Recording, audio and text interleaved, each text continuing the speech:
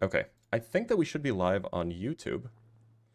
And let me start the virtual camera so then we can be live on TikTok. And then we should be good to go.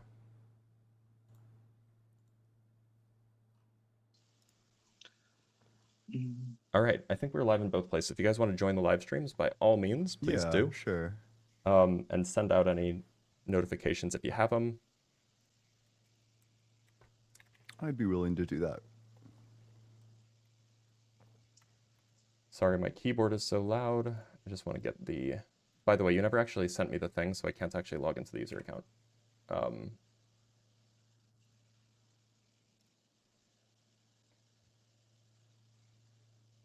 I'd be willing to do that. Oh, wait, yeah, sorry. Wait, what do you need? It's fine. It doesn't matter. It doesn't matter now. Okay, I think that we're all set to go. Let me make sure that everything is where we want it to be. Follow the rest of my instructions. Oh, I need to add the guest box to YouTube.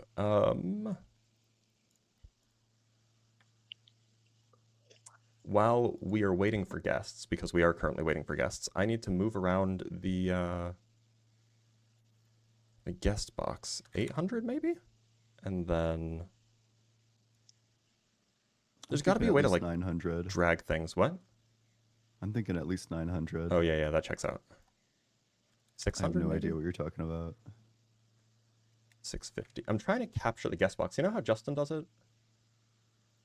Where he has like the little guest on YouTube being displayed? No clue. Okay, well... If I had to improvise like a way to do it, probably I would create like a new so I know don't know how the to do it. It's term. just a matter of actually doing it.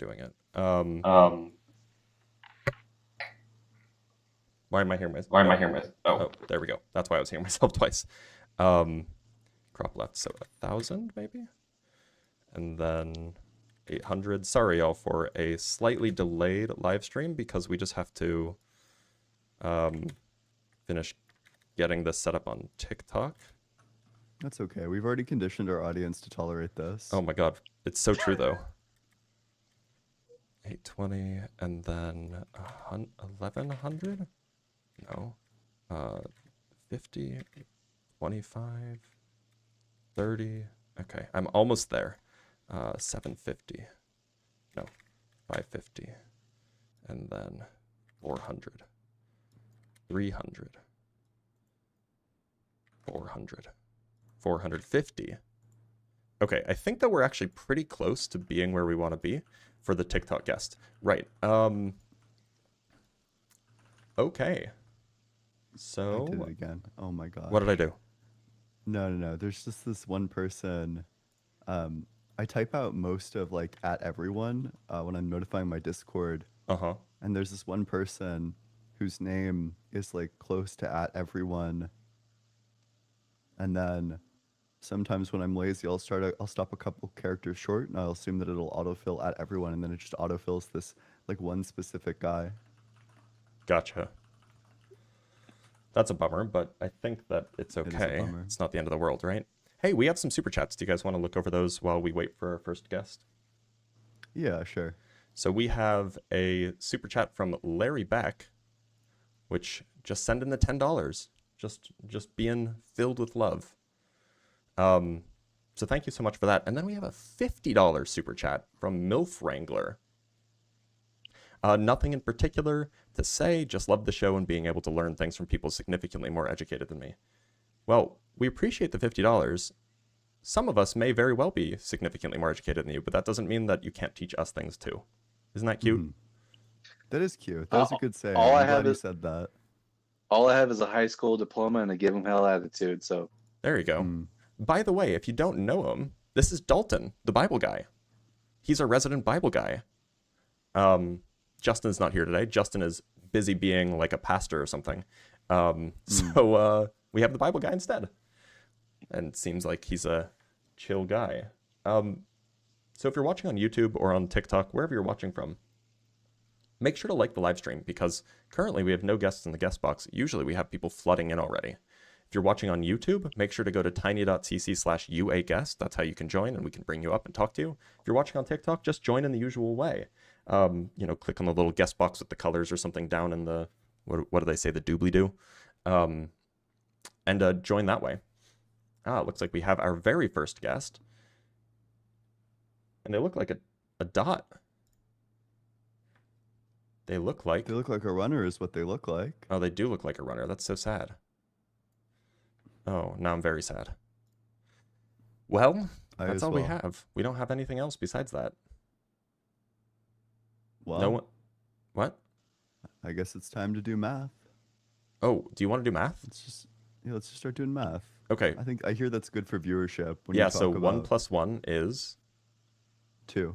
2 + 1 is 3. 2 + 3 is 5. 3 + 5 is 8. 5 + 8 is 13. 8 + 13 is 21. 13 + 21 is 34. 21 + 34 is too late. We already got a guest. Oh, awesome. Excellent. Mel's Place. How's it going? Hey there. This is my first time ever joining a live like this. So, yeah, I'm a little nervous. Don't be nervous. We won't bite your head off, I promise. So I've been listening to y'all for a good bit. I am a deconstructing Christian. My mom, quote unquote, got saved when I was 5. And I have been dragged through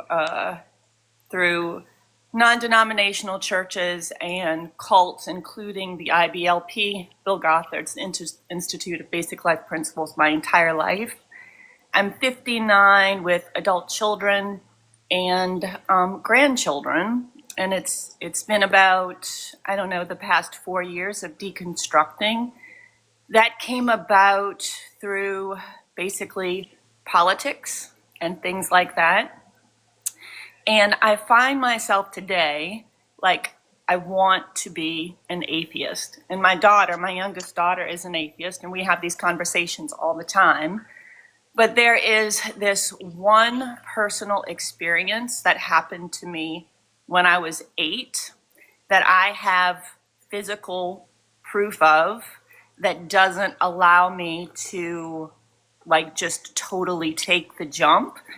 And my reason for coming on here is basically to ask you, like, how I debunk this one thing that holds me to a God, a creator, or a higher power.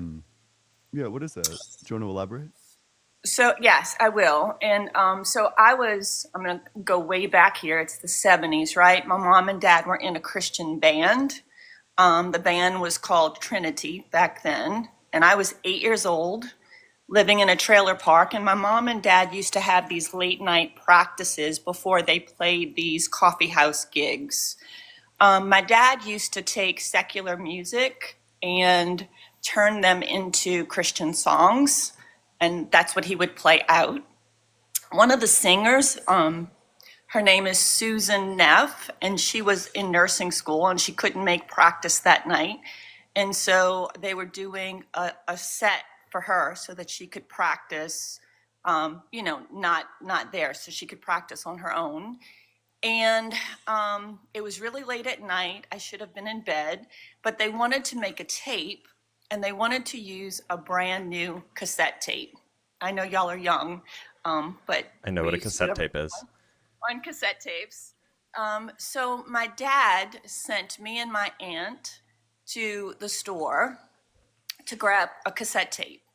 I went in, cassette tape was a Memorex tape, still in the cellophane. I worked the recorder that night. I pressed the play record button together in order to record on that cassette tape. The song that my dad did that night that he was redoing was Knock, Knock, Knocking on Heaven's Door. That was the song. And they played it a few times. They went through the set, and then they were ready to record, and we did. When they went to listen back, there were other voices that they coined as angelic voices on this cassette. And that night, we didn't sleep at all. at 2 o'clock in the morning, we went and grabbed our pastor. We banged on his door. We woke him up. He came out. There were news situations that happened at that time. And over the years, like there were many copies of the cassette made, but the original was sent to my dad's cousins, were the Carter family in Tennessee. They had ties to Johnny Cash, and so they sent the cassette tape off, and they had people try to remove all of the voices, and they could remove all the band members, but they could not remove these other voices that were on the tape. They had it checked for maybe it was a used tape that got stuck in cellophane. All of that was tested, and it all came back, which it was just, they couldn't explain it. So over the years, Mel, oh, sorry. Mel, did you check that they couldn't remove the sound from the tape, or is this just what somebody said? So I'm a child at this time, right? I'm 8 years old. No, I'm asking, have you checked since? So no, so that's the thing. So the cassette tape got lost and refound, and different people like across the country would have a copy of it. And just recently, somebody had a copy of it that they let me use my phone to record, but they would not give me the cassette. And it was a copy of a copy of a copy. So I say all of that to say, like, I was there. I opened the Memorex tape. I pressed the buttons. I heard the voices. You can hear the voices, like, they don't come in right away. You hear my mom and dad singing. We even have somebody that sings soprano, and then they phase in. And there are some words that people said were like in other tongues, but there are some English words also. And then before the song ends, they fade out. So I mean, go ahead. Look, so there's two potential, or there's at least two plausible explanations, right? The first is that this was actually like a supernatural thing that happened, right? The second is that somewhere along the line, between when you were 8 years old and the time that you recorded it, somebody added that to the tape, and through a combination of either bad memory, stories morphing over time, and so on, you now have this memory of this being the case from when you were 8 years old. And it seems like human memory is sufficiently faulty, and people do sufficiently weird things, that it just seems like, yeah, like of course this was added by a person, or it's a faulty tape or whatever, and the stories you've heard are just that, stories.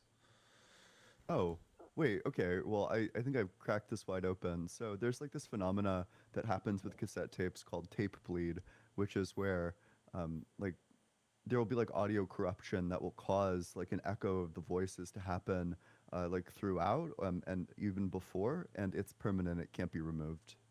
It's called So it seems what? like it's called What tape is it called? bleed. Tape bleed. bleed. Okay. Yeah. Okay, that gives me a great place to go from here, which is why I wanted to jump on anyway. Like we heard the voices that night. I heard the voices that night on the original. So that's the thing that kind of kept me. But I definitely appreciate the place to start as I'm journeying through this. And I just love, like, I'm not a physicist, right? Like we were not allowed higher education because I grew up in a cult. Just science was frowned upon. We got our science from the Moody Bible Institute. I don't know if you're familiar with that, but that's like this Christian science organization, which was the only place we could get our science back then. And I just appreciate you coming on here and taking the time in a way that is not adversarial, and just, telling what you know, and just for you to know that you have people out here that are listening, that are trying desperately to come to terms with church abuse, and Yep. we just appreciate you. Well, Yeah. Thank Mels, you. thank you so much for being here. We're gonna let you And go I though. don't know how to. I We don't know got how you. to get off of here. Thank you. Ian, people are saying that your microphone is very quiet. Can you give me a 1, 2, 3 really quick? Testing, 1, 2, 3. Check out my enormous PP. 4, 5, 6, 7, 8, 9, and 10. You're never gonna see your kids again.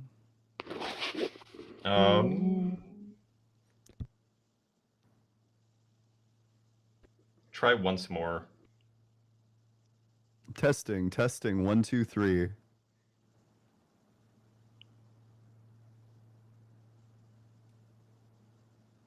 Keep going. 1, 2, 3, 4. I wonder if there's like some rhetoric that I could practice.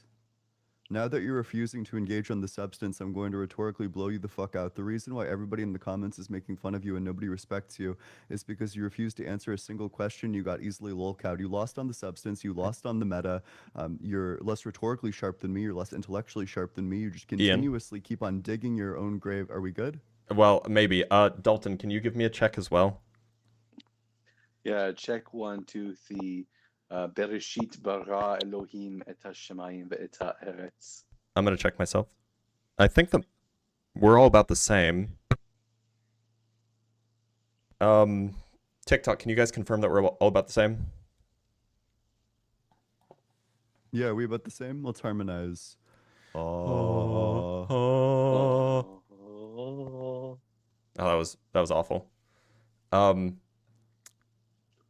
Hold on, let me just double check one more time. Dalton, can you give me a check as well? Yeah, 1, 2, 3. Bereshit bara Elohim et hashemayim ve'et. You comment. 1, 2, 3. Check out my enormous. YouTube seems like it's fine. Gosh, I don't know how to solve this. I can just up the gain on Ian. I guess that's probably what I'll do. There, Ian, your gain is higher, or just turn up your own mic. Yeah, I suppose I could do that. That's like theoretically possible. Otherwise, the gain just looks kind of gross. Or I know what's happening. Like this? Is this too Yeah. high? I know what's happening. Okay. Yeah. Okay. I think that we should be okay. Okay. Phenomenal. Okay, people are saying not fine. Not fine? Ian and Dalton are low. Okay, well, still? Fuck. Okay, hold on. Give me some more audio tests. Both of you, please. An autonomous person is self-governing. Joel Feinberg expresses the idea at the heart of autonomy when he quips, I am autonomous if I rule me and no one else rules I. And I rule myself if and only if my judgments, my evaluations and decisions characteristically govern my plans and actions. Okay, we're good. I figured out what the issue was, and we should be able to move on. The issue was merely that I had well, it's annoying, and I'm not going to get into it, but the issue has been solved. And I know exactly what it was. Sounds good. All right, well, we have another guest from TikTok named Gerhard Gerlunger. Gerhard, how's it going?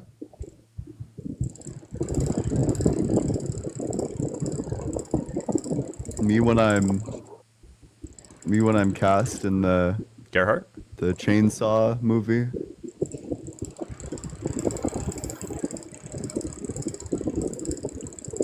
Is guest swimming? Oh, who knows? I'm going to disconnect them, though. It seems like that they're not here.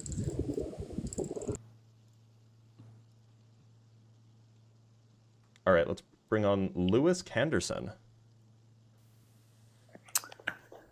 Morning, boys. How we all doing? Howdy. Doing well. How about you? Fantastic. Oh, alive and breathing.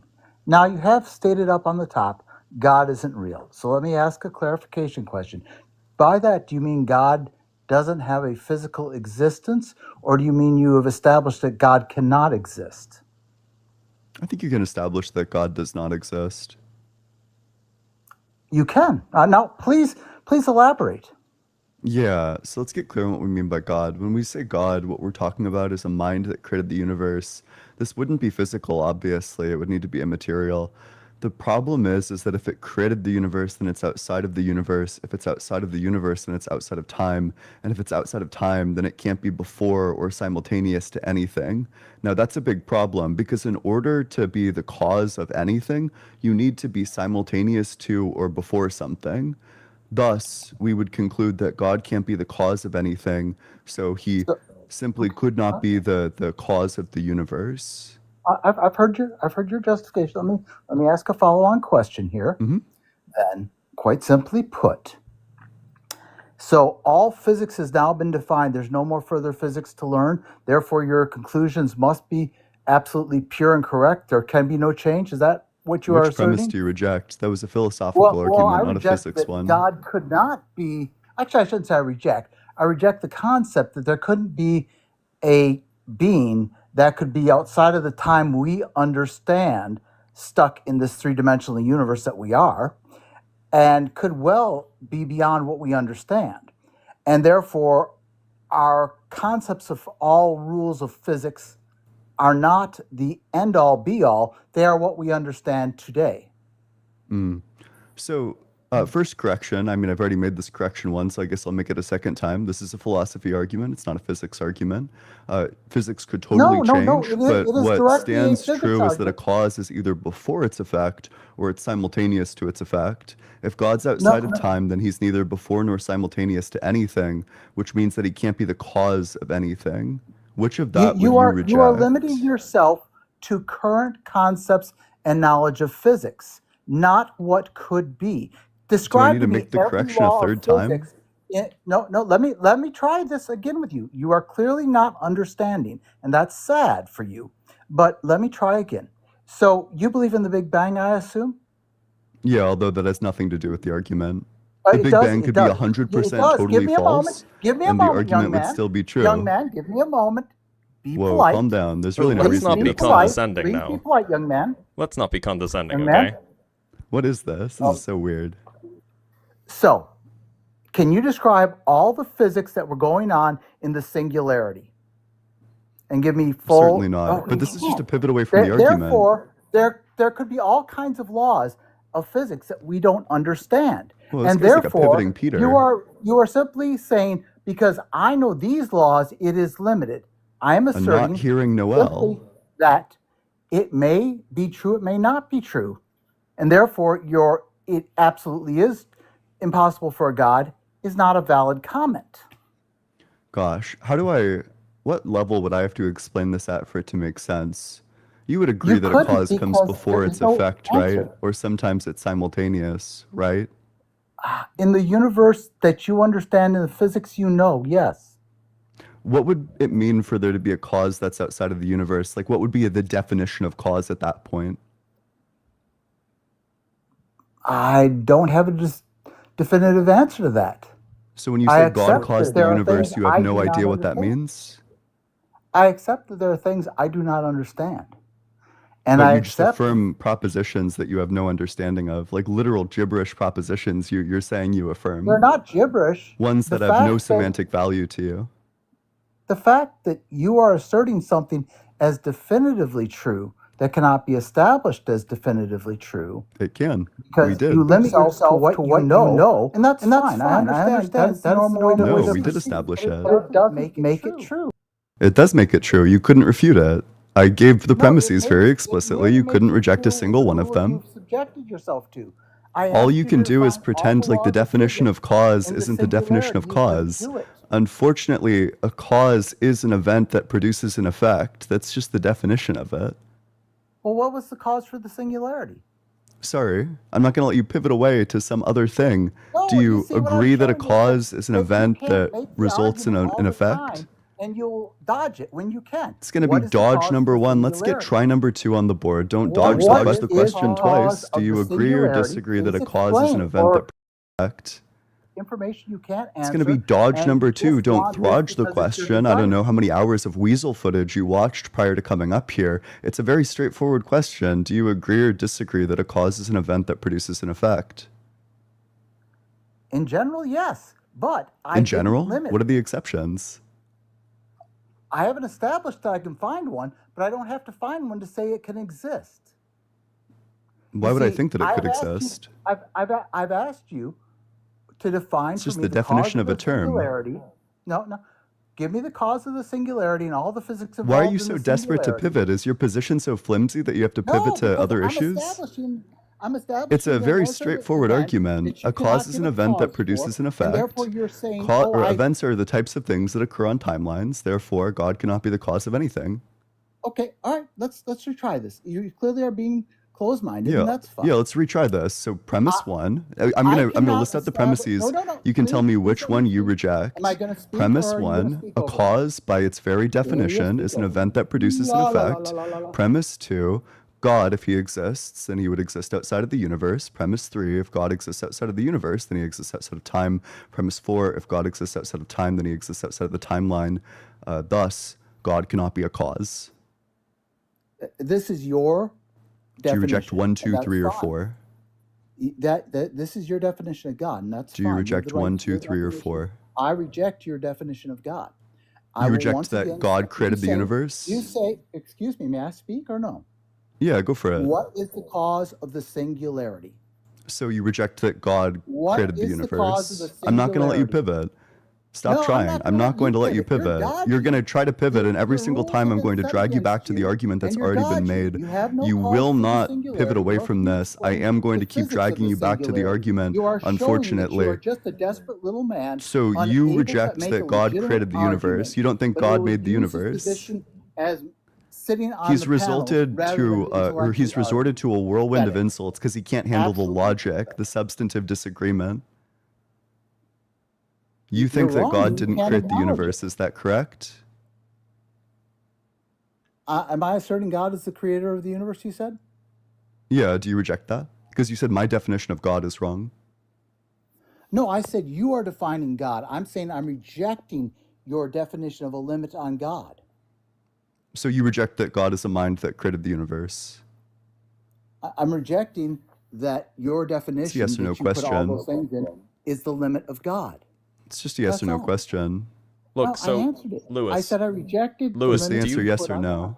Lewis, do you grant I've that the answered you, and Lewis, you don't like that. Lewis, do you Yes. grant that the premises as described and the conclusion follow a valid logical form? He has created a dynamic in which he can make an argument. I therefore asked him a question about the singularity. That What is doesn't the address my cause? question. My question was, is it a valid logical form? He's created a scenario. Yes, He's I like agree on that. short-circuiting. Okay. Does anyone know who It's a this guy's val- rambling scenario to? was legitimate. Okay, so it's a valid logical form, which means that if the premises are true, then the conclusion follows. So- If the Right. premises So the are question true, is, which of the premises do you disagree with? I reject that there's any limit on God. Which premise Which of is those that? premises?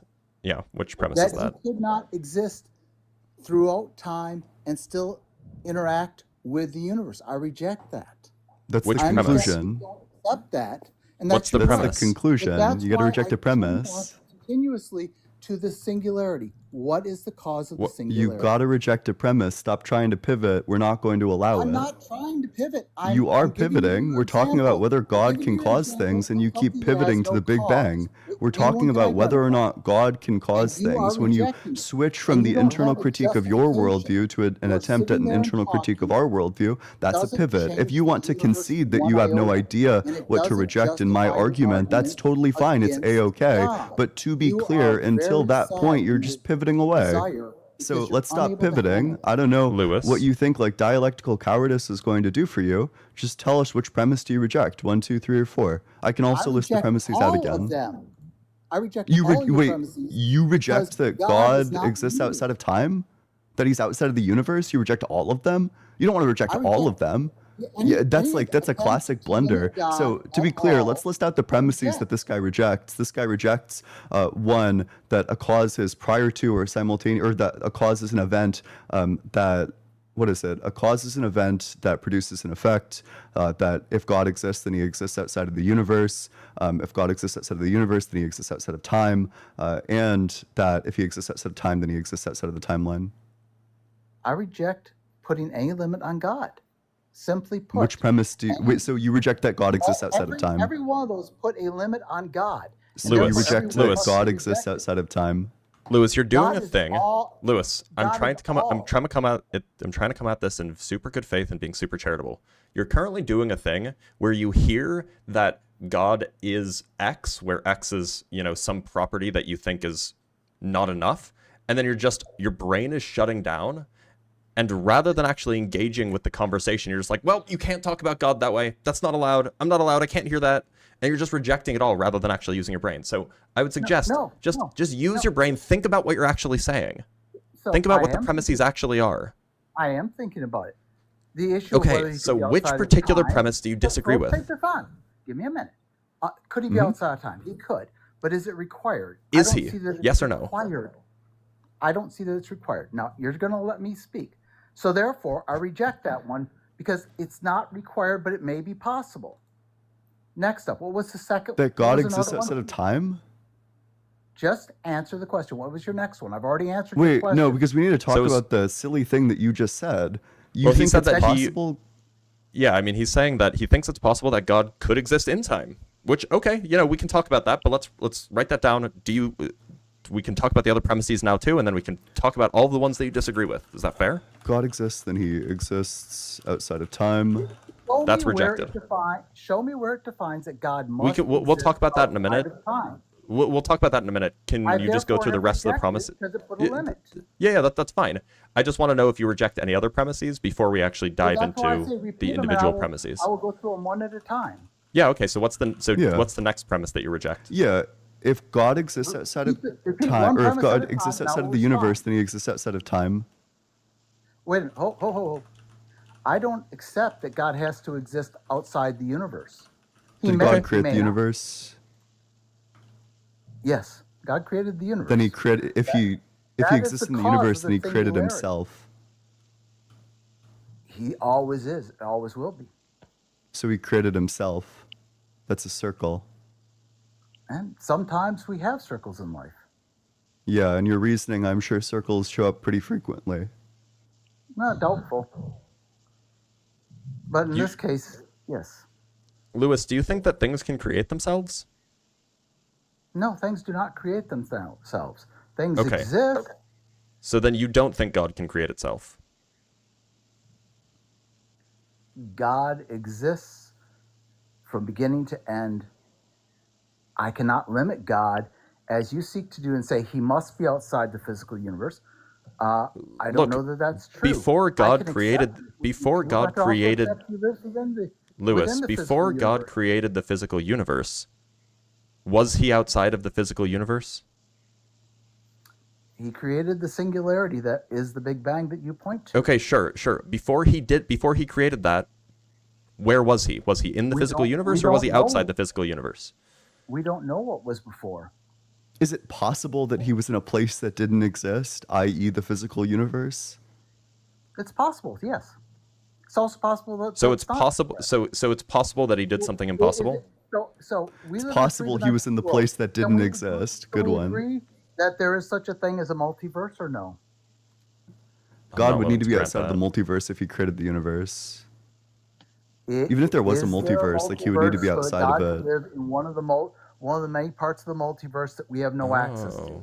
Oh, so that's the claim. We're Could talking it about. be possible? So I'm so asking Lewis, just to be You've clear, made when we're talking assertions, about I'm making different assertions. Lewis, just to be clear, when we're talking about the universe, we mean the entirety of physical reality, not like our local universe or whatever. I understand. Okay, so the entirety of physical reality would include any universes in a multiverse. Okay, but so could God exist in another? I'm gonna call it parallel dimension. I don't know if that's the right term I want to use for another part of the multiverse that we may not interact with, and be quite physical and real there, but quite Then he just didn't create all of physical reality. Yeah, Right. then he follows What? laws of physics. God is He bound by built the the laws laws of of physics in the model that you're describing. he That's what it created means the to be laws. physical, is that you follow laws of physics. Well, in the physics you know today, you demand he he live by, but not. That's why I started with the question: are all laws of physics known? We're not No, saying of he course follows not. the laws of physics that we know. We're saying that if he's physical, by definition, he follows some laws of physics. Yeah, That's just whatever what the it true means. laws Are- of physics are the are, laws of whichever laws of physics turn out to be like the no. 100% Are the laws complete of true physics we ones, know he would need to today be bound the by those permanent laws ones. of physics? It's irrelevant. We're not said- talking about those.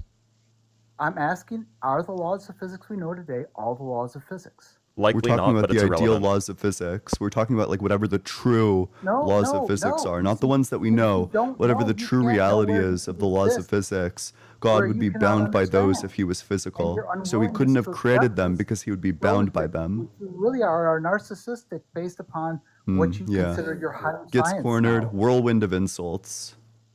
No, it's not a whirlwind of insult.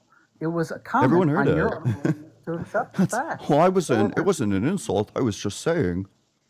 I was just saying how much of an unbelievably stupid fuck you are, and how I bashed you so hard, and that you Better lost on every language. single point. It wasn't an insult. It was just like a comment. I just said it. So Okay. Lewis, do you think that God exists inside a physical reality or outside a physical reality? I don't know. He could exist in either or both simultaneously. I don't think that they can be It's simultaneous. just a direct contradiction, bud. This is your limiting of God. This is where you're saying I define God because no, of I mean- my understanding of physics, chemistry, the world Look, I've we're just lived. like, maybe you're just confused on the definitions here, but when we say physical reality, what we mean is if something exists in physical reality, it's subject to the laws of physics. If something does not exist within a physical reality, then it's not subject to the laws of physics, whatever those laws of physics might be. And so it can't be both, because you can't both be subject to the laws of physics and not subject to the laws of physics. That's a direct contradiction. You're asserting that God is limited by man's concepts of today. I am asserting Absolutely that not. Has nothing to do with anything I just said. No, he's doing No, something no, way no, worse. it is, He's saying that God because, in isn't bound by fact- the law of non-contradiction. Oh, is So- that what you're saying? Yeah, it sounds like it. It sounds like he's just affirming contradictions. I think He's he saying thinks like that contradictions. God being omnipotent means he can do contradictory and illogical things. Apparently, Or just By the that way, he's Dalton, like- your mic's a little quiet. No, it's If you can turn it up contradictory a to smidge. your mindsets and your desires of physics. And This has other nothing to things. do with how we view physics. It It's is completely not unrelated, actually. contradictory to God necessarily, because the things we must learn may be what teaches us, and your unwillingness to accept that shows me that this is your desire to be an atheist, and that's fine. I don't care. What an excellent piece of psychoanalysis, There's a place in Sigmund Freud's office for you. I'm sure he would love to have you, take you under his wing. Unfortunately, not an argument. It is a contradiction. You're saying that God both is and is not. You're affirming two opposite things about God's relation to the laws of physics, or whether or not he is physical. You're affirming a direct contradiction. I am asserting that God put us on a very three-dimensional world that we live in and universe that we live in, with much information for us to learn. And You're saying wanting us that- to realize that he was above all of that, and that he has us here for a reason. I may not understand all of it, but it's my job to try to do better and to try to move the world forward and make humanity better. That's our limits right now. I wish I had other limits that went to infinity like God, but I don't, nor do you, nor does anyone. And therefore, That's great, buddy. It's Yes. also completely non-responsive. The point is No, that you're saying it's God is both totally bound by the laws of responsive. physics and not bound by the laws of physics. That's a contradiction. Contradictions are false. They can't be true. that you have limited yourself to what you understand, and that's wonderful. But this is the one space you have to let go and say, God could be all, and am I preventing myself from understanding by that? I'm I not going to understand let that. go of logic. Sorry.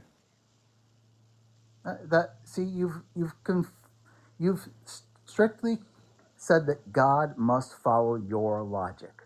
That is Oh, not. You must follow logic. Why? Lewis, Why must God follow logic? Lewis, quick question. Could God What? make a rock so heavy he couldn't lift it? Well, there's a very simple answer to that, I'm sure there is. and you know it, and I know it. So tell me. If a rock could be built large enough that God couldn't move it, only God could create it. But as that hasn't happened yet, I cannot define what it would be. We're just asking if he could do it. Like, does he have that power? Then you define what it would be. I'm just asking if he has that power, if he has the power I to do answered that. question. No, you didn't. I- It's a yes or no yes- question. oh, Is you your don't- answer you yes don't or no? like- Once again, you don't like Is the answer yes or no to the yes or no question? The question is a yes or no question, right? No, Yeah. no. You see, this isn't a court of law where I'm required to answer as you wish. Well, I'm look, required if you're going to answer be in good as faith, Lewis, I and think. for what it's worth, my volume is way louder than yours, but if you're going to answer in good faith, then there's roughly 3 ways that you can respond to a yes or no question. You can say yes, you can say no, or you can question the premise of the question. So, if the question is loaded, perhaps, then you could say, oh, well, I think that the question is ill-posed because XYZ. You didn't do any of those, which just means that you're not answering in good faith. It was a very simple I did. answer. I don't I know. answered it very clearly. I said, if an object can be made large enough that God could not move it, then only God could make that object. Right, so Then, we're Yeah. asking, could that object be made? No, wait a minute. I finished further, so wait a minute. Then I said, can you define the object that is so large God could not move it? Yeah, And I a Yeah, rock noticed with the nobody property of came being up so with heavy their that God answer. can't lift You it. all sat There and you ran in go. circles, just as you assert I did. Does God have the power to make it? I do not know. Very That's a good simple answer. answer. I do not know. So either he could or he couldn't. I don't know isn't going to help you. If he could make I don't it, then need he to- would need to I be don't able need to to lift know. it too, which is a contradiction. And if he can't make it, then he's not all powerful. So either there's a And you- contradiction in God's properties Okay. or he's not all right. powerful. Okay, so please describe to me the cause of the singularity again. So we're pivoting again? And maybe we've So been once like again, slamming you at I've light asked you speed a that you're question experiencing that you time cannot dilation. So you're and trapped like you 15 are minutes ago. asserting I'm not sure what's whatever going you on. want. That's fine. Unfortunately, this is a pivot. Do you acknowledge that you're in a position, you've affirmed propositions that lead you to the conclusion that either God's not all powerful or God doesn't exist? Like those are your No. only two options. No, those are not the options. Those are the options Yes. in your limited mind and concept. I agree that that's true. But no, I Do you not agree that either I God agree could that this create the is rock or could not under the create the rock? limitations you have placed on God, your logic follows. But God is not limited by your logic. Therefore, no, you're wrong. That's the It's just going to be simple dodge answer. number one. The question is, would you agree that either God can or cannot make a rock that's so heavy that he can't lift it? Once again, It's one or the there other. is no definition for this, and I asked you for the definition of the rock gave so you big one. God couldn't move it. I gave you one. The definition is just going to be an object that has the property of being immobile via God's powers. So that's why I went to the singularity again, because you're asking a question that cannot be answered, and I did answer it for you twice now. consistently Well, I the just don't same. know. I just don't That- know whether or not this basic law of logic is true. I just don't know. I rejected the law of non-contradiction, and I'm also skeptical about the law of excluded Correct. middle. I actually do. When it comes to God, I do reject logic. That is, Okay. I'll Would actually you- agree with you on that. So you would Oh, say that so- God is illogical. Yeah. No, no. To Oh. our mind, to our minds, God is illogical. There's a whole different concept. okay. So of what it's so God you would say that. understands as logical and what we understand as logical. So just a quick question: would you say that logic is a collection of the correct rules of inference? I would say that the logic you are referring to is human logic. Correct. Correct. If You're you not say asserting- if you're saying if you're Are saying you correct, then yes. asserting- So logic is the correct rules of inference. Would you say that being rational is following the correct rules of inference? You're defining this through human logic, correct? I'm just talking Just about logic. the laws of we don't need to logic. specify Whatever it as kind of human logic you logic, want. it's just whatever logic. kind of logic. Wait a minute, It's not wait a like minute. human 2 plus 2 It is equals human- 4. it is It's the 2 plus human 2 nature- equals 4, right? Like, I don't know what the word human does there. You know, it's going to be true to everybody who's capable of grasping the concepts. Within the universe we live in, that logic is correct. Okay, so Does you would that say, mean- look, so you're not addressing the question. The question is, to be rational, does that mean to follow the valid rules of inference? What are the valid rules of inference? These are the laws of logic. Or they're derivable from the laws of logic plus modus ponens and modus tollens. Well, but what you're really saying And is I this suppose is a few the others. human laws. You're Nope, saying not the saying laws that. of humans. I'm asking if that's what it means to be in rational. effect, We no, didn't say that. In effect, logic comes from, is logic developed and expressed by human beings? Answer Sure, it you so I could can you, answer you could it. absolutely say that it's developed by human beings and it's expressed by human beings. Both things are true. Yep. Okay.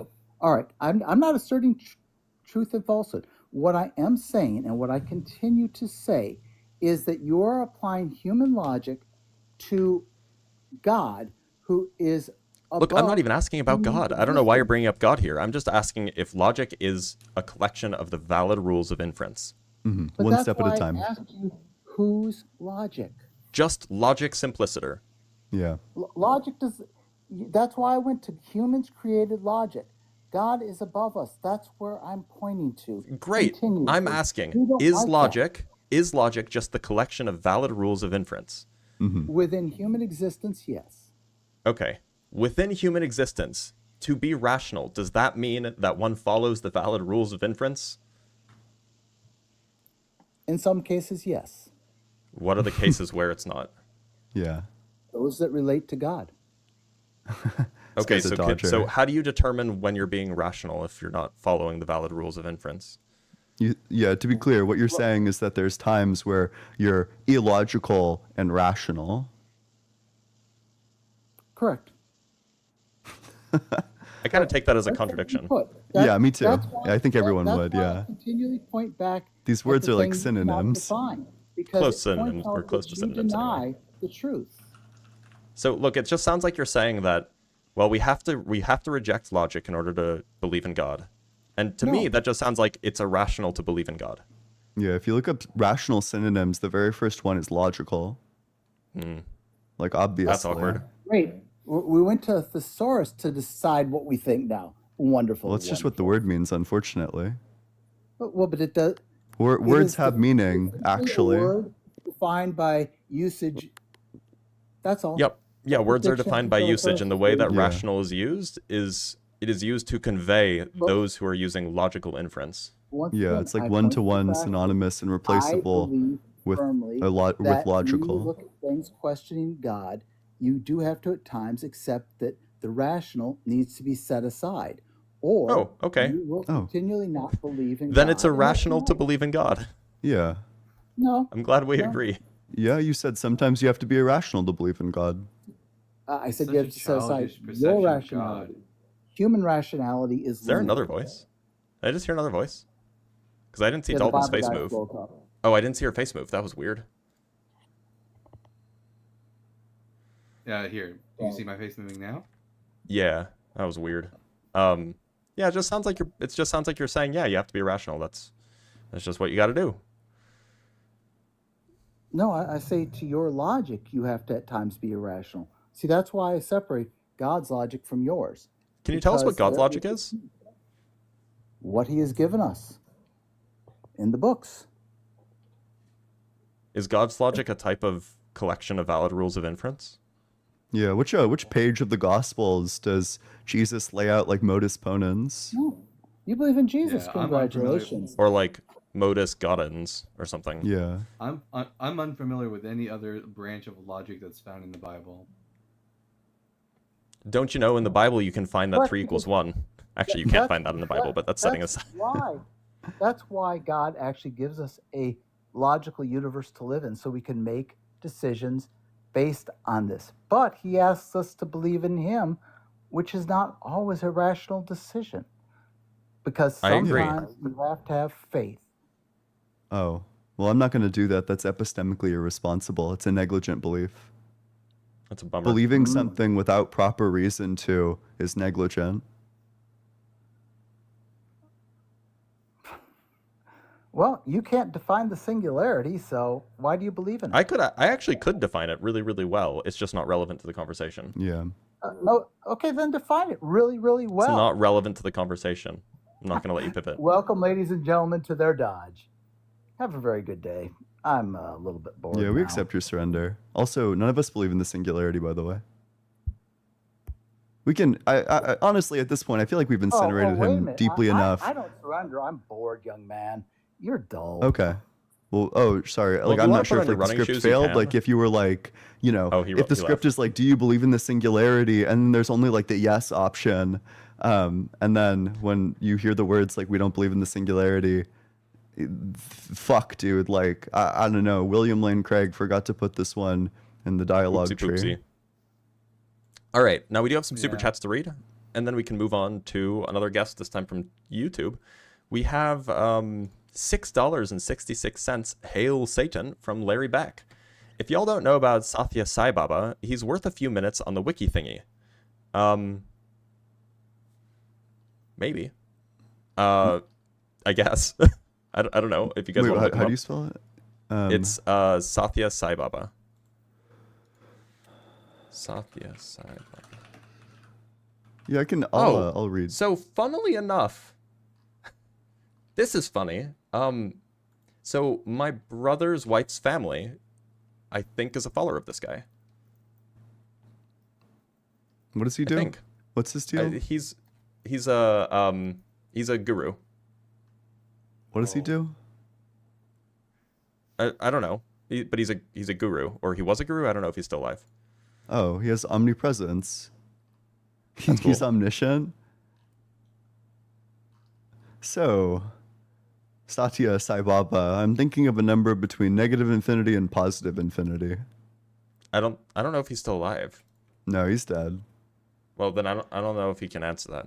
I Anyway, don't let's move think- on to the I don't next. think Let's if move on. you- We I have don't some think super if you chats. if you confronted him with that question, I don't think he would answer it. Maybe not. You might say something wise though. You don't get a lot of people following you if you're not wise. Yeah, sure. All right, He'd so we probably have. dodge like a fucking champion, dude. I don't know, guys. Donald Trump has quite a few followers, and A fair point. All right, we have Sure. 5 British pounds from Herbie Shine, just dropping by to leave a super chat. So pleased to see Dalton here in place of Justin. I thought he'd be a good replacement. I'll be watching later. Well, feel free to watch later. Make sure not to skip the ads. Yeah, hope you enjoy. You can skip the ads. I promise it'll be okay. Mr. Pickles with the $5. I think Lewis is a Big John Steele's alt account based off of his argument. No, Big John Steele is like way chiller than that. I think Oh, Big yeah. John Steele would accept like a correction pretty straight up. He's Like he's I think super you'd be able charitable to and explain honest. to him, like, by the way, just so you know, like most physicists don't believe in the singularity, and then he'd be like, oh, okay. And from Larry Beck I with the guess as- $10. Oh, sorry. Go ahead. I'll just say guess has a very the idea that God can do anything illogical because he's omnipotent is something a 5-year-old would believe, and I think as bad as John Steele is, I think he's a bit above that. Yeah. Yeah. Oh yeah, he's like way above. Yeah, no, I don't know. I think pretty highly of Big John Steele. Like I don't think he's right, but he's like a chill dude, and he tries. Although he did attempts to engage with like academic philosophy. He did make that one video about how atheism is like plugging the outlet into the power strip, and that was kind of cringe. I agree. It was pretty cringe. All right, we have one more super chat from Larry Beck with just the $10, just sending us money just because Larry Beck likes us, so we appreciate that. Dalton is still quiet. Maybe that helps a little bit. All right, we have a guest from the YouTube link. Let us bring up Sabadoria. Sabadoria, can you hear us?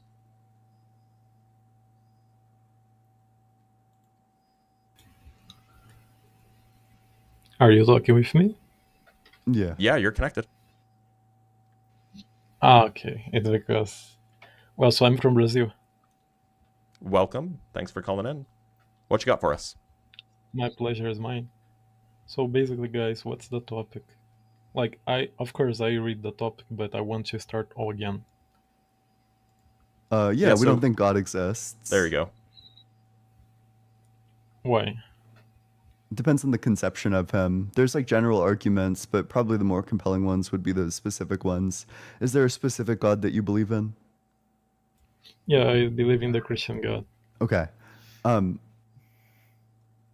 If you I had would say no, I'm sorry. Yeah, go for I it. was like, I was about to say we have no good reason to believe in the Christian God because the Christian Bible is full of scientific and historic errors and internal contradictions. So there's no way that God's real. Example. An example. For example, do you think that the Gospels are true, historically true? Yep. All Yep. right. Well, according to the Gospel of Matthew, Jesus was born under the reign of King Herod the Great. Correct? Yeah. Yeah. According to the Gospel of Luke, however, Jesus was born 10 years later during the time when Quirinius was the legate of Syria.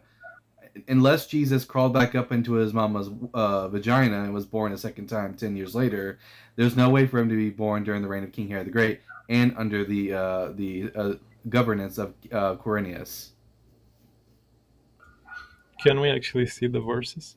Because to be honest, Yeah. I'm not familiar. Yeah. See, I know a lot Yeah. of contradictions that I can answer, Yeah. but This one's actually Yeah, really go easy on. to remember because the verses are the exact same in each of the Gospels. It's Matthew chapter 2, verses 1 through 2, and Luke chapter 2, verses 1 through 2. One moment. Matthew tells us. No, keep on And it going. was Luke. Oh, yeah, okay, yeah. okay. No, Yeah. what's the other verse? I'm just gonna pull them up for him. Yeah. Matthew chapter 2 verses 1 through 2 and Luke chapter 2 verses 1 through 2. All right. Actually, I don't know if he will be able to see them, but we might be able to. Well, I am looking here in the Google. So Matthew chapter 2, verse what? Verses 1 through 2. 1 chapter. Okay. During the time of King Herod. Okay, and look what? Chapter 2 verses 1 through 2. They are both chapter 2 verses 1 through 2. Oh, That's interesting. convenient. Yeah. Yeah, Luke chapter 2 tells us that Jesus was born during the time of Augustus when Quirinius was the governor of Syria, and he did a census over the people of the region. This took place 10 years after Herod was already worm food. Basically, But historically, we know this because of Flavius Josephus, a first century historian, gives us all of the history regarding Herod. He tells us that after Herod died, his sons took over his position. Specifically, Herod Archelaus, which is actually mentioned in the Gospel of Matthew, says that he ruled after his father Herod, and he did so for 10 years until he was so incompetent and so shitty at his job as an ethnarch of Judea that the Romans got rid of him and annexed the region of Judea to Rome. And then under Quirinius, they did the census like 10 years after Herod was already dead. So saying that Jesus was born under the reign of King Herod the Great and during the time of the census of Quirinius would be like someone saying that the Bible guy was born in 1996 under Clinton and also in 2006 under Bush. It's a historical implausibility. so, my friend, like in Luke chapter 2, it doesn't says, at least I'm not saying, you can show me if I'm wrong. So I don't see here where it says Jesus was born here. It says Yeah. in those days. Yeah. If you continue the story, it goes into the fact that the reason that the census is brought up in the Gospel of Luke is because Jesus' family are from Nazareth, and they have to travel to Bethlehem in Judea for the census, and it's there in Bethlehem that Jesus is born. So yeah, the Gospel of Luke does firmly place Jesus' birth during the census of Quirinius. Sure, but it doesn't says he was born in Luke. It's not saying he was It born does. in this time. So even the Bible, where? Yeah, if you read the rest of the chapter, the whole chapter outlines the nativity of Jesus and his birth in regards to No, the no, fact. my friend. See, I'm sorry to interrupt you.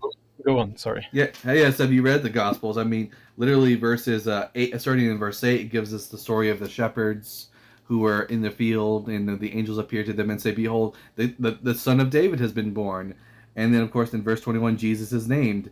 And then in verse 22, that's when they go and get him circumcised. So yes, the Gospel firmly plants Jesus' birth during the census of Quirinius. But it was saying that he was already born. So see, my point here in Luke is not saying and he was born in this time. We have an event that he is already born. So basically, it's no. Specifically, chapter 2, verse 5 says that Mary was expecting her child, and then in the following verses, the angels tell the shepherds that the child has been born. So yes, the verse is very explicit that Jesus was born at this time in history. So let me check. So in the verse 5 says, so Joseph also went from the town of Nazareth in Galilee of Judea. I'm sorry, guys, if my English is not perfect as You're yours. doing fine. You're doing fine. Thank you, my friend. So to Bethlehem, the town of David, because he belonged to the house and line of David. He went there to register with Mary, who was pledged to be married to him. So basically, it's saying Jesus was not born and right? was expecting expected a child, is what the verse says. So I want to understand from you, my friend, okay? Because I do think it's nice we listen others, right? So basically, let me see if I'm getting your point. In this chapter, it's saying that Jesus was not born yet, right? In Luke chapter 2. Mm-hmm. And then Joseph, he went with Mary to make what's the name? To make the registration for under Quirinius. Yeah, so basically, it's saying that Jesus was born later, not in the time of King Herod, right? No, because immediately after this, the shepherds in the field have a vision where they see the angel, and then they say that the child has been born. But this is still a problem because if you want to say that Jesus wasn't born yet, then the problem still persists because the Gospel of Matthew places his birth before the death of King Herod the Great, and you're saying that at the time of the census of Quirinius, he's not yet born. That's 10 years after Herod's already dead. Well, I see. I like to be honest with you. I already have seen this answer, but I don't have this answer now. So I will give this point to you. Okay, so I Sure. will say, yeah, go on. I mean, we could point out the fact that Jesus doesn't fulfill a single messianic prophecy and therefore cannot be the Messiah. What do you mean? So, for in the Old Testament, the Hebrew Bible, the Bible used by the Jewish people, it gives lots of predictions about who the foretold Messiah would be and what he would do, what Mhm. the days of his coming would be like. Jesus did not fulfill a single bit of that criteria, and therefore he cannot be the Messiah. Example. So always, if you are like, if I don't have the answer, I will tell you, okay? Because I'm not trying to be dishonest. As a Christian, I need to be honest, right? Mm-hmm. For example, there Yeah, are go on. three big the prophets speak of three big things that the Messiah is supposed to do when he arrives on the scene. One, he's supposed to bring in all the lost sheep of the house of Israel, bring them back to the Holy Land. Two, he's supposed to Mhm. build the temple and reinstitute the Levitical sacrifices. And then three, he's supposed to bring world peace. None of those things were accomplished by Jesus. So are only those facts that indicate who is the Messiah? Because, example, in one book, it says the Messiah will come on the clouds, but in another book, it says he will come in a donkey. So even among Actually, the Jewish, go on. Actually, no, the Bible never says the Messiah will come on the clouds. It speaks of an individual called one like the Son of Man in Daniel chapter 7, who comes on the clouds of heaven, but it never identifies the Son of Man figure as being the Messiah. So, do you know that some Jewish recognize that Son of Man as being the Messiah or one with Yahweh? Yeah, hundreds and hundreds of years after the book of Daniel was written, some Jews had reinterpreted Mm. the Son of Man figure to be the Messiah. Yeah. But we have no good reason to think that that was Daniel's intention.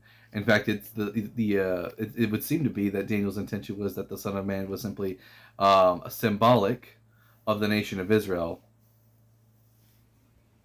It can be. So, It can be and because this son, see, it cannot be a symbolic way. I don't know where you get that. because It's the more entire chapter to, is symbolic. no, let's go there and see. So, chapter Sure. 7, right? Daniel Chapter 7 7. begins with Daniel having a vision of four beasts rising out of the sea, correct? And are these So, beasts literal beasts? what does it mean, those beasts? They Because are the represent angel explained. Yeah, they go on. represent four kingdoms that would arise. The angel is very explicit that the beasts represent kingdoms. It says that there was a beast like a lion, one that's like a bear, and then finally one like a leopard, and then another one with 10 horns. And then finally at the end of the vision he says, and there was one like a son of man coming on the clouds of heaven. 10 kings. Again, but this is completely irrelevant. The fact of the matter What does is, it mean that, this passage doesn't tell us anywhere that it's about no, the son of David or the Messiah. no, my friend, actually, it will take us that this Son of Man is actually the Messiah. So, see, you are saying that's not literal, those things, but basically what I'm trying to explain to you, example, those horns, even the angel made it clear. It says they are princes, they are kings, right? So those Mm-hmm. horns, they represent kings. And the little horn that Daniel see coming out, this horn represents the Antichrist, the one No, that goes. no, it doesn't say anything What about Antichrist in Daniel chapter 7. It speaks about an individual who really? blasphemes against God and makes war against the saints. But the consensus of biblical scholarship is that the little horn is representative of the Seleucid king, King Antiochus Epiphanes IV. No, I will show to you that the Antichrist, sorry, the little horn is the Antichrist. Does it say anything about Antichrist in Daniel chapter 7? Well, the Bible is a complement. So we have a lot of times Jesus referring to this.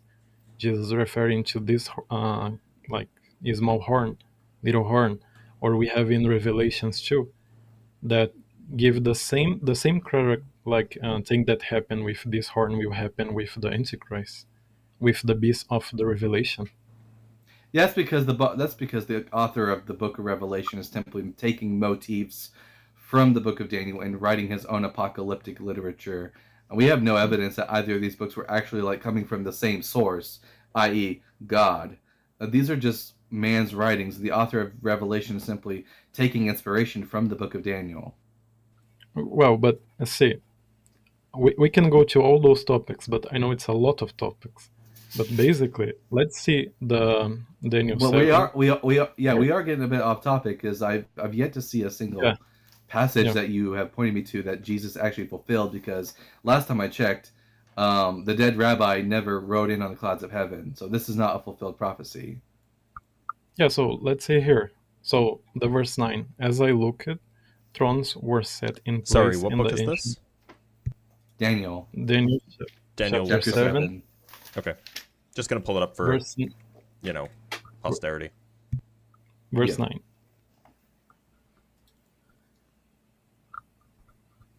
Yeah, as I watched, thrones were set in place, and the Ancient One took his throne, and his clothing was white as snow, and his hair as head like pure wool. His throne was fiery flames, and his wheels were burning fire.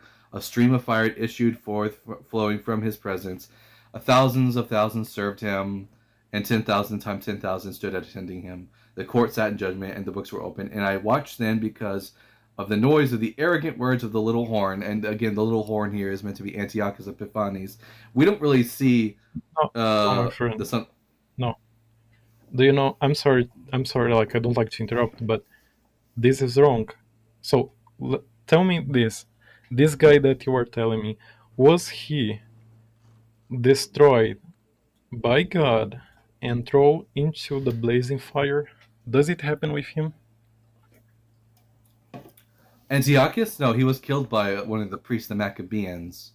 Okay, so it's not him. That's my point. No, that just means that the prophecy failed, right? No, Yeah. because the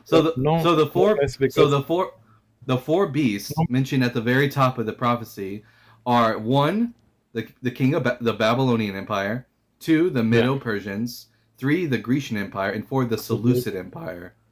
No mention of the Roman Empire. No, the Seleucid Empire under the Seleucids. No, my friend. So let's go to a point here. Why should we think that the fourth beast is Rome?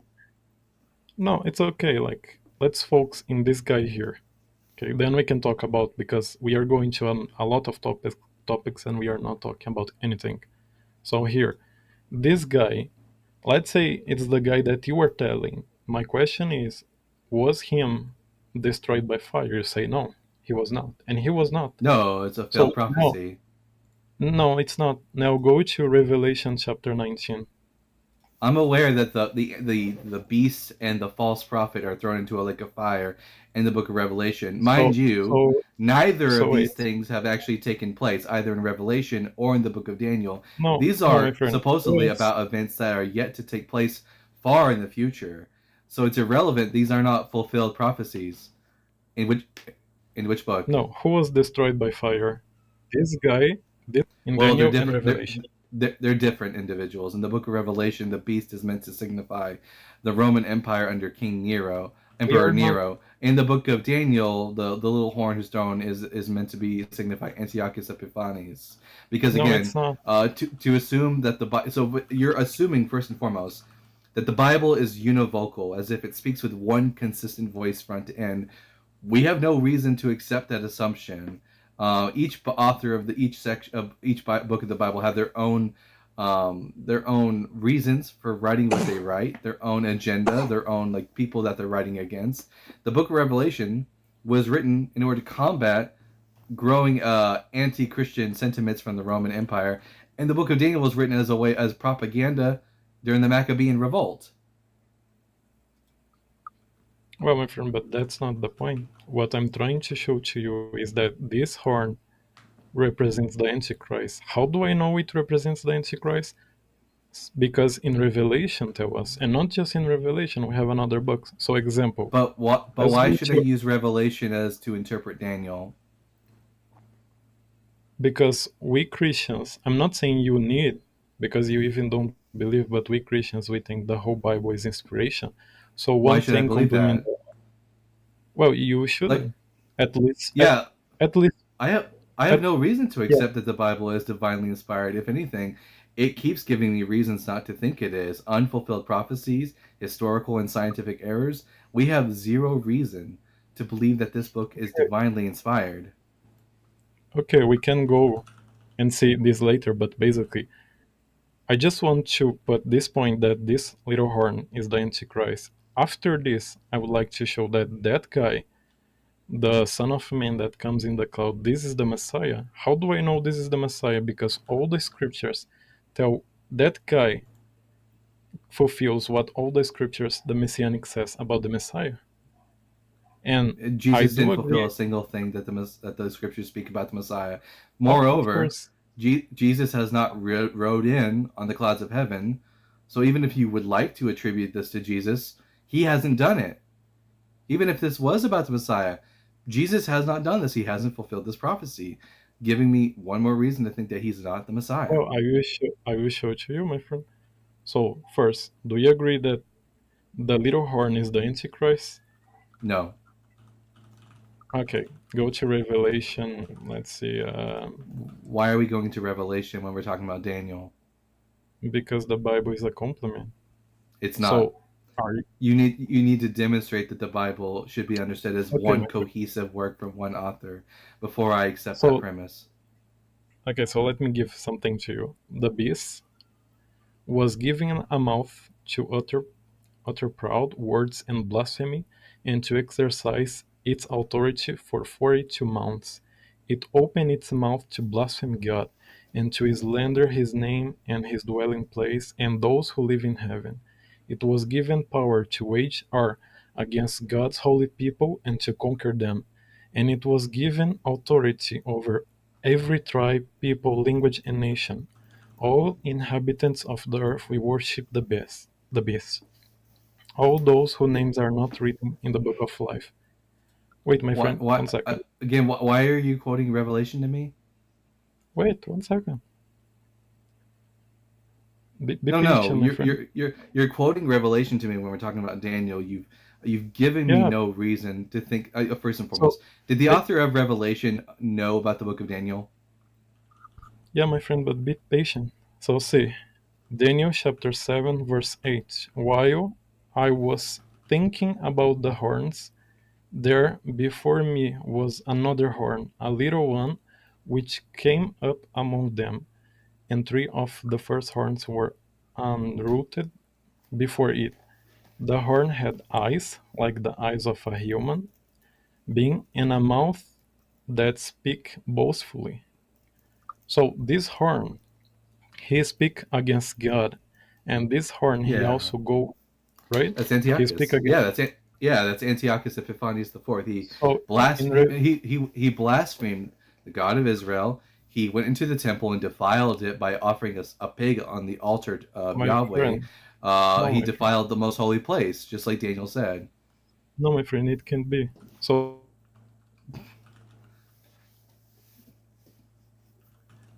Again, yes.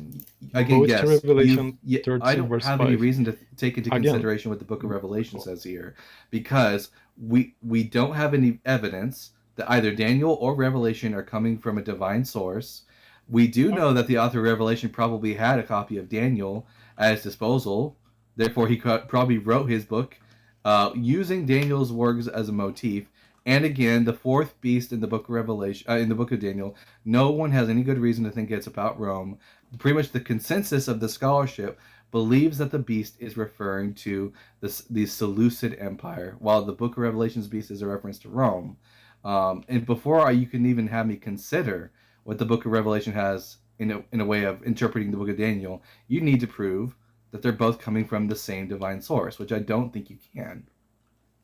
Well, see, you were going to my point, right? I said I'm a Christian, so you start to use the Bible. You don't believe in the Bible. Sure, okay, I agree. Fair enough.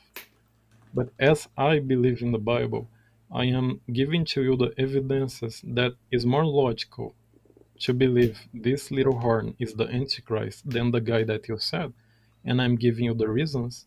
I am even making like parallel cases in Revelation and Daniel.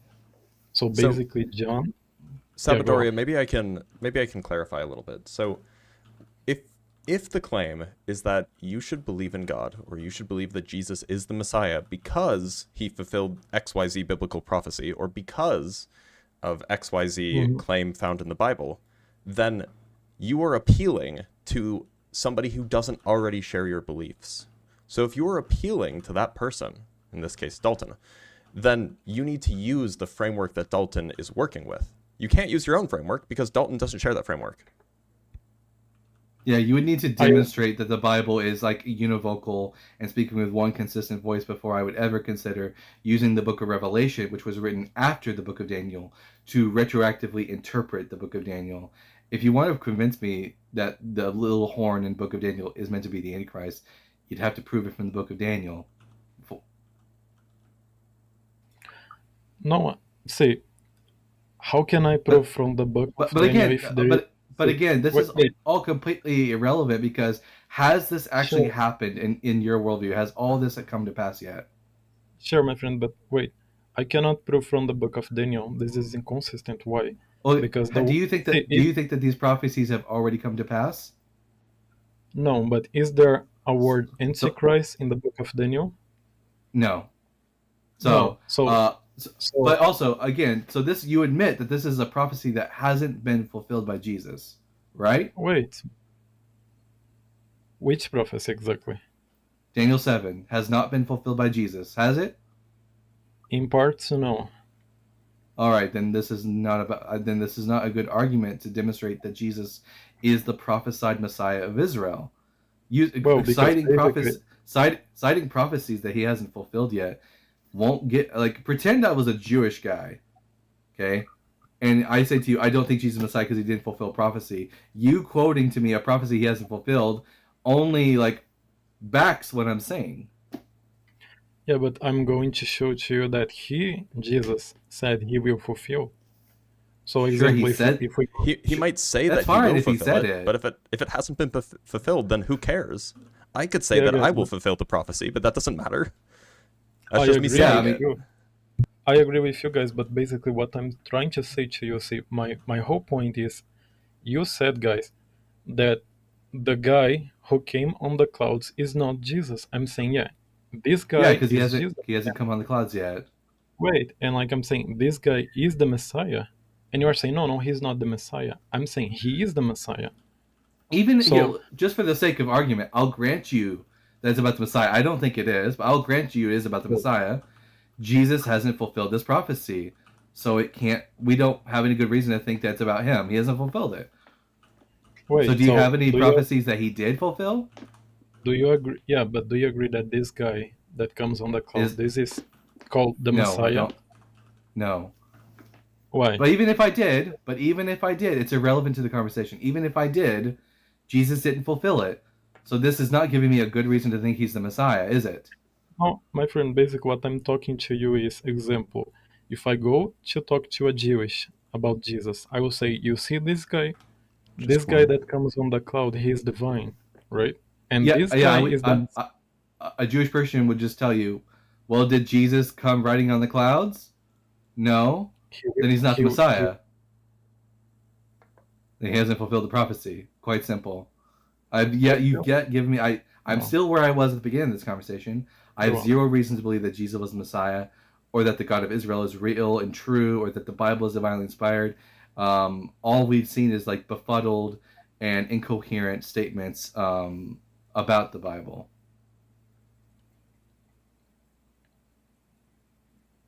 So I just want bring this. I understand your point, my friend, but basically what I'm say, if I go and I say to you, oh no, yeah, let's go to another thing, then we are not going the same way. You will not get my point. So I'm trying to fill all the holes that we are left to. Your point about the figure in Daniel 7 being the Messiah is utterly irrelevant to the conversation, because even if it was about the Messiah, Jesus did not fulfill this prophecy. So it's not going to help me believe that your Jesus was the Christ. So let me give to you prophecies that Jesus fulfilled and he is the Messiah, right? That's what you want. Good. Yes. Good luck with that. Let's see. 1 second. I know there are some in Psalms, right? No. Really? People think that there are some in Psalms, but those people are wrong. Yeah, the Psalms are just songs and poetry written for King David and King Solomon. We have zero reason to think that they are prophetic in nature. That no Jewish agree with you. There are a lot of Jewish that says those Actually, are prophecies from the actually, Messiah. I could tell you that Rabbi Tovia Singer and Rabbi Michael Skobak, who are some very prominent rabbis in the Jewish world, would also agree with me that the Psalms are not prophetic in nature. Wow. Look, I'm just an Go on. simple country physicist, but even something as simple as Google says, yeah, Jews don't think this. To demonstrate, no, sorry, it's not. It says, no, Judaism does not generally consider the Psalms to be prophetic works, but rather as sacred poetry, hymns, and praise literature. Now, that's AI. AI is not particularly reliable generally. But it's good. It doesn't mean that it's wrong. Yeah, it's good. Yeah. Like many of the Psalms say, for example, that they were written for David, as in for David to perform, and they're about David. And the Psalms are written in the first person, using first person pronouns, indicating that it's not about some third person who existed at a later time. These are just accounts about David praising God or complaining to God in some instances. Nothing more. Okay, let me show it to you guys. So let's start first, like in 2 Samuel, could be.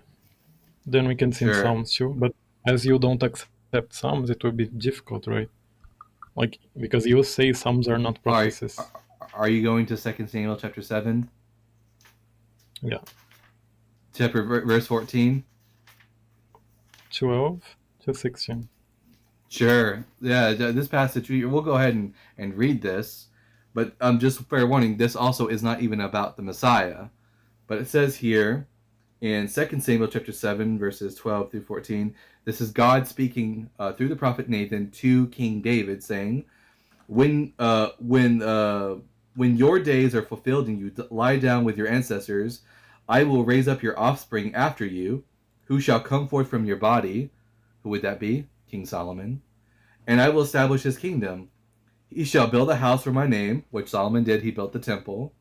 And I will establish the throne of his kingdom forever. Not that he would sit on the throne forever, but I would establish the throne of his kingdom forever. I will be a father to him, and he shall be a son to me. When he commits iniquity, which in your theology Jesus didn't commit iniquity, but God says when he does commit iniquity, I will punish him with a rod such as mortals use, with blows inflicted by human beings. This has nothing to do with Jesus of Nazareth. It has everything to do with King Solomon. So why should I think this is about the Messiah? Well, the problem with this one is that because you will not accept everything that I said, and it doesn't have the word Messiah, so you will not accept. So I think it's a text that will not prove to you, right? But it also contradicts your theology, doesn't it? Like, you don't think Jesus committed iniquity, No. do you?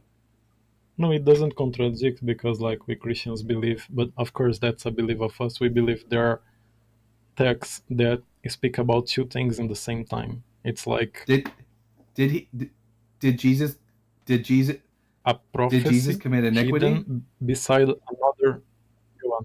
All right. No, but Then it's not about yeah, Jesus, because Yahweh says that when this individual commits iniquity, I will strike him with a rod. That's what I said to you, my friend. We Christians believe there are prophecies hide beside prophecies. So, example, it start in a point A and finish in point B. But of course, this will not be good to my point, because you say, oh yeah, you Christians, you say this is about Jesus, but when it starts bad, you just refuse. Yeah, That's what because you say too.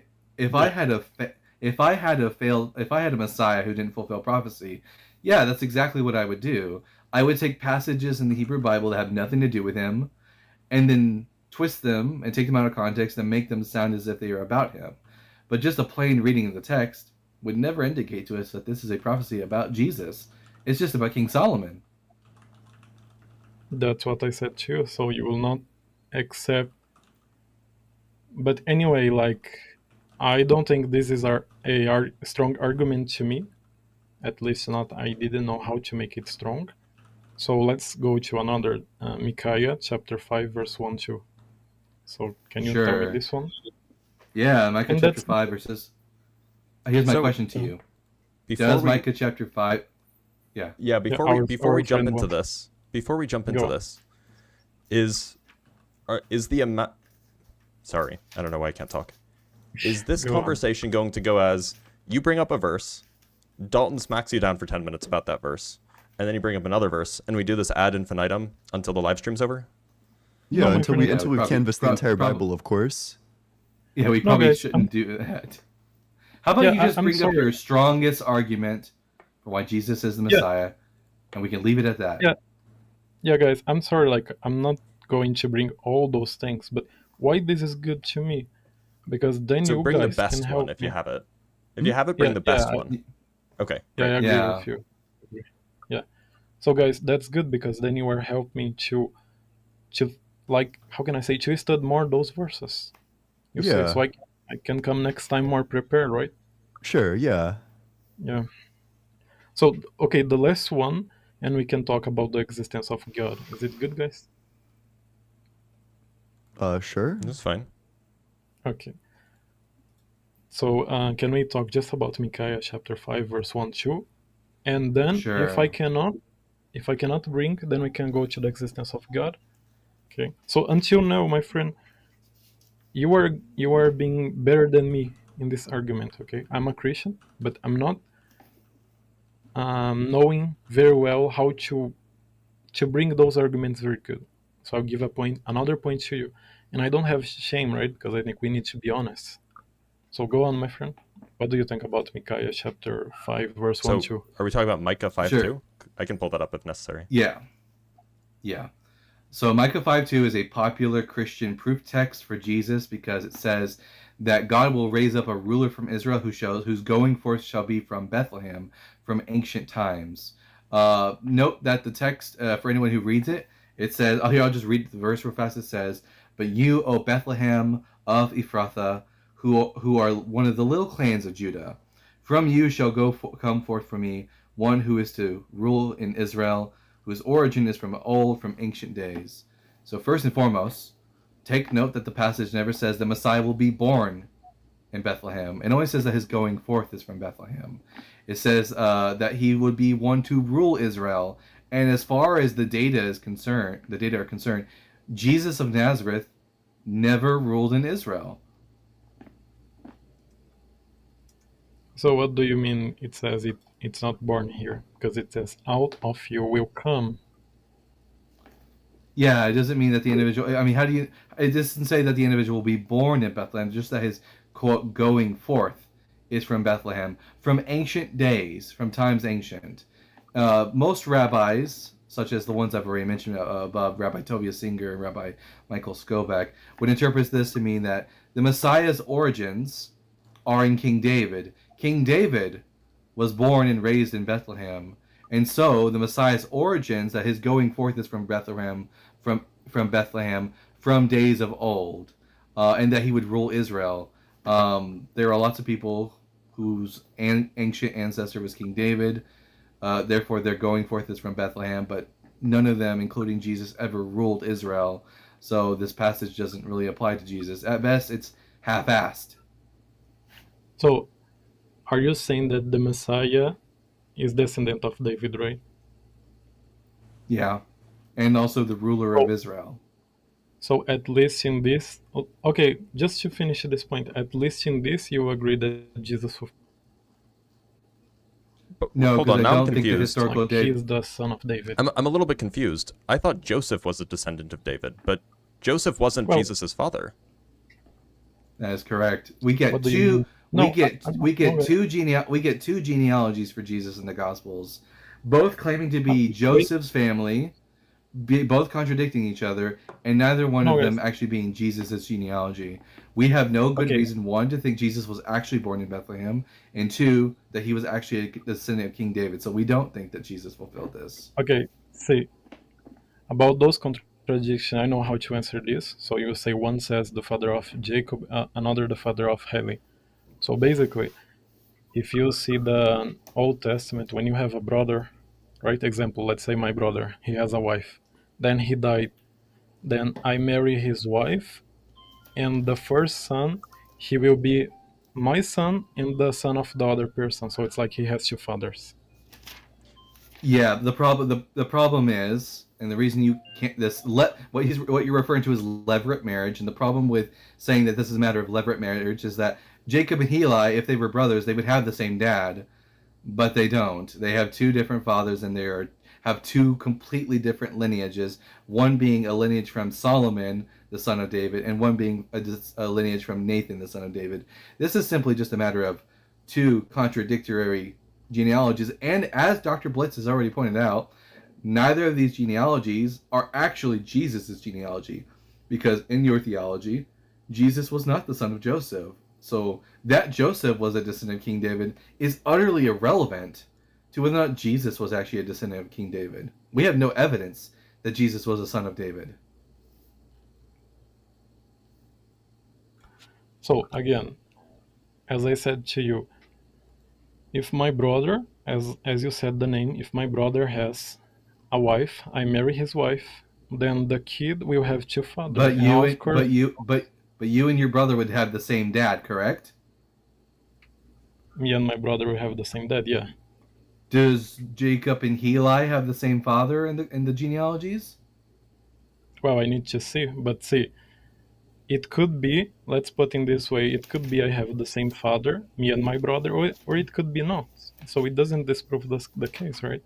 So even me, example, Abraham, Sarah, she was her sister by like mother, but not by father, something like that. So it doesn't disprove the case, you see, my friend, because I could have my father could be the same father of my brother, or could see different fathers. It doesn't Even if you disprove. want, even if you want to do this very implausible situation of secondary levirate marriage, is this Jesus' genealogy? Yeah. No. What was Why Joseph no? Jesus' dad? Was Joseph Jesus' father? Yeah. No. Then you haven't read the Gospels. Jesus is No, of born of course a I read that. virgin. Okay, but how the spermatozoid, the body of God, was born? How does it happen? Through the power of the Holy Spirit makes Mary How? pregnant. How? Magic. Yeah, magic. No, God does not make. God Wait, does do you not think- said make do you think that abracadabra, Joseph- and then the fetus appeared? Do you No, think that guys, God Joseph does like not. impregnated Mary? No, what I think is God created a spermatozoid. This is the body of Jesus, and then the soul or the spirit of Jesus enter inside of this body. So, So example, just I to be believe clear, yeah, even if you believe God created magic sperm to impregnate Mary, that sperm isn't Joseph's sperm, and Jesus is Well- not Joseph's son. I think God got the chromosomes of Mary and the chromosomes of Joseph, joined them together, and created the body of Jesus. Where is this in the Bible? The Bible doesn't says, "Oh, God created the chromosomes to create a spermatozoid." But how do we know? We're Yeah, we're but making how up do we- stuff. We're making up stuff about the Bible in order to explain No, away. we are not. We are not. Yes, we are. No, my friend. See, okay, how God created the body of Jesus? Magic. Is it necessary a chromosomes to create a body? We have Yeah, no reason to good. think so. Yeah, yeah. Wouldn't of wouldn't course, you yeah. need to create the chromosomes like via magic? Like No, it's not magic. Yeah. No, okay, where in the Bible says it's magic? Here. Does the text ever say that God uses the sperm of Joseph to make Jesus' body? I didn't say the sperm of Joseph. Where I said that? I said the Does it ever say chromosome. it? Does it ever Say say that he uses the chromosomes of that, Joseph to make Jesus? that where in the Bible says God uses the chromosomes of Mary. Well, that It, Jesus, it that doesn't. she gives birth to Jesus Yeah, in but her womb. you said it's magic. Was it not Mary's egg? No, you said it's magic. It doesn't need egg. No, What Was do you it mean? Mary's egg? the implication No, I is think that like the fertilization of the egg was magic, right? Yeah. Did God provide both the egg and the sperm? In either maybe case, just in either case, say Jesus is not Joseph's offspring, and the no, my friend. genealogies are completely useless to him. Say, my You friend. have to Basically, you have to read things into the Bible that aren't there just to make it work, which is no, my friend. typical for Christians reading the Bible. But quite frankly, I don't like inserting things into the Bible that aren't there. But you are doing because you are saying it's magic. Where says magic? Well, that's how God operates. He operates through like supernatural acts. It's not Like magic. that's how he would interact with the world necessarily. Otherwise, No, what he would be doing would just follow laws of physics. But if he's making things happen that wouldn't otherwise happen and he's outside of the universe, then he would need to be violating conservation laws. So it's supernatural. but it's not magic. That's what Where we supernatural said means. no, my friend. So, example, even Yes. let's say the science before science was considered magic. Today we know it's not. So It's not because we don't, supernatural. That's not true. I know today because you have the knowledge. So let's suppose you get to heaven, you have a very high knowledge of like the science that God uses. Then you say, "Oh God, that's not magic. This was actually your new science that you were using." So Oh, wait, so basically, God follows laws of physics? no, I don't think. Oh, then he's supernatural. No, my friend. See, basically, what I'm saying to you is God could use the laws of physics to create things. No necessary. He need Then it's not make. supernatural. Yeah. That's what I'm saying to you guys. What I'm saying to you is the Is the Bible. Holy See, if Spirit you, supernatural? yeah, Okay, so why does Matthew 1 verse 18 say she was found to be pregnant through the Holy Spirit? God, the Holy Spirit is God, right? So God created a spermatozoid inside of her, or let's say Yeah, magically, God. right? Yeah. No, Where did the sperm come from? Was Yeah. it magic? no, God could Do you think? create Do you it think? from Do you? her. Do you think he magically harvested sperm from Joseph's sack and put it in I didn't Mary? say, my friend, I didn't say spermatozoid. I'm sorry, like I didn't say sperm. I said spermatozoid, but I didn't say sperm. Basically, what I'm saying to you is, I'm not saying that liquid. I'm saying that God could create the chromosomes to create another human, right? We just need the chromosomes, basically. But So we have God no could good create. reason to believe. But the point is, we have no good reason to actually believe this. You're just making stuff Okay, up Well, in order to compensate for the okay. Bible. also, and we could go deeper on this. I'm not sure where it fits into the dialectic, but like, is whether or not this is like a supernatural event relevant? Like, does that have any bearing on the conversation? Because I think you could like pretty easily demonstrate that this would need to be supernatural. Otherwise, it would violate conservation laws. Well, well, I will go to this point, my friend, because then we can go And to if it God. was Just one natural, thing, then it guys. wouldn't be a miracle. Yeah, I don't agree with you guys. it would be immaculate conception. No, because you are defining what is miracle. So, example, Can a let me miracle give be one natural? example to you. Yeah, What? That just sounds like an yeah, ordinary event example. then. If it's Okay, if it's let, natural. Can bachelors do be you married? Yeah. okay? Do you remember the sickness that Naaman? I don't know if the word is right. Naaman had. Leprosy. So what? Exactly, my friend. That Today, they. which probably never happened. But go on. Okay, my friend. But today there is cure, right? Hmm. So does God cure Naaman in the same way we do today? We don't Like I use suspect necessarily not. know, and oh also we don't necessarily know that the leprosy of the Bible is meant to be Hansen's disease.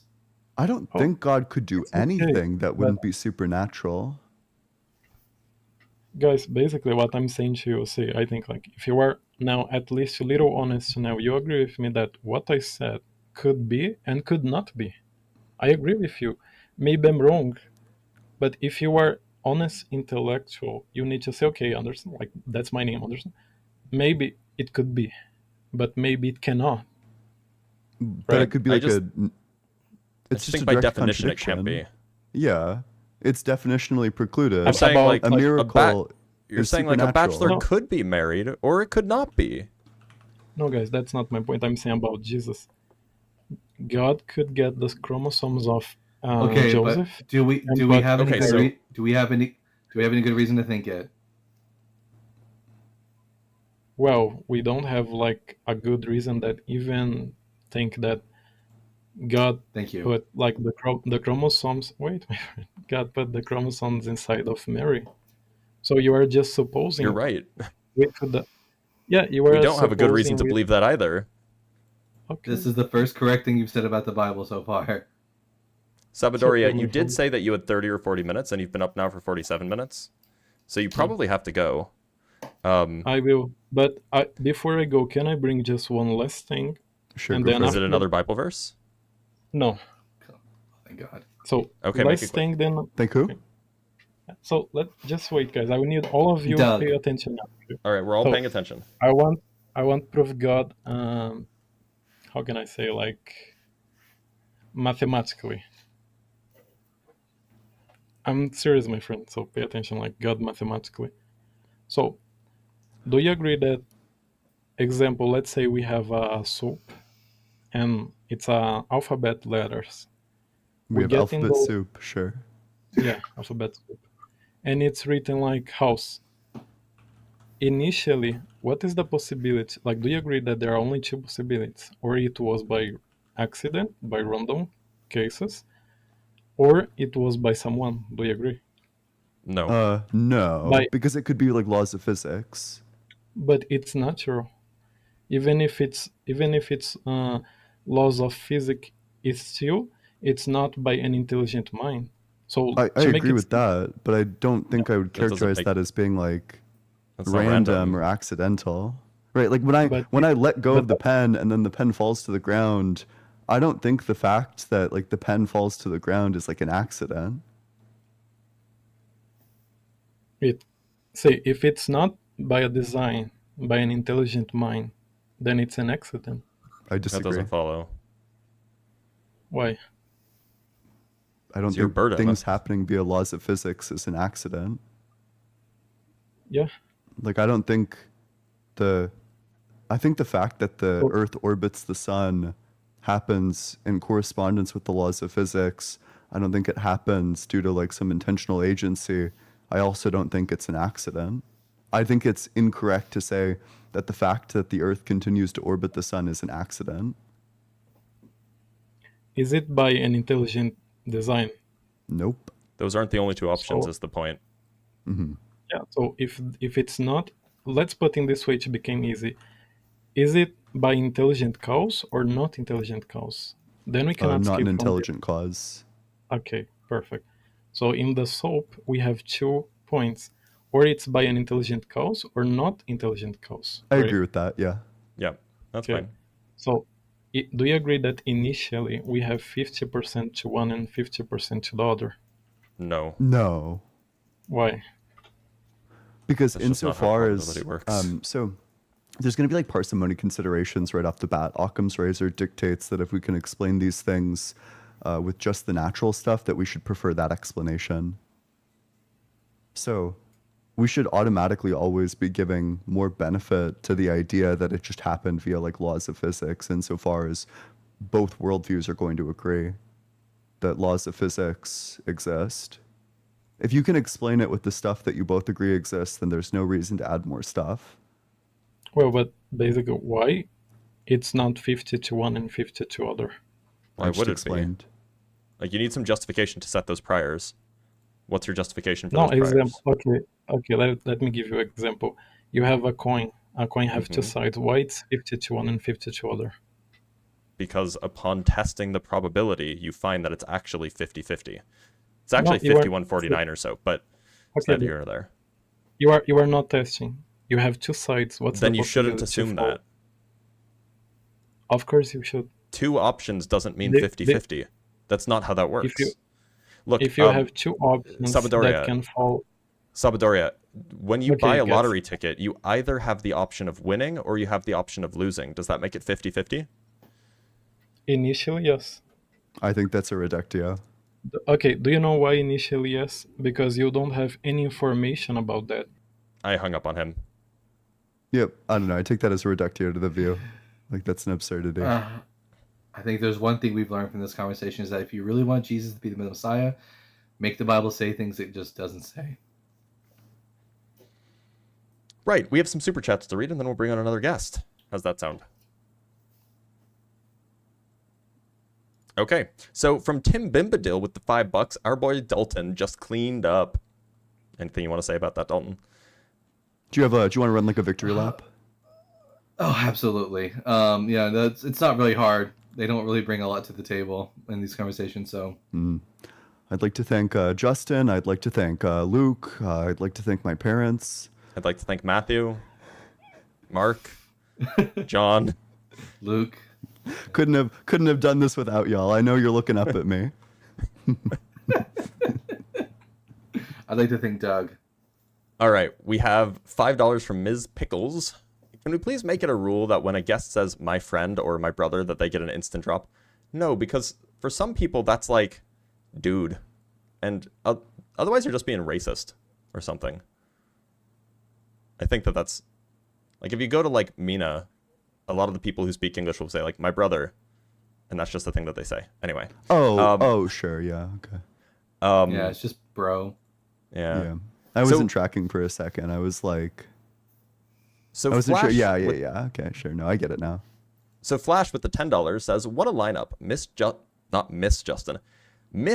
I miss Justin, but welcome Dalton. His calmness harmonizes well in the trio. Love you all. Absolutely it does.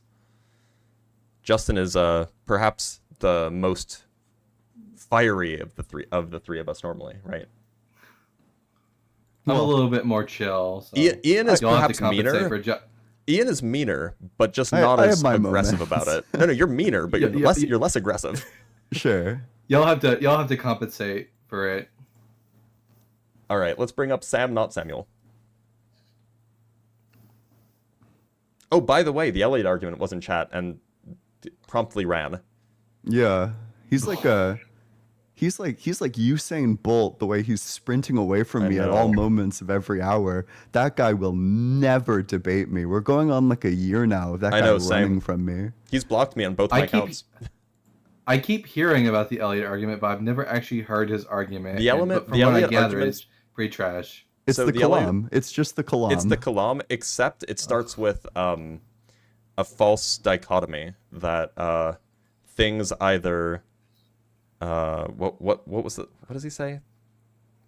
Or a false trichotomy or something. Anyway, it's very silly. Look, so we have a guest, and their name is Samuel. So Samuel, how's it going? Sam, it's not Sam. Samuel. I made you do the thing. All right, Sam, do you believe in God? I do. Okay, and which one would that be? Probably the Christian God. Yeah. Okay, why? Like, what would be the best argument that you could present for this belief that you have? Well, I'm not really wanting to go too much into Bible verses and looking up things like that, but I'll just say like everything that's around us, it seems to show that there's intelligent design. There's no other planet that can sustain life. We're kind of in a good area, right? Like we can't really be much closer to the sun or much further away from the sun, and so like that. I mean, look, so there's kind of 2 points to be made here. First, on the facts of the matter, the planet could be significantly closer or significantly further away, and we'd be fine. This is a common misconception. Over the course of a single year, we moved 3 million miles closer to the sun, right? In the winter, in the northern hemisphere's winter, we are 3 million miles closer to the sun than we are in the summer. So it's not sure, the habitable zone is probably a little large. Like the habitable zone is pretty large. It's like 50 million miles across, and we're about 100 million miles away. But that's neither here nor there. The question is, if you say that everything looks designed, okay, what what criteria are you using to determine that? What are the distinguishing features of a designed thing versus an undesigned thing? I guess, I mean, that's kind of a tough question, right, in itself. But I don't believe that just because something exists, like it appeared or it kind of just came out of nothing. You know, it kind of seems to be the counter argument is that it just appeared to be so. Not that there's No. anything designed, there's nothing intelligent about it. Is it Did we your say that? claim? Oh, go ahead. Oh, well, honestly, I've been listening to the last few guests, and it's been a lot of information to take in. Something interesting, I think the guy at the very bottom, there was something I didn't quite understand, something about cause and something about it. Something cannot simultaneous. It has to be simultaneous, or it has to be. God, there's been so much conversation. Yeah, between that so a conversation cause now, is but- either before or simultaneous to its effect. Okay. But how But can God's that? not before or simultaneous to anything because he's outside of time. So he can't be the cause of anything. But what if he's the cause of everything? So, you see what I mean? He Like, couldn't, then there would be a contradiction. Oh, when you minimize the app, we can't hear you. no, how could that be? Sorry. You're good. I've been waiting, and I just finally picked my phone up. But so let me ask you. So do you guys have more of just utilitarian kind of worldview and everything? Like, how do you? Wait, sorry. morals. We're kind of like jumping around from place to place. Do you want to finish out the cause argument before we like pivot to morals? The cause first. I'll try to be And quick. I know to there's be probably a clear, lot we of did people waiting. we did pivot from the design argument. Yeah. Just putting that out there so the audience knows. But go ahead. Yeah. Because there's just a lot to. Yeah, that's totally fine. But like, you know, instead of having like lots of breadth, like going to like 50 different topics, let's try to stick on one topic and go deep until we've come to like some sort of like resolution. So you would agree that a cause is either before or simultaneous to its effect, right? Okay. All right. Yeah, but God's not before or simultaneous to anything. But how do we know what God necessarily is, like in our understanding of it? It's hard to say God isn't real. It's kind of like a declarative statement, right? Or Yeah. no? Yes. So how can that be, you know? And how am I incorrect, I guess? Is what I'm Yeah, trying to- right. So if God's outside of time, then he can't be before things or simultaneous to things, because to be before things or simultaneous to things puts him on the timeline. And if Okay. he's outside of time, then he can't be on the timeline. So God can't be before or simultaneous to anything, which means that God cannot be the cause of anything. So do you believe that he just, after the cause of things, I guess, that he just exists, you know, like I don't think he Constant. exists. at all? Because Okay, God, so by it's his not very definition, would need to cause the universe, but God, by his property set, could not cause the universe, since a cause requires things that are on the timeline, and God is not on the timeline. at all. Okay. Yeah. So do you believe Jesus exists? I think that he was a real historical figure, but would you agree with like the causation argument that God can't really cause things? Otherwise, like which God part of that can't would you cause disagree things. with? Yeah. I can agree with that. I think I can. It's just Okay. I'm honestly learning some of this now in real time too. And I'm trying to just get kind of a better understanding of it. But So if you agree with that, then that just means God didn't cause the universe to exist.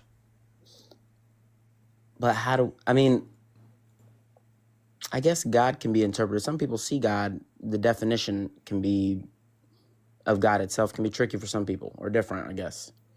Like if someone, for example, never lived in the United States, they've only lived in another country, let's say, and they believe in the Christian God, right? And they don't have as much information, let's say, that we have. Who's to say that just that because they don't understand necessarily the causation argument that God either is not real to them, or are you just saying it logically doesn't make sense, like the lifting a rock, making a rock too heavy for him, like that kind of? No, I'm saying that, avenue. it like in the sense that there's like a contradiction in God's properties. Yeah. Like God's properties necessitate contradictions. I see. Okay, and that's all I really want. I wanted to be quick. I didn't want to be long. I know you guys are kind of well studied in this, but that Sure. statement, God isn't real, seems like okay. I can almost prove this in a way. And the Bible is, of course, filled with contradictions because I think it's written by man, right? It's not written by, but I still believe, though. I mean, also, some people probably believe just based on their situations or things like that, but I don't think it came from nothing or absolutely. And I do believe in physics, too. I know it's crazy. contradictory in itself, kind of, but it Um, has to be an intelligent designer. I mean, there's no way. There's no way. but so that's like a huge problem, right? Like the causation Right. argument is pretty devastating because it kind of Yeah. undermines like all of the other arguments too. Yeah, it shuts everything else God down. couldn't be the intelligent designer if he can't cause anything. I'm gonna look more into the causation. I mean, that's very interesting to me, and I do plan to look more into it. I just kind of wanted to come on here and at least say that and get you guys' opinion. Last question though: have you guys always thought this from the beginning? Like, you know what I mean? Like from your younger years, or I've been an atheist as long as I can remember. No, I was a Christian growing up, but then my friends confronted me with like a logical argument and it changed my mind. well, the I logic was can't exist. Oh, sorry, Bob. Sorry, go ahead. I was say I practiced Protestantism, Catholicism, and Judaism in the past until I read the Okay. Bible. So yeah, I was very entrenched in it. Do you think more people who are atheists or agnostic, whatever, started out believing, or no? Or do you think there's a decline of people like that today, or? No clue. Well, I know, clue. I'm pretty sure Christianity is declining, all things considered. Yeah. Especially among my generation. I think that it's, we're probably the same generation, but I think it's like, I'm for 30, me personally, it's pretty rare to come across somebody who's like a believer that's my age. So it is What? increasing globally, but Okay. not in the West. I can It's see that. decreasing in the West. It's increasing globally. Large Well, 'cause we're populations of questioning sub-Saharan everything. Africa and other parts of the world are seeing an increase in Christians. That could just be, yeah. All right, well, that's all I wanted to really say. I appreciate you guys having me up here. I definitely took a lot from the last few guests. Just listening to you guys, and thank you for having me up here. I appreciate it. Yeah, you were Thanks for super being chill. here. We appreciate it. Yes, sir. Y'all have a good one. All right. Should we bring up another guest from YouTube? Sure. I wish somebody was keeping track of who the guests are, but I guess I could do that. Free Brick, can you hear us?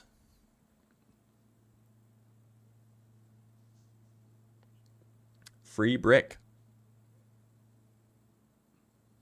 You're telling me this brick is how much? It's free. Well, we can't hear you. You gotta say your words.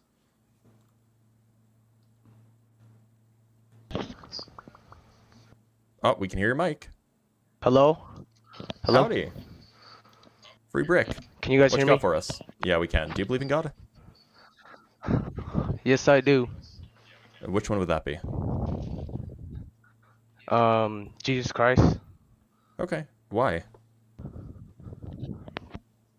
Well, I'm gonna be talking about the Bible here. Okay. Dalton. Okay. Sure. Why do you believe in Jesus? All right, so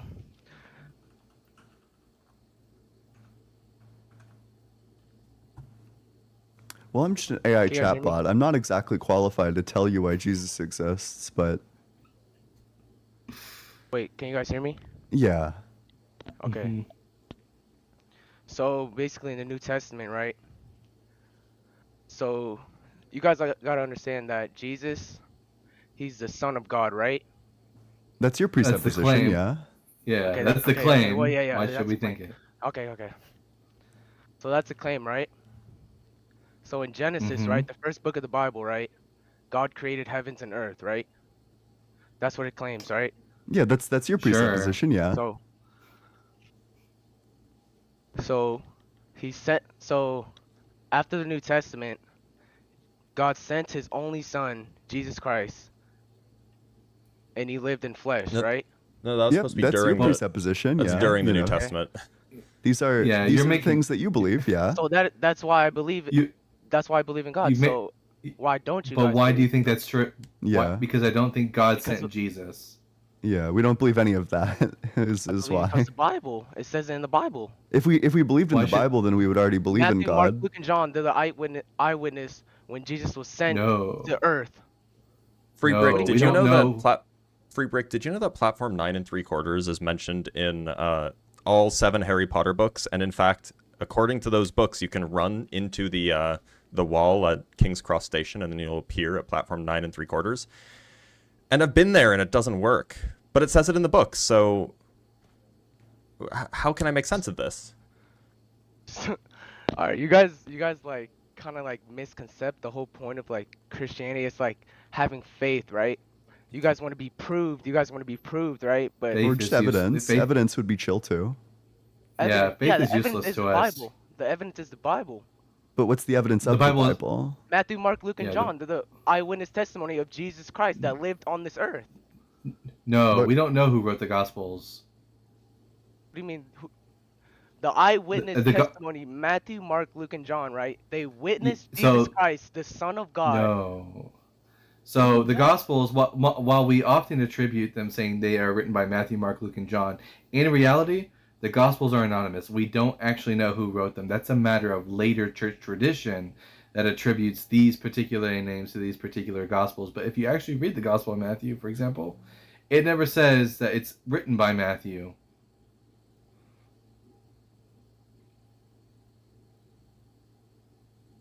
Nor do they cite their sources. They never say where they get their information. These are just stories about Jesus.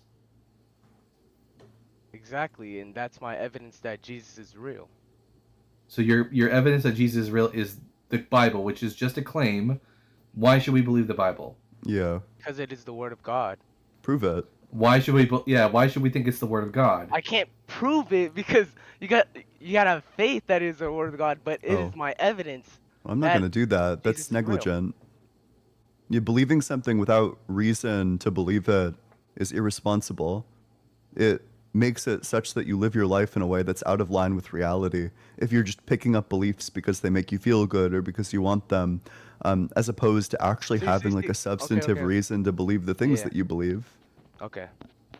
But so you guys, when you talk about believing, right?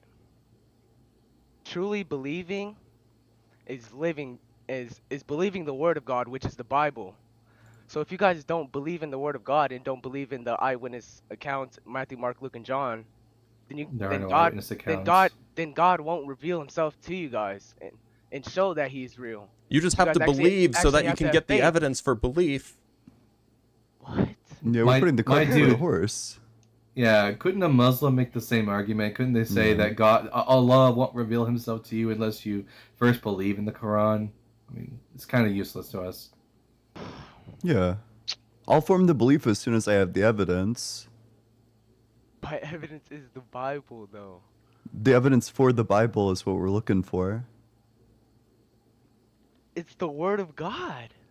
That's the We claim. got him on the periodic orbit. He's like bouncing between like bad point to bad point. Like Hey, we've already look- responded to all of this. Okay, go to John 3:16, right? It said, "For God so loved the world, He sent His one and only Son." Free brick. Free brick. Let me This help you guy's a out here. philosophical juggernaut. We want the evidence for God's existence. You say the Bible. We want the evidence for the Bible's truth. You say because God wrote it. Do you see how No, that's a circle? God didn't write it. Ian- God didn't Ian- write it. It was the He Word of inspired God. it. Fine. Ian, do you have the power strip on hand? Yeah. Because Like, there my might dude, be a what- demo that will help. How is your argument better than the argument that Muslims make? That we should believe in the Quran because it's the Word of God. And why do we know the Quran's the Word of God? Because it says it is. Okay. So Free Brick, what's wrong with this picture? Why isn't Ian's Yeah. power strip working? my power strip doesn't give power. What's going on here?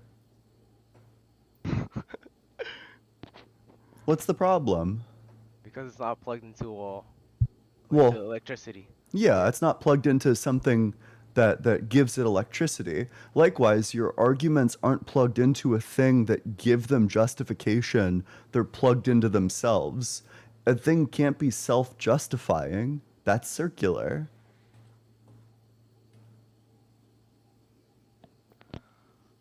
Okay. I get what you guys are saying. Yep. So, So you guys if you want us to believe basically you guys in the don't believe Bible, in you the would need to Bible. provide evidence for it. So basically, you guys just don't believe in the Bible. Yeah. Yeah, Well, of correct. course, like if we believed in the Bible, then of course we would believe in God.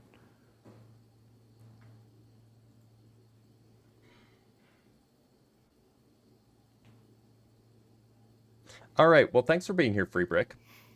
Mhm. He was a bit concussed. Yeah. Look, it happens. We have so many guests in the TikTok queue. Let's just bring up Alethea. Alethea's been waiting quite patiently for quite a while.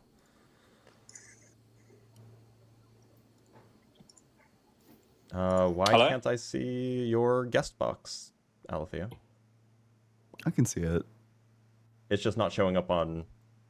Anyway, it's fine. So, do you believe in God? I do, yeah. And which one would that be? Sort of an Aristotelian. Ian, have fun with this one. So Well, you're I sort was of an first gonna ask, Aristotelian. do you but- have a defense for your prompt, an argument, or? Sure, wait, but when you say you're an Aristotelian, do you think that there's like a mind separate from the universe that created it? So I'd say like a neo-Aristotelian. Which is what? Like, what makes you think that this God exists? Or Because better it- yet, can you just define the God and then we can talk about it? Sure. So I believe in Aristotle's concept of the first mover, or the unmoved mover. But I think his concept has some problems in that the actualization of infinities. So it's kind of like a neo blend of like monotheism with Aristotelianism. Sure. Well, if you want like a critique of like the first mover, like Aristotle's concept of it, B theory of time poses like a pretty serious threat. If B theory of time is true, then all moments are equally real, which means that there wouldn't be temporal change under Aristotle's view. So if there's temporal change and change is the actualization of a potential, then there would be moments that are not actual, that are potential. But if the B theory of time is true, then that's not the case. Oh no, I don't hold to B theory. Oh, okay. So what would be your response to like the relativity of simultaneity? Yeah, so I think time is emergent, not fundamental. That's neither here nor there. You still get... relativity is still a thing that holds, right? No, so my concept of time is like a local presentism or a light cone presentism. So I only think the time that's real is the current point on a massive object's world line. So it still preserves the future time. So it's still atemporal, or it holds to A theory. So is it your view that relativity of simultaneity is not a true feature of our universe? No, it is, but it only exists in the present and the past. So how do you square that with high-speed reference frames where their present coincides with the future of others? Can you cash that out further? Yeah, so you can look at the hyperplane of simultaneity for any observer. If you have a observer that is relatively high speed, say close to the speed of light or so, what you will find is that their hyperplane of simultaneity, what they call now, tilts with respect to some stationary observer. And so what you'll find is that for some people, their hyperplane of simultaneity will be in the past of stationary observers. Yeah, For other stationary observers, it will be in the future of those stationary observers. So to be clear, we define the causal chains by the light cones. So if it's not That seems irrelevant for the question that I asked. But if it's not We're in talking the about the massive hyperplane of simultaneity. If it's not in the massive object's light cone, then it wouldn't be able to engage in it in a causal sense. That's fine.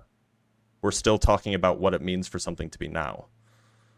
But so if it's in the light cone, if it's in the past of the massive object, then it's invariant on a Lorentz transformation, right? Well, it's invariantly within the light cone. That's true. I don't know so what it's you mean by an well-defined. event is invariant. Sure. It's The question well-defined. is so I have a future light cone, right? It just is what it is. Wait, but at least my you could view diagram. posits- At least you could diagram it, right? But You my could- view posits that the future doesn't exist yet. That's the Okay, whole point. then so then let's take some advanced alien that's currently traveling towards the Earth. Right, currently traveling towards the Earth at a very, very high speed. Might be away from the Earth. I'd have to get the But sign if right. its But light cone hasn't intersected with ours, then you can't distinguish so relations. you just think that those events are not defined, that they don't exist? Yeah, if they're not causally coinciding through some means, then their futures haven't, I'm not holding to an objective passage of time. The passage is relative to each massive object's world line. Okay, so how are you each defining massive time then? Each massive object has its own world line. Sure, that's fine. How are you defining time? Where is time coming from if it's not some property of, Lorentzian manifold, if you will? Time's the direction the light cones are oriented in. But it's Okay, it's relative to but each you don't- observer. Right. Hang on, I'm it's asking, relative to- where does it come from? You're saying it's emergent, right? It comes from having rest mass. That means you Time experience comes from having proper rest time. mass. How does that happen? Yeah, because you have proper time. That's what time is. Well, you have proper time in a Lorentzian manifold, right? But if you're saying time is Right. emergent, then you must be working at something more fundamental than that. Yeah, it emerges from having rest mass. That's the only way you can experience time. Well, look, I think, and maybe we're just getting confused on the language here. When physicists say things like you have emergent time, what they're referring to is you have some deeper perhaps quantum description of space-time intervals and things like this. Sure. So I don't know what you mean by emergent. Well, I think space is quantized, so I'll probably hold to some loop quantum theory or something. Right, of the sorts. but so what is?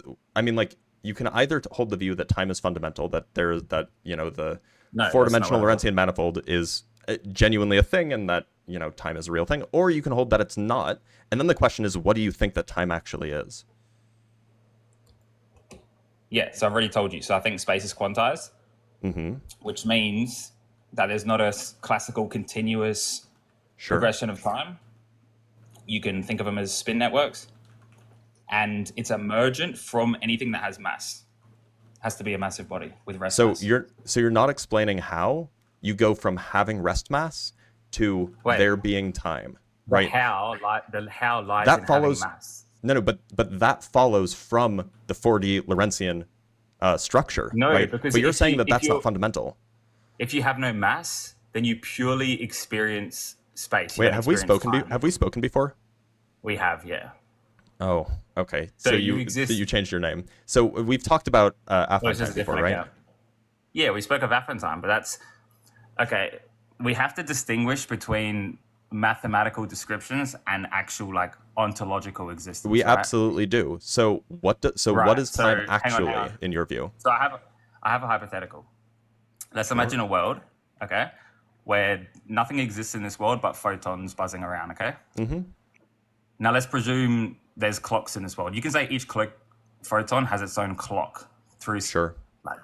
Sounds counterintuitive, but let's presume they all have their own wristwatch. Let's presume there's clocks at every point in space. There's some clock field, okay? Sure. Are any clocks in this world gonna tick or progress? Yes. How so? Just by definition, you've placed them at every point in space.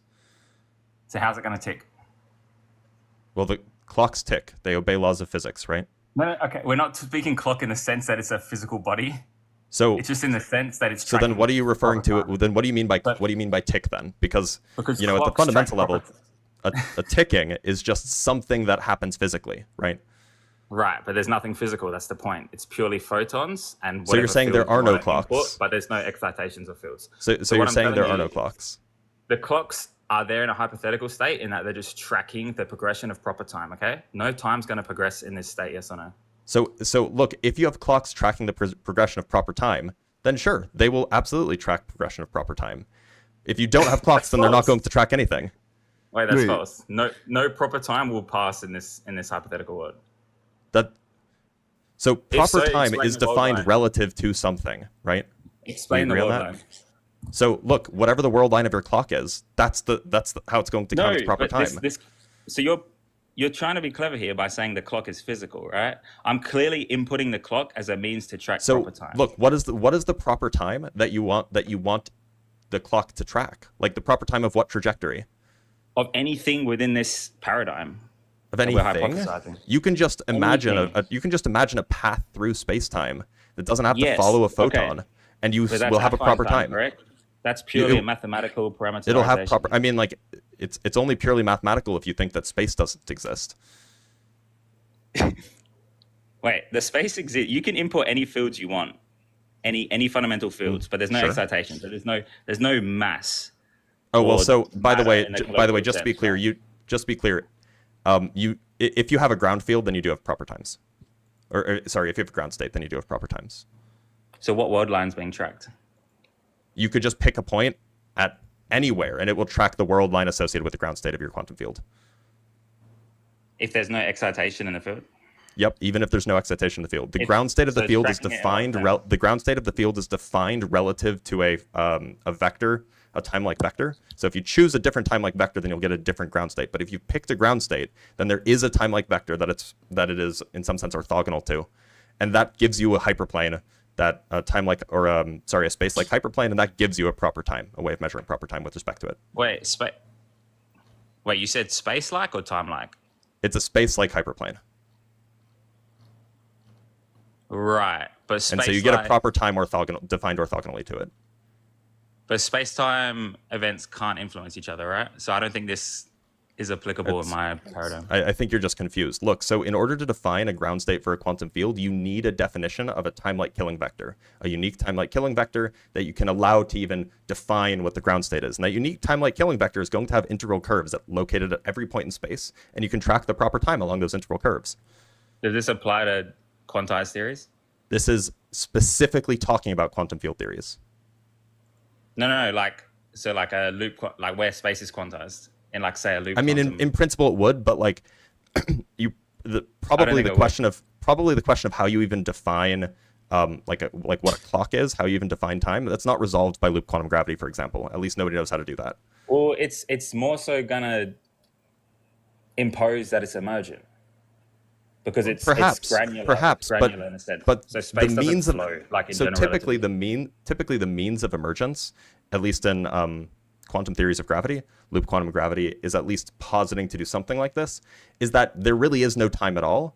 Every time exists simultaneously, and these are just entanglements between the state of clocks and the state of non-clocks. That's all that time is proposed to be under the emergent view. The fact that we can show invariance in the past, but the future's unpredictable, shows that the future isn't unpredictable, though. That's the point. Like it's definitely not unpredictable. That's the whole program of physics. Because if you have two distinct space-like points, you can't predict anything about these points without knowing like every position, every property they have, right? Similarly, if you have two spatially separated points in your past, then you also can't describe them. You can't predict them using the current data. Just because you need an entire Cauchy hypersurface worth of data in order to either predict the future or the past, it's irrelevant. The point is that at least if you take, like the quantum interpretation used by most quantum cosmologists, then you just get that the universe is deterministic, right? Oh, I just disagree. You're gonna have to prove that. I mean, just how do you make sense of superposition of space-time points if you don't have many worlds? I'm fine with like a growing block theory. I'm fine with a local presentist theory. I'm not fine with the future being determined. I don't think there's good evidence to show that. So look. How do you?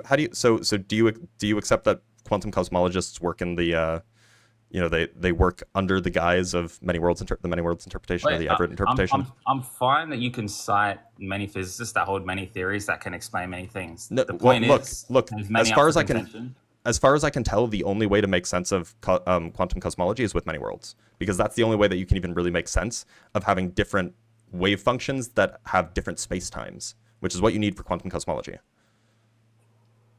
Wait, you hold to many worlds? Yes, as do most quantum cosmologists. Sure. I mean, this is getting too off topic. The main reason I think space has to be quantized is because I think I don't want to get too much into this topic. I think it resolves like Zeno's paradoxes, but can we get to the actual philosophy of the topic without getting too scientific? Sure, but just asserting that space is quantized, therefore you don't have a determined future, that like you're appealing to physics here, which is incorrect. No, I don't think that's true. I think there are literal like reliable metaphysical sources on the like peer-reviewed contemporary sources that hold to these type of hypotheses, and they're taken seriously under an emergent time view. I'm talking metaphysics, but yeah. Well, look, if you want time to be emergent, in the sense where it's not fundamental, then if you look on the SCP, there's seriously taken philosophers that hold to local presentist views. So just saying no, it's wrong because GR. Well, look. So what's their theory of time? What's the theory of time then? I told you. So time is emergent and it's dependent. Yeah, how does it emerge? How does it emerge? What's the process? What's the description here? Yeah, so for any massive object, just referring to something with rest mass, as that thing comes into being, through some excitation, that now creates some world line and has some light cone by which it abides by, right? And this is going to be So you don't mean emergent in the physics time-like sense. path. Sorry? You don't mean emergent in the physics sense. Okay, well, maybe I'm using the term wrong. How are you defining it? Emergent meaning that time is not fundamental and rather it arises from some quantum processes. That's what I said. It's not like some background, linear. I don't hold to the A theory in that it's some background objective passage. It's emergent in that it arises through the massive objects. Okay, but saying it arises through the massive objects doesn't explain what it is or how it arises. You're just saying, oh, well, this would be like me saying, oh, well, it really doesn't. This would be like me saying, oh, well, I don't know, life arises through chemistry. And then if you ask me, okay, well, what was the chemical process? I just say it just arises through chemistry. Like it's a non-explanation. So you want me to explain how something gains mass? Like you want to explain the Higgs field? No, I want you to explain how I want you to explain how that gives time. Because something having rest mass, like this composite of quarks, some baryonic matter, is what changes its diversion on some like XY axis from just purely being in the spatial sense to also being in the temporal sense. So you're already assuming a Lorentzian background. If you're assuming a Lorentzian background... My theory does take a Lorentzian background, right? If you're assuming a Lorentzian background, then time is fundamental. That means that time is a thing that exists on its own independently. That's what it means for a Lorentzian manifold to exist. Okay, well, I'm just meaning in the sense of like a Lorentzian transformation, so I guess I'm using the term wrong. Plausibly. Okay, so can we get to like the actual philosophy? I guess, yeah. Sure, but I mean, this like seems like pretty devastating, right? Like, if B theory is true, then that means that the change, or that your like Aristotelian notion of change is just false. If we hit a brick wall where we're purely get back to speaking on time, we can continue, but I don't see how this is like a novel conversation. Well, because it's a critique of like the Aristotelian notion of change, the notion of like a first mover. Well, so you just grant that the rest of the argument? I don't think I granted the rest of the argument. I don't think raising an objection to one part of the argument is granting the rest of the argument. Do you? Well, you seem fearful to like engage with the rest of the argument and so. Really? You think? I do. Okay. So do you want to go ahead and concede that like the Aristotelian notion, because this implies that there couldn't be like temporal change? How so? We have explained this like multiple times, so I'll give you the explanation again. Wait, you think B theory holds that there's no temporal change? If temporal change exists and change is the actualization of a potential, then that means... Wait, fuck. Sorry. Yeah, temporal change exists. Change is the actualization of potential. That means that there would be times that are potential, not actual. If the B theory of time is true, there are no times that are not actual. Thus, there can be no temporal change.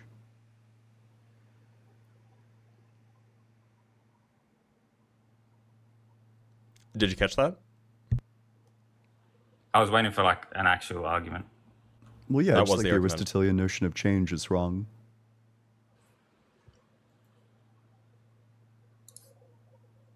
So are we just rejecting the whole like SEP and like credible contemporary sources that hold to these local presentist views, or is it just do you have like something better than an appeal to authority? I gave you a formal argument. It's not an appeal to authority. Sorry. First of all, I gave you a formal argument saying like, well, the SCP, some philosophers disagree with you. Reject the premise. Wait, you don't know what a fallacy is, first of all. I didn't conclude something off some invalid inference. I just stated a fact. So it's not a fallacy. Secondly, proving that there's contemporary sources that hold to these views show it's a debated field. Okay, and it's something that's taken seriously. So just by saying premise do you reject? So just by saying nah, Blitz holds B theory, your argument's actually more fallacious than mine. So the argument is not premise 1, nah, premise 2, no, premise 3. That's not true. If you want, I can give you the premises again. They're all substantive. They all demonstrate that the Aristotelian notion of change is wrong, which means that a first mover is impossible. At least in like some sort of like argument from motion sense, like a per se causal chain sense. No, you can give the argument. Yeah, I'll give the argument once more. Premise 1, there is temporal change. Premise 2, if change is the actualization of a potential and there is temporal change, then some times are merely potential, but all times are actual if the B theory of time is true. So change is not the actualization of a potential. Thus, if B theory of time is true, then change is not the actualization of a potential. If change is actually there's temporal change, there's sometimes potential. Yeah, you're just gonna have to prove 3 to be like deductively a proof. Which one? That all times are actual? You're gonna have to explicate on 3. Yeah, that's just what the best evidence suggests. Like, that's general relativity would suggest that. Did you think that's a proof, or do you think that's a appeal to authority? I think it's evidence. I think So that it's not a like all proof? I think the all of the evidence related to general relativity is in fact evidence. Yeah. Oh, but I disagree. I think there's evidence that points to A theory as well, and that time is emergent. Okay, but how would you? Well, And I I've thought it already was provided contested that. whether you So, think that it's emergent. I mean, you and Blitz can like rehash the debate again, I guess. well, there's not going to be like some deductive proof given here which theory is right. So you're gonna have to. It's not appeal trying to something give a else. deductive proof. It's trying to give like strong evidence against. So look, we can actually just think about this the right, like frame it correctly. You're proposing an argument. You're proposing, say, the argument for motion, which is an argument to demonstrate the existence of God, right? This is a undercutter. Is that the right word? Undercutting defeater. Undercutting defeater. Thank you. And so, if you want to say that actually your argument still stands, you need to find an issue with this undercutting defeater. It's not enough to just say, oh, well, I just reject one of the premises. You need to show that one of the premises is false. Wait, so Or at least is not well evidenced. Right, I've showed that my contention is with 3, and your only backing of 3 is that we have these theories that infer it, and I'm saying I also have theories that go on the contrary. So where do you want to go from here? Look, if you're trying to dismantle the undercutting defeater, you can't just say, well, I think 3 is false. You have to show that it's false, right? Yeah. An undercutting just don't defeater is take- just an argument about possibility. I don't take it to be sound. So the burden's actually on you to prove premise 3. Is Look, premise this 3 possible? was... Yeah, go ahead. Is it possible? Sure. Oh, sure. So you would agree it's possible that change is not the actualization of a potential. I'll say it's possible, yeah. Okay. Well, that's an undercutting defeater for the Aristotelian notion of a god. You think because I hold that there's possibly truth. By the way, if you want to get into like what truth actually is, like your grounding of truth, we can. But just saying there's possibly truth doesn't gain any credence to your hypothesis, right? It's just saying there's a non-zero probability. You would agree that When you it's, say it's something's possible true, what do for you God think? to not exist, right? Sorry? You would agree that it's possible for God to not exist, right? Well, when you say okay, unless you're like,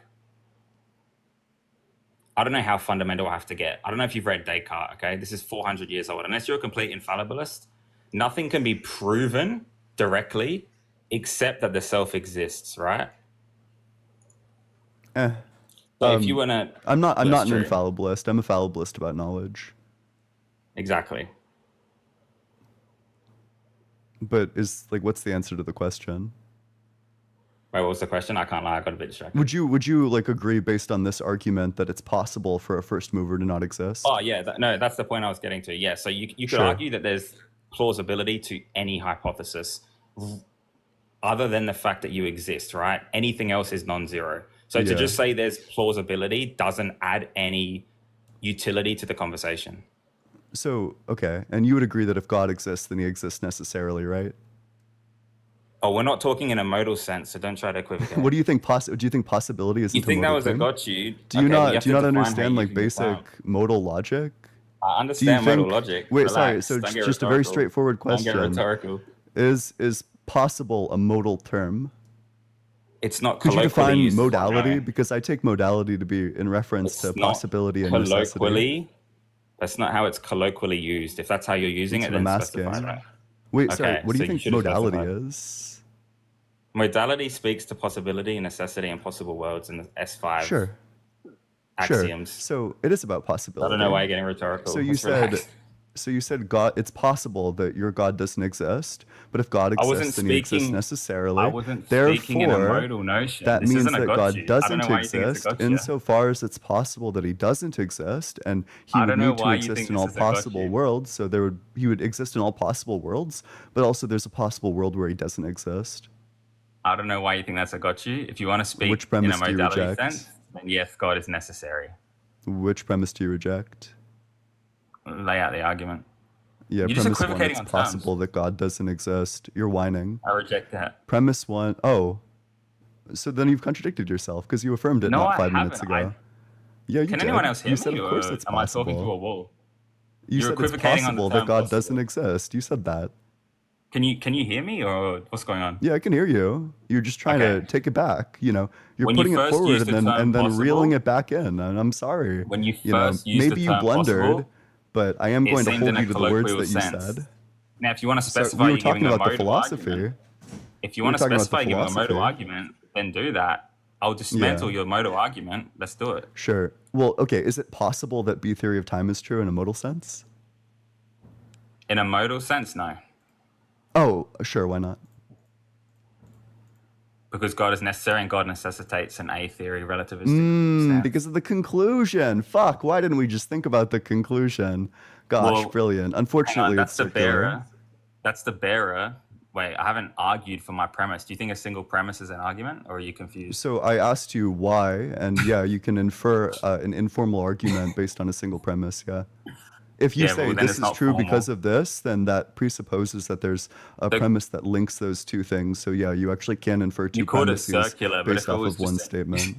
if it was circular, it's an informal dialogue, so it wasn't circular. So you're confused. But No, let it me is circular elaborate. because you're If you're appealing to your speaking, conclusion. sorry, I was halfway through a sentence. So if we're Sure. speaking in a modal sense, and you want to speak to my paradigm, then God's necessary in all possible worlds. And then just saying, Sure. oh, that's circular, doesn't say anything. Sure. Look, So your the- response to B theory is to like beg the question against it. To be clear. No, the response to B theory is that we have all the credence and all our priors lead to the hypothesis, right? In a Bayesian sense, we can go into certain criteria, but it seems to be the case that the future is not determined, right? We can appeal to free will. I don't think that that's clear at all. Well, there's many things that don't seem nomologically determined, right? Like the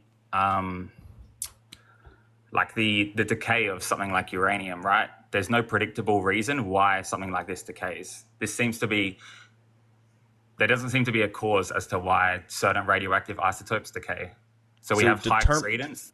To be clear, We have high credence to impose that not everything is caused or nomologically determined. I think we might be equivocating. You can have a deterministic universe where there are uncaused things, right? As long as those uncaused things are expected given prior data. So what's determining it? What's determining the uranium to decay? You could just appeal to the Schrodinger equation if you wanted to. Like, I mean, that's what it boils down to. And like we would just say, like, look, this is the behavior of uranium, that it has this property of so decaying, it does it because it right? does it. Well, no. I mean, like, unfortunately. like if you want, we could talk about why decay happens. We could talk about like, the strong nuclear force being weaker than the electromagnetic force at a range, and so then we can compute transition probabilities and things like this. And under the many worlds interpretation, you can absolutely then just say, well, yeah, all such branches of the wave function are realized, and so you have a deterministic reality. Right, he's looking into the mirror, trying to encourage himself. Hang on, please, hang on. Don't lose track of Blitz's argument. He's like trying to encourage himself. What's your response to what Blitz just said? Very rhetorical for like a low tier, but okay. So the problem here is that you have. Fuck! I actually lost my train of thought because Ian. Yeah, I grant that because you got slammed so hard you're concussed. My point is merely, if we appeal to the Schrodinger equation coupled with the many worlds interpretation of quantum mechanics, then the behavior of uranium is entirely described. But you're so low tier that you're not even on the fucking tier list. Like, I don't know who you're calling low tier. You could call it an is-or. Like, you're conflating prescriptive with descriptive, right? So you're saying we can describe it this way, so that's why it's described this way. But if you don't have more explanatory power than just this is the way it is, so this is the way it is, that's what physics does.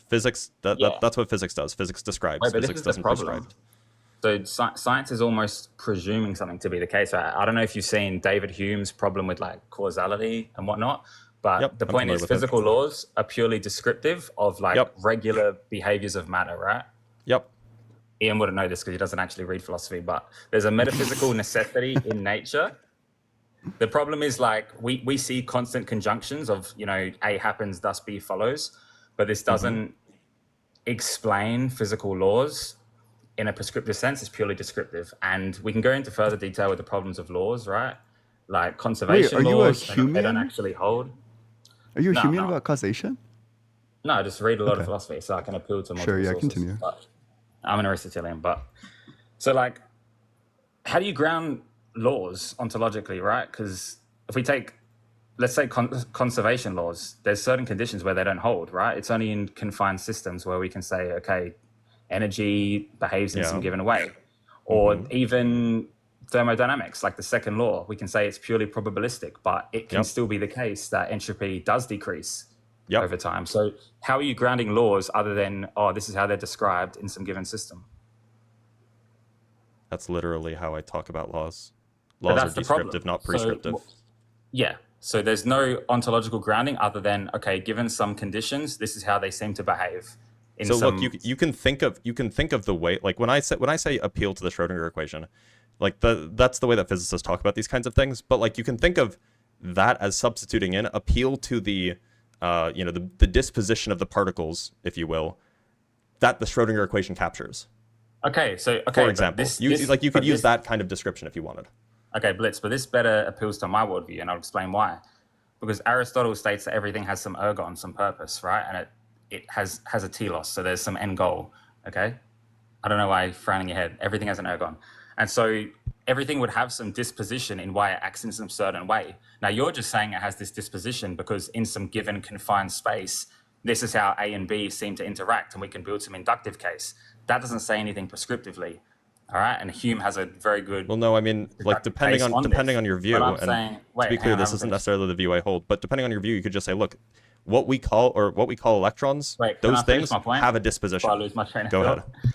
So the Aristotelian view can ground these dispositions because it can say it has an ergon, it has a telos, right? But your view is purely, okay, we can describe what's happening in some confined system. So I think there's higher credence in priors, and we can probabilistically determine that this better fits my hypothesis. Look, so you're saying that the Aristotelian view can ground dispositions, perhaps. Yeah, because everything that may very well be the case. That has a purpose. Saying that you can offer a hypothesis that can ground a view doesn't make that hypothesis correct. And especially if you run into plausible defeaters, then it makes your hypothesis less likely to be correct. It may have been a plausible hypothesis without those plausible defeaters, but look, that's just not the world we're in. Well, so the point is, right, which we already went over, unless you're like an infallibilist and you think something can directly be deductively proven in like some Descartes sense, right? The point is, the only reason we're going to hold to some hypothesis having higher credence is just based on some given explanatory power or, parsimonious, whatever you want to appeal to, right? And I think physical bodies without any rational agency having these given dispositions better fits the hypothesis proposed by Aristotle in that everything has an ergon. And I don't think physics can. It's purely descriptive. Look, physics that may very well be. That may very well be like you can take some pieces of Aristotle that may just be true. It may just be true that everything has an. I don't know what the word ergon means. Everything has a disposition. May just well be that may very well just be a feature of our universe. That doesn't mean that nobody is saying that you have to dismiss all of Aristotle. The point is if you're going to take the view of change from Aristotle to use that to try to build up the existence of a divine first cause of something or something like that, then you run into problems because now you have to contend against B theory, which is pretty well supported by relativity.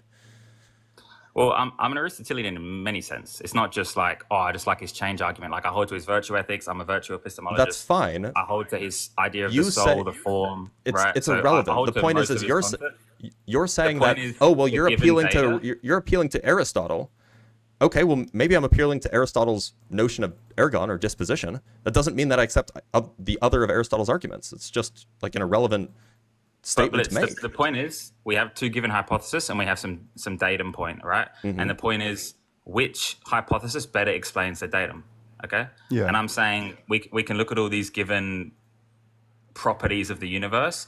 And I think most of them will better fit in an Aristotelian sense, in which is prescribing why things act in a certain way rather than mathematically describing them, which again, in science, you almost presume the descriptive because you're saying, okay, it acts in this way. Now, why does it do so? So the descriptive point is almost presumed.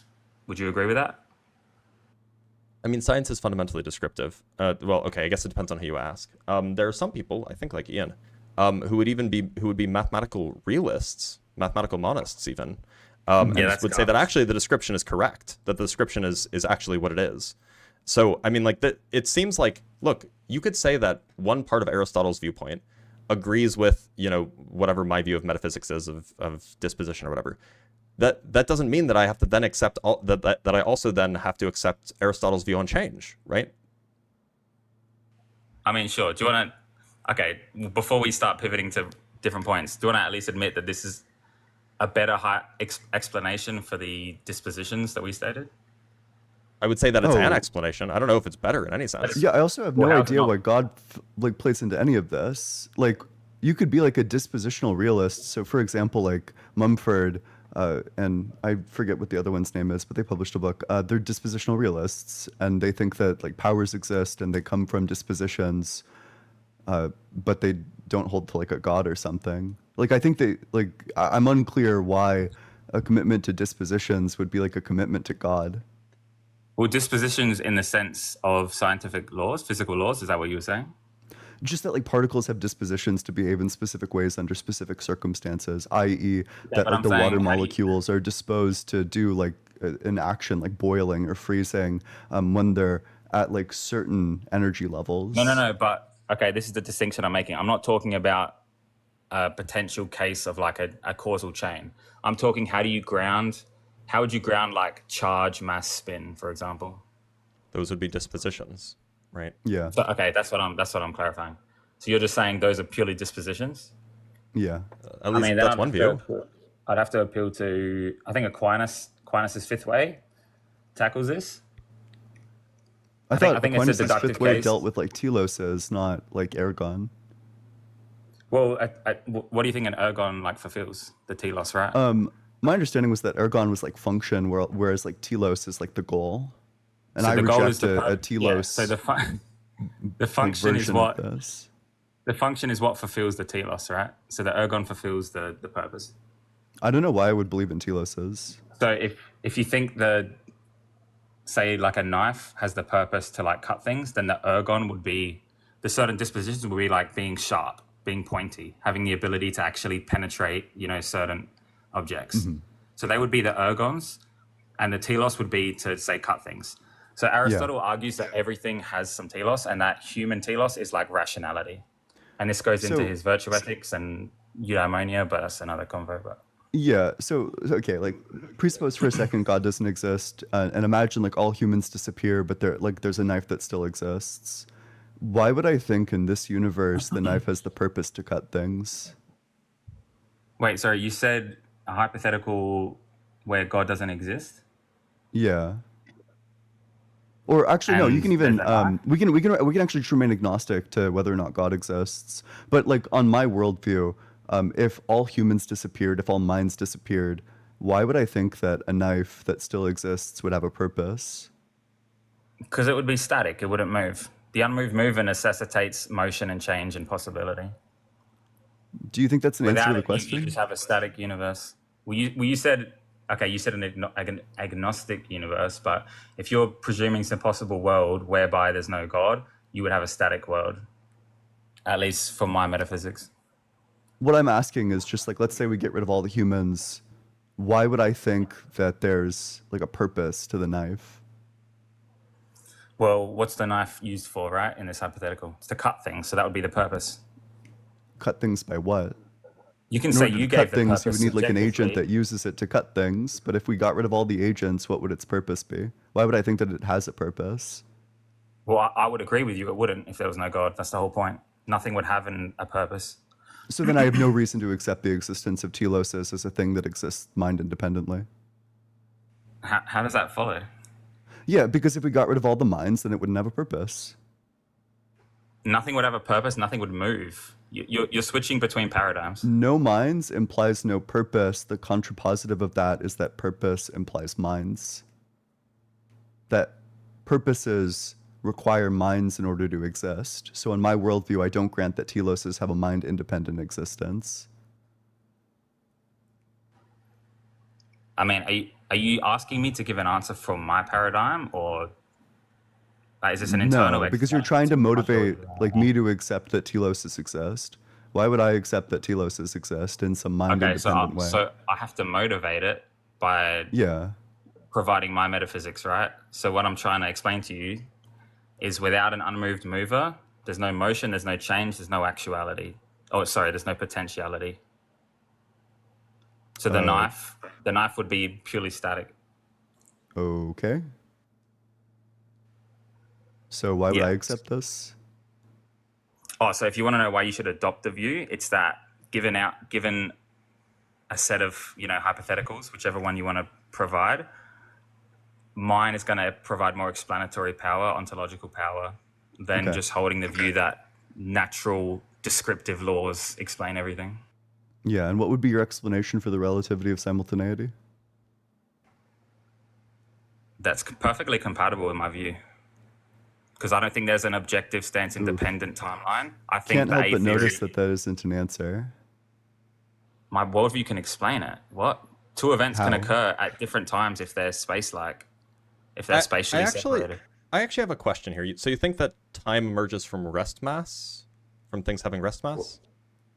Yeah, so without something having a world line. Say that you only have gluons in your universe. Can you have time? Because gluons don't have rest mass.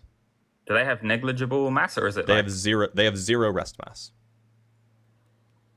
Do they have a rest mass? They have their rest mass is 0. Like a photon's rest mass is 0.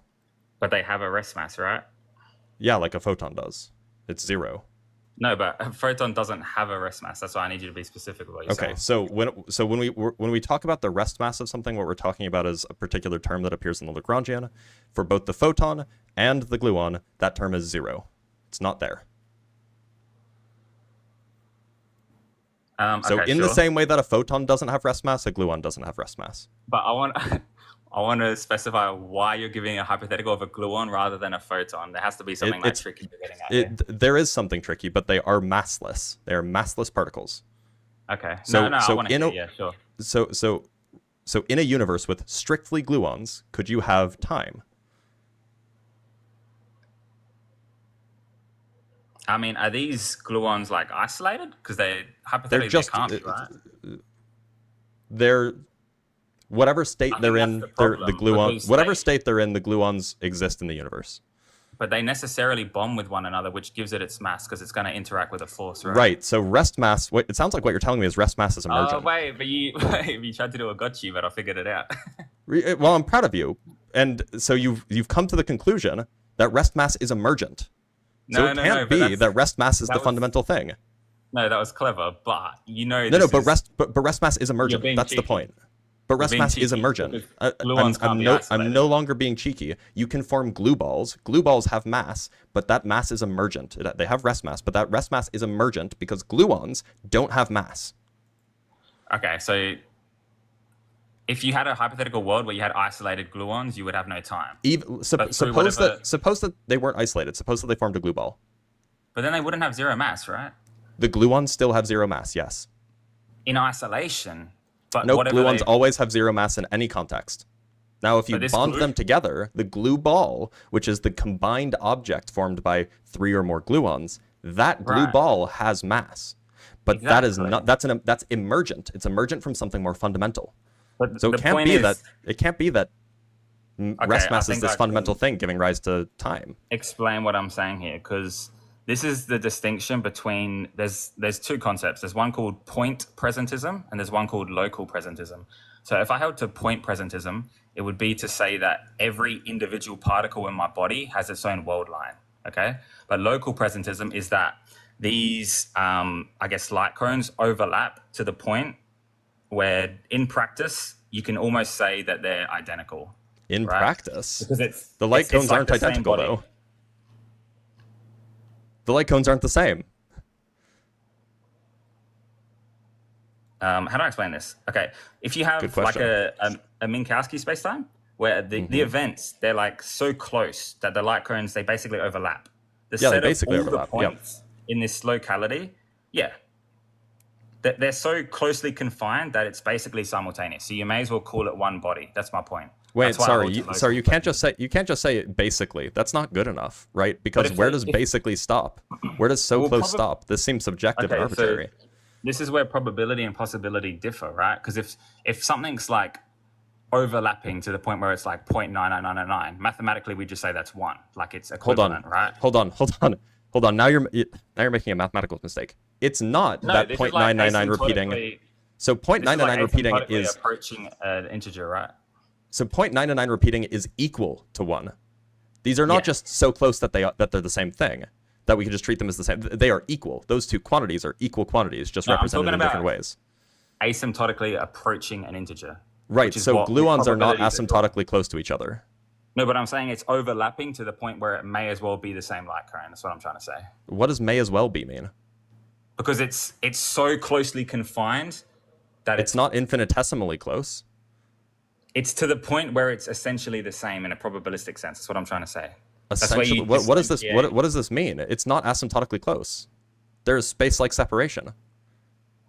Wait, between like the two closest particles like in my finger, Yeah, there's space-like separation between them. Yeah, but it's negligible. it's small, not zero. It's basically zero. That's the point. Is your entire metaphysics asymptotically- based on calling things, well, it's close enough? Wait, what do you think? His entire asymptotically metaphysics zero is just like the two like it's like the equals but like squiggly, like the approximately equals. Wait, why do you think in a probabilistic sense, when we like exhaust some probabilistic space, we can infer You haven't. that You haven't exhausted a probabilistic space. You're not asymptotically close to one. You are a finite gap away from one. I don't see how it's not asymptotically. Because they have finite size. We can measure the size of these things. There is a measurable distance between the particles, which means that there is a measurable gap between the light cones. It's a negligible gap. That's the entire point. What does negligible mean? Just small enough that your metaphysics doesn't care about it? This is so ad hoc. The light cones overlap. They don't fully overlap. That's the point. They literally overlap. No, You're talking- they are not. The light cones are not identical, right? On The light 2D cones, light- they absolutely overlap. Like these, No, these. that's crazy. If this is a cone and this is a cone, these overlap, but they're not the same light cone. No, but the distance you just presented on the screen compared to the distance between the two closest particles in Yeah, your one pinky distance finger, is smaller. One distance is smaller. You're right, but that doesn't mean that it's they're not- actually the same. That they're in the same it's place. not just smaller blitz. It's the distance between like the observable universe to like a No, grain of these sand. these distances are measurable and important. Yeah, importantly, it's not zero. It's not asymptotically close to zero either. Yeah. Wait, but zero, like you a have to tiny be finite specific number. if you're referring to like impossibility or improbability. You have to be very specific. What? Yeah, in terms of These what? different What? terms. In like a Yeah, I in didn't. terms of what? I didn't For say what those claim? words. I didn't say either of those physical words. Yeah, sense. for which claim? Like What claim did we make that invoked those or conflated those? Is this like your desperate scramble? it's good rhetoric. It's really good rhetoric. Okay, Yeah, that's so good rhetoric. Thanks. negligible isn't saying it's zero. It's saying, you know, whatever number you want to ascribe to it is so minimal that it may as well be What does that rounded or mean? not be the case. So- or, By the way, just as an important point of reference, all of the distances between the particles in your finger are orders of magnitude larger than the Planck length, which is the natural length scale of our universe. So to say that it's negligible, it's just false, right?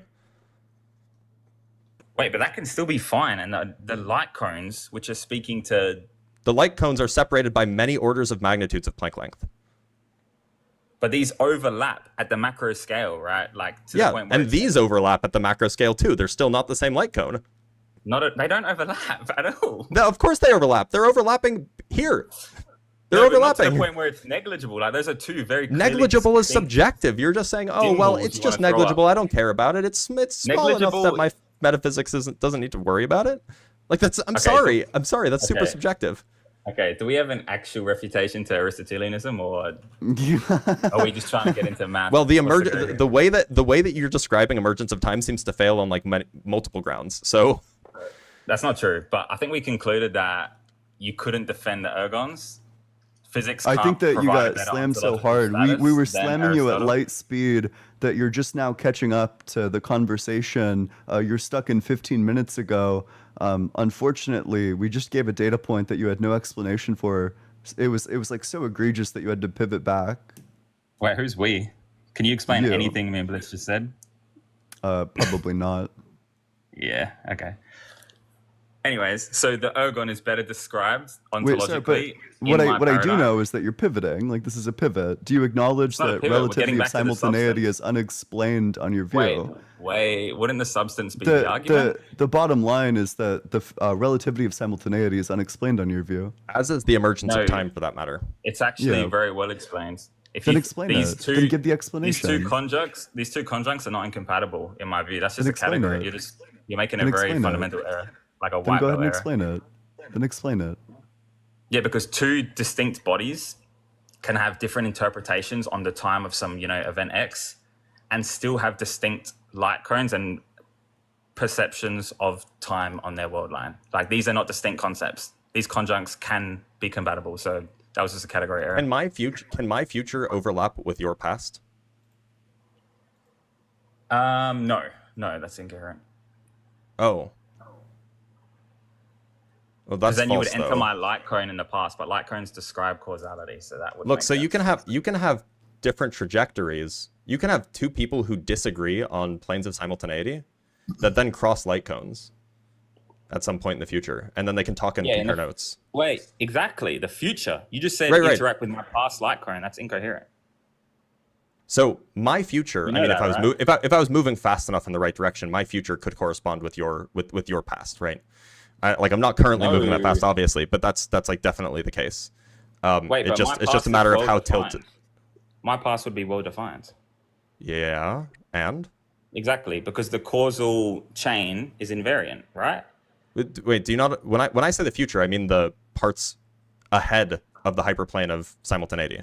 Okay, but let's say I'm at some point, right, at some freeze frame.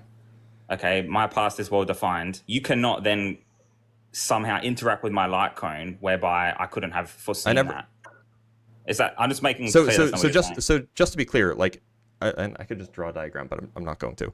But just to be clear, like, it is like the future of my hyperplane of simultaneity could lie in the past of your hyperplane of simultaneity, right? Yeah, that's fine. Okay, and then we can at some point like in both of our futures, we can come together and talk. Right. And compare notes. Yes, we can. Yes. And so, like, But the point where's the issue with my future actually intersecting with your past? Okay, so at the point we intersect, right? That for me, because we have to be very specific with indexing reference frames.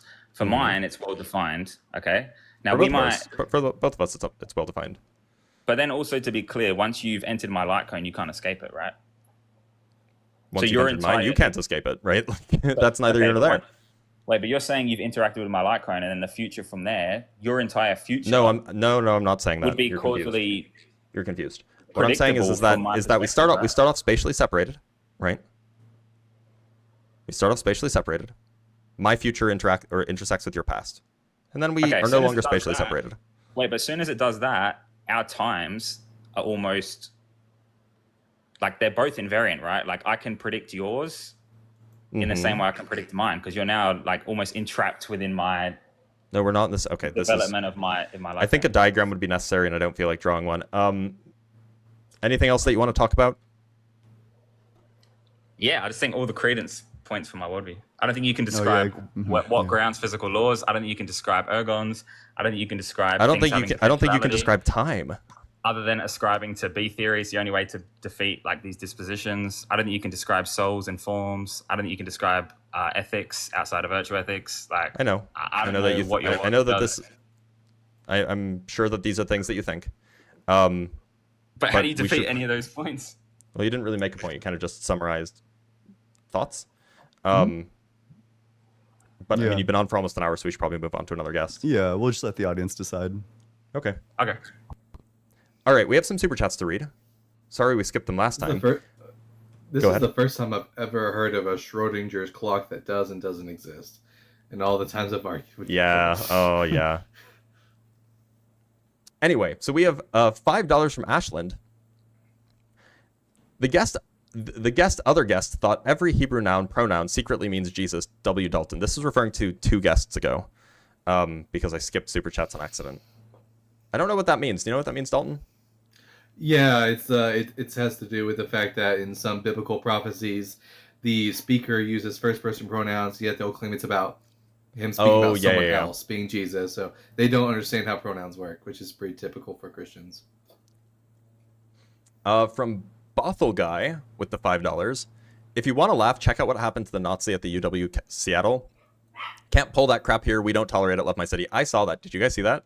Oh, but didn't he get like chased by like 40 He got chased people? out. He got chased out by the entire class, and then the professor like flipped him off, like in the most dramatic aura way possible. Giga Chad. It was amazing. All right, we have 10 Canuck bucks from Garba Gayman. Cancer button with theists. They deny its moral relativism because God morals are simply different than human morals. It's not a moral disagreement. Could you flesh out the dialogue tree? Wait, sorry. So that's a problem because what they want to say, you can kind of run this problem back like a number of ways, but what they want to say is that God is identical to goodness, that's like God is goodness. That means that any action that you take, if it's good, it reflects God's nature.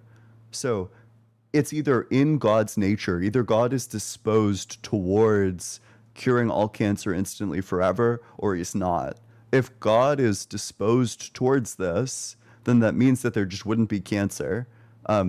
Alternatively, if he's not disposed towards that, then that means that goodness is not going to have the disposition to cure all cancer forever. So otherwise, like if they're just arguing like moral relativism, then you have to give up the idea that God is all good.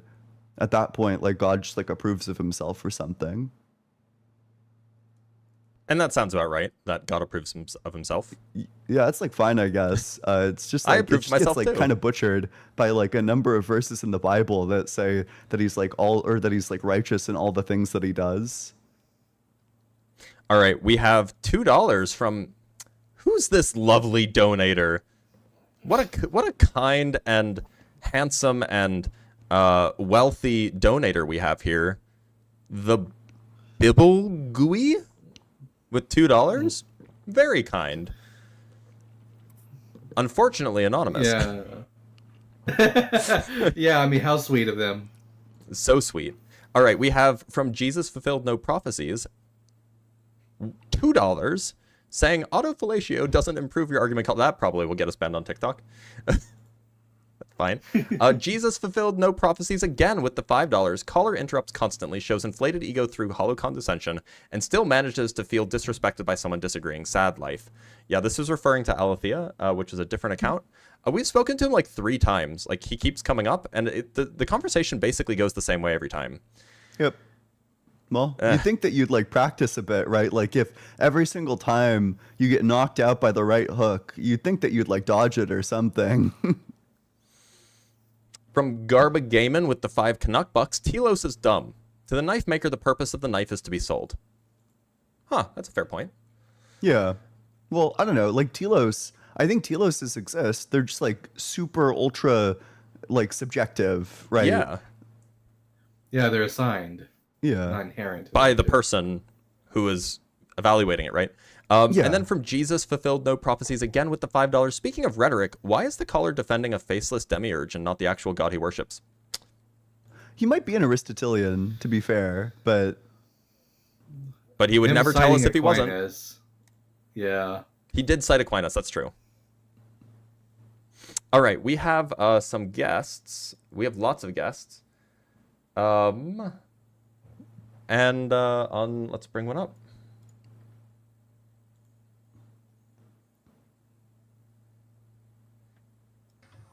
Kenroy Hamilton, how's it going?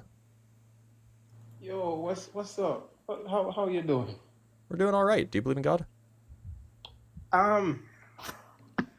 Actually, I do not believe in any of the gods that are mentioned or Do any. you believe in any god? No, but what I Okay. have to. It's always cool to talk to people we agree with. That was quick. Sorry, I just have no tolerance for that. We have too many people waiting. Sean, how's it going? Oh, hey, I made it. Here I am. Yeah, I've you did. arrived. Do you believe in God? I do. Yeah. And which one would that be? Yeah. I mean, it's a funny question, but for the sake of the conversation, I'll say the Christian God. Okay. And why? Okay. So this is something that I've been exploring, and Ian, you and I actually talked a couple weeks ago, very briefly. Yeah, I remember. Cool. So there's an approach. Like, I love this conversation, and that you're all coming from it from different angles.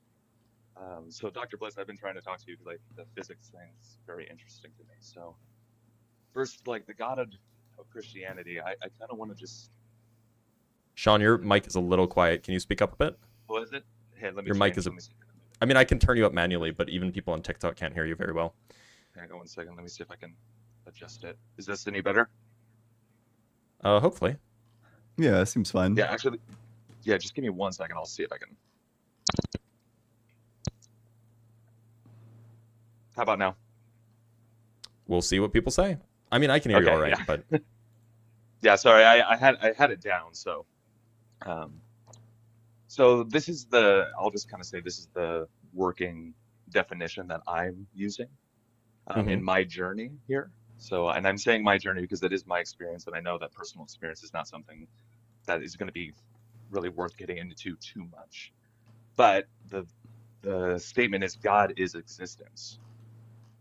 Well, we don't disagree that existence exists. Mm-hmm. Right. I would disagree that existence is a noun. Okay. I don't. Well, at least that it's like a thing. Sure. Sort of a property. Yeah, I mean, like, and then it's like, how do you define existence, right? And it's like this. That's why. And then again, it's this theory, but God is existence, and this is in the Bible as well, right? I am who I am. There's these references to God being everything. More of God being a smart ass to Moses is more of what it is.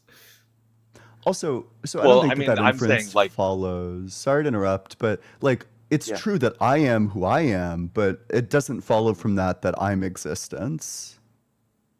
Sure, I understand that, but you're not existence, though, right? You exist. Yeah. There's a difference, right? You're contingent on existence to be who you are. I'm sorry, hold on, I have to interrupt. Yes, I understand that existence is a noun. It's not a concrete noun.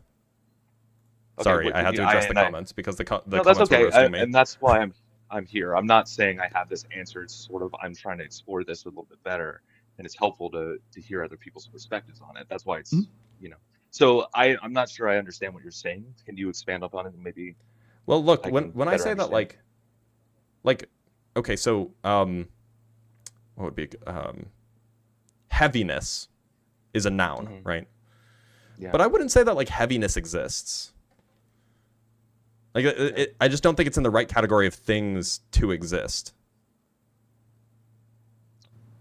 Well, that's interesting. Like a table exists. Yeah. A table is a concrete noun. Heaviness, it's a noun, but it's like a nounified adjective, right? It's not a concrete thing. Yeah, and I think it's like the isolation of a property as opposed to like when and existence is the same way. It is like hotly contested whether existence is a property. Well, I don't know what it is at all, to be honest. I mean, like, you could say it's a property without being a predicate, I guess, in that a property might be a broader sense. But like existence isn't a concrete thing, right? Yeah, and it's interesting. I think I understand, and maybe I can try to clarify. Like, because I'm just gonna kind of repeat what I'm getting from you, from my understanding, is like the heaviness. That requires certain parameters for heaviness to come into the equation, right? Like I'm somebody. If I go up to, 200 pounds of weight, it's dependent on how strong I am whether that's going to be heavy for me. Well, no, I don't mean that. No. I mean that like Okay. heaviness is not a concrete thing. Yeah. It's literally not a thing, right? Yeah. It's like an isolated concept. Like things are heavy, and an implication of that is that they maybe grammatically we would say that they embody heaviness, but like heaviness doesn't actually like exist. Or at least Yeah, if it exists like really weirdly. It's Like kind at a of conceptual abstract. level. Yeah. Yeah, like it would be. That makes sense. The conceptual level makes sense to me because now we're getting into like a little bit semantics of heaviness and how we're trying to explain something that's really difficult to explain, and then our words kind of get in the way of it. Is that So the analogy is that like existence that like existence like exists in is like an abstract sense. Like when we abstract the property of existence. I mean, I guess That- the statement, like, if you would agree that if you think that God is like everything, like all of physical reality, yeah? then I think we would all agree that physical reality exists. Mhm. But it seems like you don't want to say that God is just all of physical reality. You want to say something stronger than that. Well, yeah, it is. It is like, and that's why I work with that as like the starting point, and then I just start to work from there. Of like, well, how does that make sense? How does that fit into? I go, well, how does that fit into philosophy? How does that fit into mathematics? How does that fit into the Bible? You know, when I start to use that framework and I try to test that, right? So I'm setting up this premise, and then I go through, and there is a struggle there, and there is something interesting, Dr. Bliss, that happened with you too in the last conversation. You're making a distinction between something. You're saying, you know, and I can't precisely say what the terms were that you're using because I didn't quite understand it. But the distinction was the thing that I was grasping on. You're trying to get that point of like, no, there's a distinction here. These things overlap, but they're separate things. But you know, they're coming together. And you were using your fingers, right, to demonstrate this. But the distinction is the important thing that you're saying. There's like now there's something separate if we keep going back. But again, using my premise that if God is existence, and we're using that, and then I start to go, okay, well, if that's true, then what else is true about it? And again, we can use any one of these philosophical mathematics, philosophy, right, as a tool to kind of reach a conclusion and try to make it make sense. But and I don't know, like I just don't know really what that means or like what conclusion like what meaningful conclusion we would draw. Like we agree existence exists, like Great. we don't disagree with that. So what do we disagree on? Yeah, I know. Then that's kind of the point that I'm saying, right? And it's hard because if I say God is existence and then those things are one and the same, then it's like hard to argue against God, right? It's because Well, but then you're just redefining what God is, right? Like, Yeah. I could just say that God is this water bottle, and say, You could. "Aha, atheists, yeah. get So wrecked! then we have to Atheists, take the it. water You know, bottle's I real." could say I agree. God's the square circle, and the I square understand. circle doesn't exist, therefore God doesn't exist. Yeah. No, I can't. You can do that. I understand, and it means that there's not enough, right? It doesn't work well enough on its own. Well, no, what it just means is that what you call God and what we're thinking of when we say that we're atheists are just different things. Yeah. Yeah, sure. So then that becomes, well, it depends on how you define things, is what we're saying, right? Yes. Yeah. And if you but define existence as God, then fine. We agree that notion of God exists. It's just So then the question, not the yeah, go notion ahead. that anybody else ever means. yeah. Yeah, I understand, and that's the common response that I get is like, this is not what other people say, which then suggests that majority of people, there's a good amount of people that don't use it the way that I'm using it, and I agree. And That's the way totally that we fine. figure out what words mean is just by how people use them, right? Sure.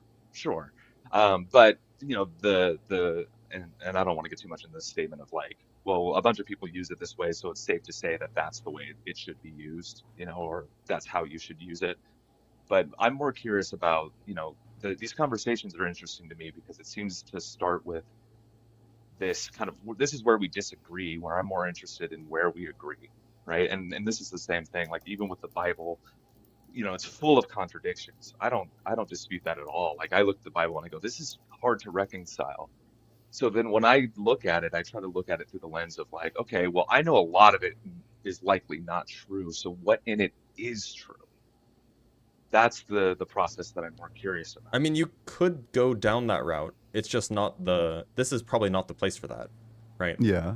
Sure. No, I agree, because I have to meet you where you are, right? Just because I We're reached just a looking certain for conclusion in my debates. experience. Right. That's Right, what we're like looking for someone that we could like disagree with as to whether or not God exists, where Yeah. God is Okay. something like a mind that created the universe. And Yeah. we just So can't mind do that that. created. Like that's just like an incompatible thing with the beliefs that you hold, right? Like that's not a process that we'll be able to carry out.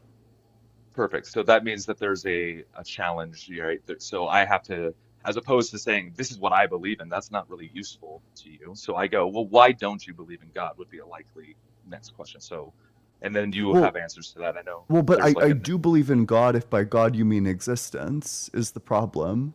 yeah, right. So then where's the, what is it the thing that you don't believe then? When you say you don't, I God don't isn't divine believe that a real. being. mind created the universe. There you go. Okay, I so certainly mind that don't created believe the in universe. Yahweh. Yeah, Yeah, yeah, sure. that's I more mean, Yahweh. specific. And, yeah, yeah. So I'm happy to entertain the mind created the universe, because I think that No, I but tend to, you'll be playing devil's advocate, Sean, Yeah. why is that? because you don't believe it. Well, if a mind exists, right? We can say that. Like your mind exists, my mind exists, Sean, minds exist. unfortunately, we only have like half an hour-ish left, and we do have a lot of people who probably do disagree with us genuinely. So I'm gonna let you go. Sorry, bud. You seemed very, very kind, very, very nice, but it's just not what we're looking for. We do have a super chat from Quiet Inc. Says, adore y'all. Hope you're having a lovely day. Oh, we No, are. you. That's so sweet of you. Absolutely. All right, let's talk to Button Charm Creations. Button Charm Creations, how's it going? Yay! It's going good. How old are you? I'm 27. Okay. And do you believe in God? I do. And which one would that be? So I was raised Christian, but I don't believe in the Christian God. But I mean, I do, but I don't believe in the Bible, if that makes sense. So I doesn't. believe. Okay. W. Yeah. W. I'm also from the South. I'm in the I would have America. never guessed. Okay, so what I believe is I believe there's like time and space, and then there's like not time and space. And so I kind of believe in the thing of like we believe that like, well, I say we, it's just me, but that like everything's already predetermined, like there's no free will. Okay. So that's kind of what I believe. Why? I can't help but notice that that is like unrelated to the topic. So I don't know, like you said you believe in God. What makes you think that God exists? So because I believe that something created the universe, and that being is benevolent and wants beings to like develop into better beings. What makes you think that? Probably like partially attributed to like my Christian upbringing, but and then I was married to an atheist for a long time, and so they changed a lot of my beliefs, but I've held on to the belief of a higher being, just creating things, and things don't feel very random to me. So I kind of believe in like a purpose, or like, everyone kind of has their own morals. So I don't know. I just believe in, creation. But why? What evidence is there? That's a good question. I guess maybe because everything that is living kind of has a pattern or, a code. Like, sperm and egg is like a DNA for how we develop. So it seems very specific. Sure, but there's like a lot of parts of our DNA that don't do anything. That doesn't feel very specific. So when your genes are getting expressed, I don't. I'm gonna butcher the process a little bit, but large sections of your genetics or large sections of your DNA get sliced out when it's actually preparing your genes to be expressed. Like I think it's messenger RNA cuts it out, or maybe it gets cut out into messenger RNA. I can never get biology straight, but like large sections of your genes don't do anything. Right. I can't really explain that.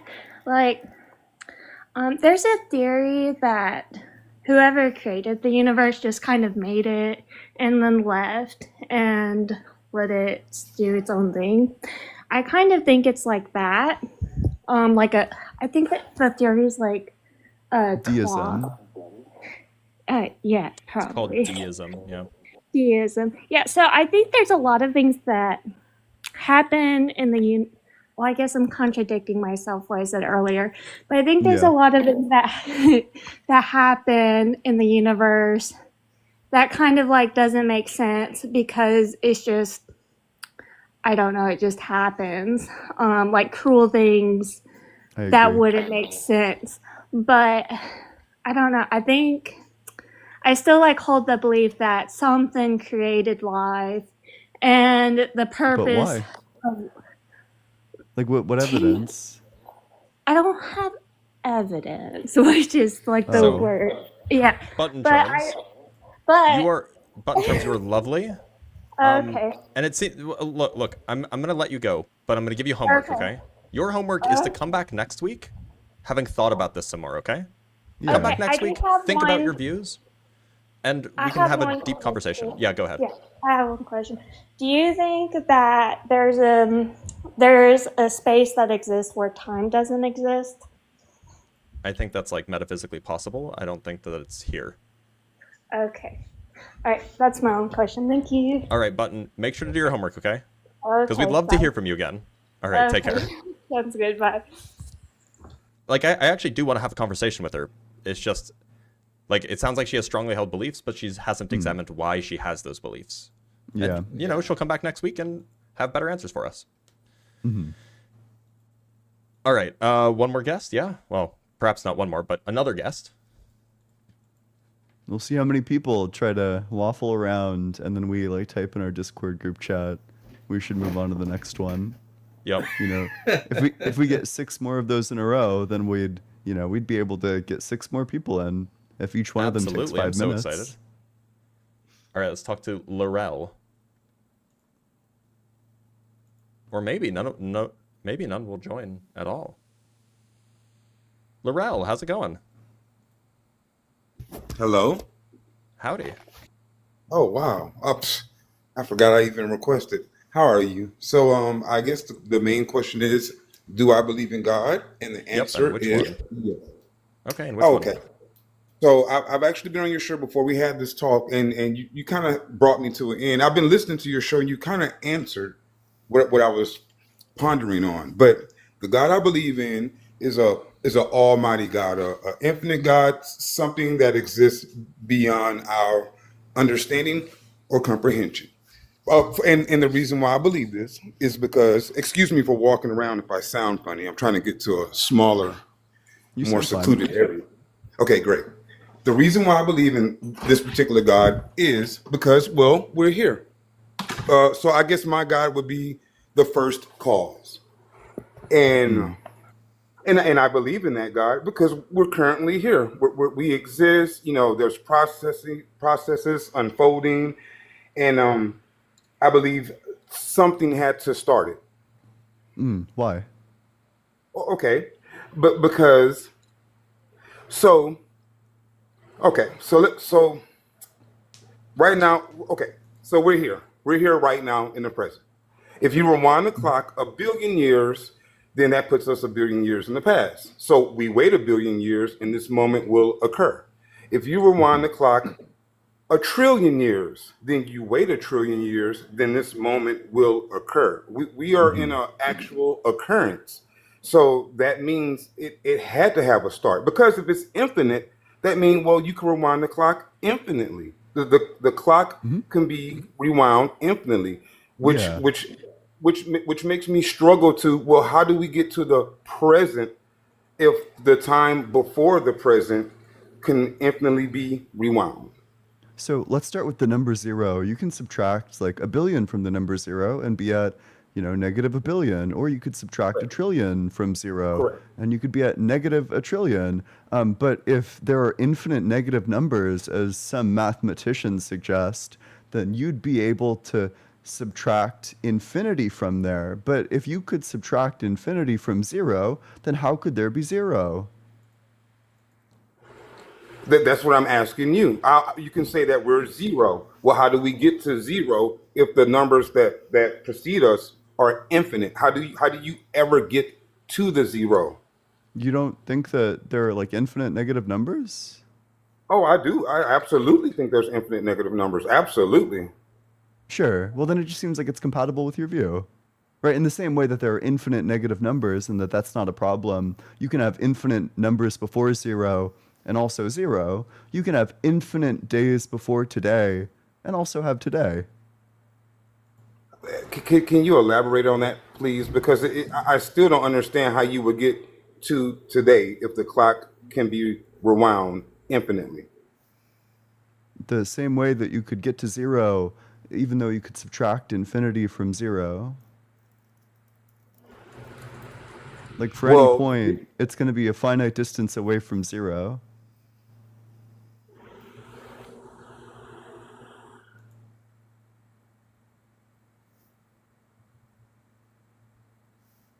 I'm not tracking.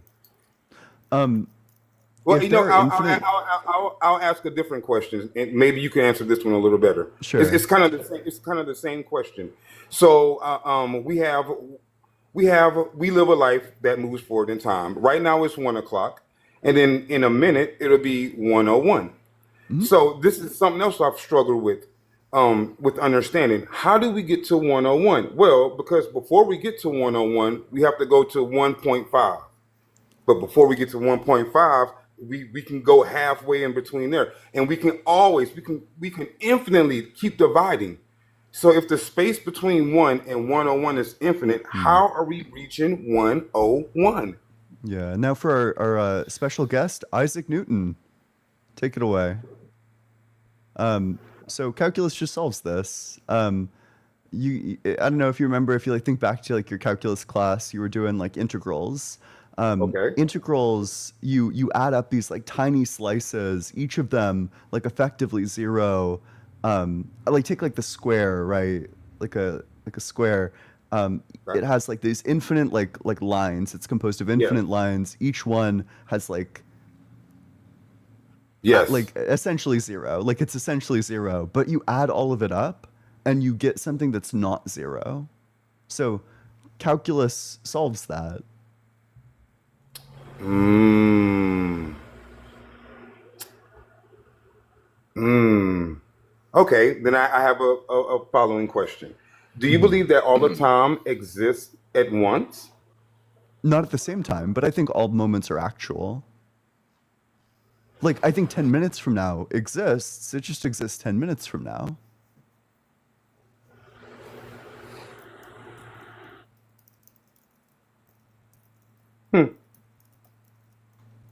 Okay, well, now I think I just need to study more physics.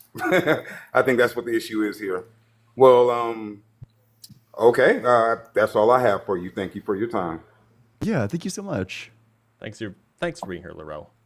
Yeah, that guy's chill. Yeah, I was memeing about B theory. Sorry for not contributing. Oh, B That's theory. what was happening there. Yeah. You like all right, let's bring on jazz? another guest.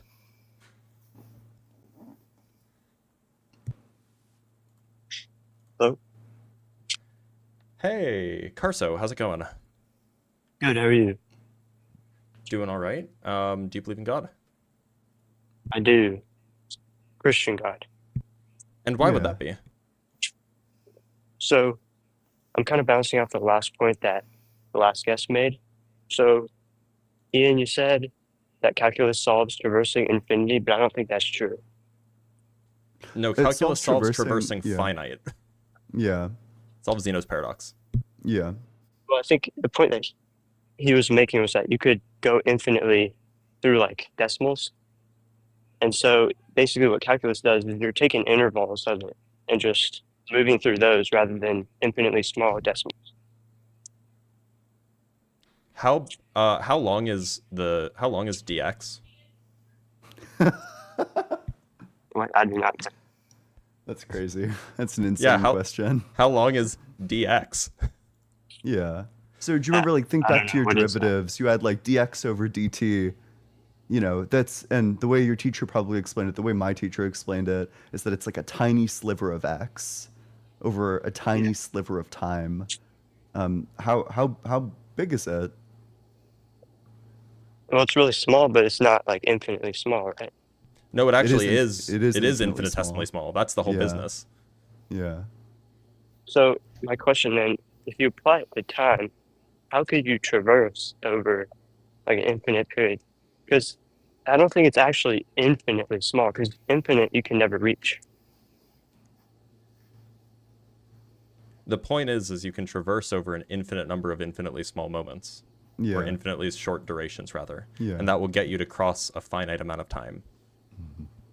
That's just what an integral is in many cases. Okay, sure. I'm not seeing how it relates to like if there was an infinite past. It doesn't. He was asking a separate question. He was asking, how do we get to now from like 10 minutes ago? Yeah. Well, okay. So what I see as you can go like over very, very small increments, but yeah, you do eventually get there. Is that right? Well, so our answer for like how can you if there's an infinite past, how'd you get to the present, is that the present was always real. It just existed at the time that it exists at.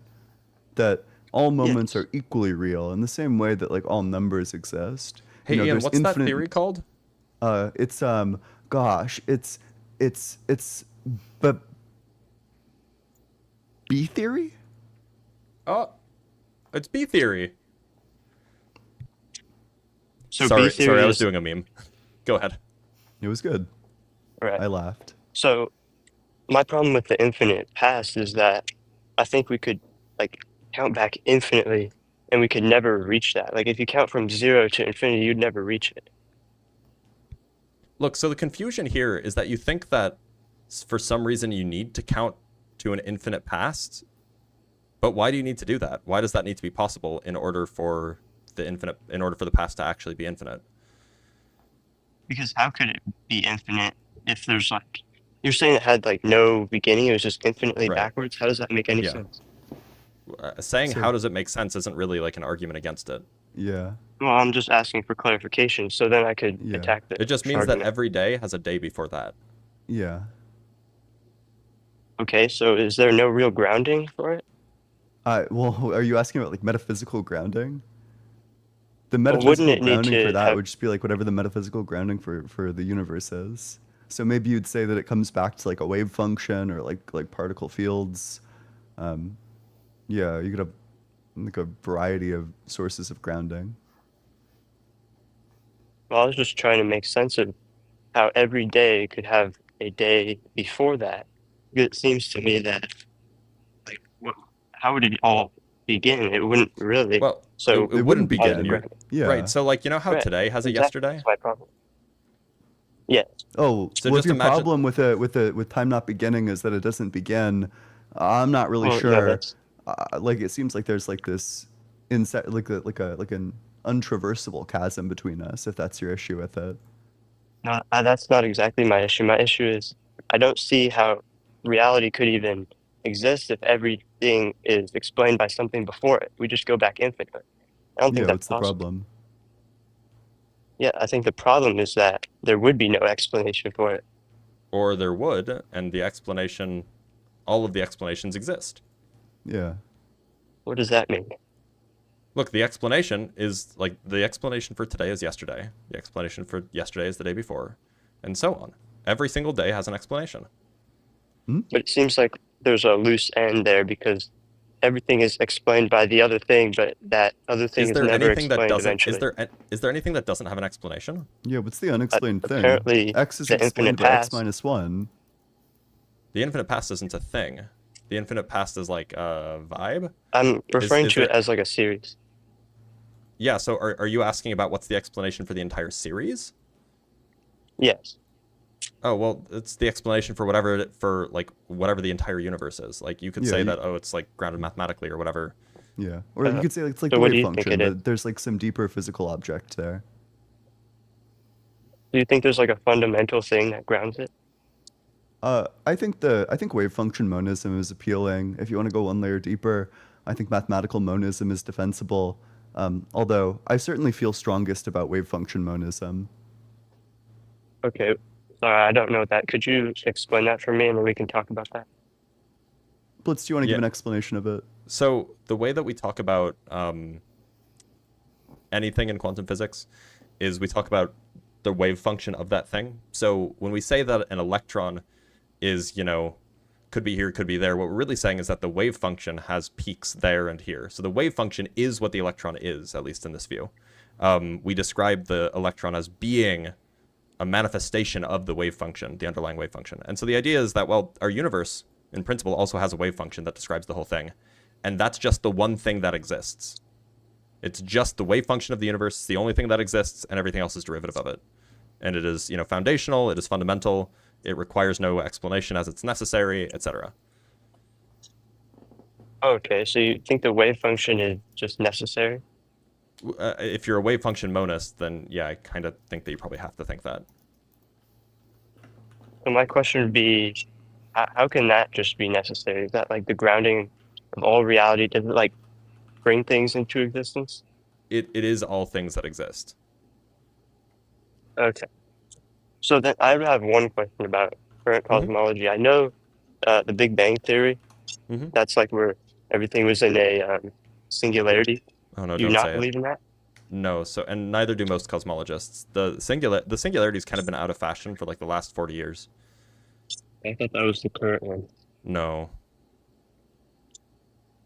So do we have no explanation for the wave thing? It's just here and we're just gonna like rely on it? Well, the idea is that it's necessary, right? So it doesn't require explanation. It's the only thing that could exist. So usually when I say necessary, it's like about God's nature. Are you saying that the wave theory has like a nature? Its nature is itself, and its behavior. Yeah. So in its nature, it's necessary, and it's just okay. It is the way as the wave function describes all possible worlds. It necessarily exists in all possible worlds. That sounds like God. Except it doesn't have a mind, and it doesn't do anything. It just it exists. also didn't create itself. So it's like wait, what's the word? Starts with the an wave N. function is the grounding for the universe. It's not the universe. Or no, I'm sorry, no, it's the ground. Okay, in like a sense, it is the universe, right? But it didn't create the universe. It's the grounding. Okay, so now can I question about infinite past events again? Because I think it entails contradiction. Sure, yeah, we can go back to the infinite past events. What's the contradiction? So, yeah, I think you grounded it properly in some necessary thing. But I think if we allow for, like Hilbert's Hotel, like if we add stuff to it, and then we go over an infinite time, and we start like subtracting from it, it's like impossible. Because when you take out everything but 3, an infinite amount left, but there's still 3 left in there. So I don't Sorry, see how we what's the can contradiction? Oh, that's just like that's like a true mathematical infinity can fact. be I don't even think that that's like one of the compelling, like, to me, that's just like intuitively obvious. There are infinite numbers. Take away all of them except the first 3. You'd subtract infinity and end with 3 things. How can that be? Well, that's just true. Like that is So I what you'd think get that if you did that. seems illogical. If you have an infinite number of things and you take away all of them but 3, that you would only be left with 3 numbers? So it's basically saying that infinity plus 3 equals infinity. I don't. Except infinity is not a number, so you can't add numbers to it. Yeah. That's why I think it's illogical in actual reality. It's not. It's just. But there's nothing illogical theory. about saying infinity is not a number. Also, I'm sorry. How many beliefs does God have? Beliefs? Yeah, why would God have beliefs? Oh, because he knows things. He's all knowing. Oh, all knowing. Yeah, he knows. Yeah, like knowledge is like a type of, everything that or maybe exists. like how much knowledge does God have? How many mathematical facts does God know? Is it perhaps infinite? So yeah, he could know potentially infinite mathematical facts. That's Wait, like a so there potential are infinity. mathematical facts that he doesn't actually know? Yeah. Wait, this seems like a devastating. I don't know why I didn't think about this before. This seems like a devastating critique of like, oh, sure. But the response that they would probably want to give is that, like the Physical real critique infinities. is like infinities that are achieved via like successive addition, although that has problems on its own. But this does seem like a straightforward counterexample on their view of an actual infinity. I think there is a distinction between potential infinite and actual infinite. So does God actually know infinite things? Or does he only potentially know infinite things? God knows infinite potential things. It's not God knows. God knows. Like God knows. So God knows an infinite number of potential things? If you're talking like math, or he could know what potential worlds he could create, and there could be like a choice that God has with like infinite of them. But yeah, so God knows about infinite things. Yeah, they just happen knows to be infinite potential things. things. Yeah, they're potential. They're not. He actually knows infinite things. Actually knows potential. So it's Does just God know that potential 1 things. plus 1 is It's not- 2 and that 1 plus 2 is 3 and 1 plus every single number is like that number plus 1? Does God know that? Sure, that's still potential math. It's not in actual reality. It's not in the What universe. do you mean potential math? So when we're talking about infinity in actuality, that's basically what you were saying is an infinite past. And so that's what I'm saying. That's actual, and I think that's logical. When But you say when we're potential math, what does that mean is the question. Sure, that's just potential infinities that are in math. It's just infinities in But math. what's When we a talk about what like, do you mean when you say potential infinity? We got to get clear on this. I have no clue how you could Okay, sure. possibly claim that this isn't an actuality. But sure, let's just get clear on definitions. What do you mean by a potential infinity? potential infinity is something that's not actually like, an infinite number of leaves in the universe. I don't think that's possible. But when we look That's at an like example, math, not a definition. right? I was trying to give a definition to make it more clear. So in math, when we're talking like infinity, we have 1 plus 1 plus 1, and we could theorize that it goes on for infinity. That's potential.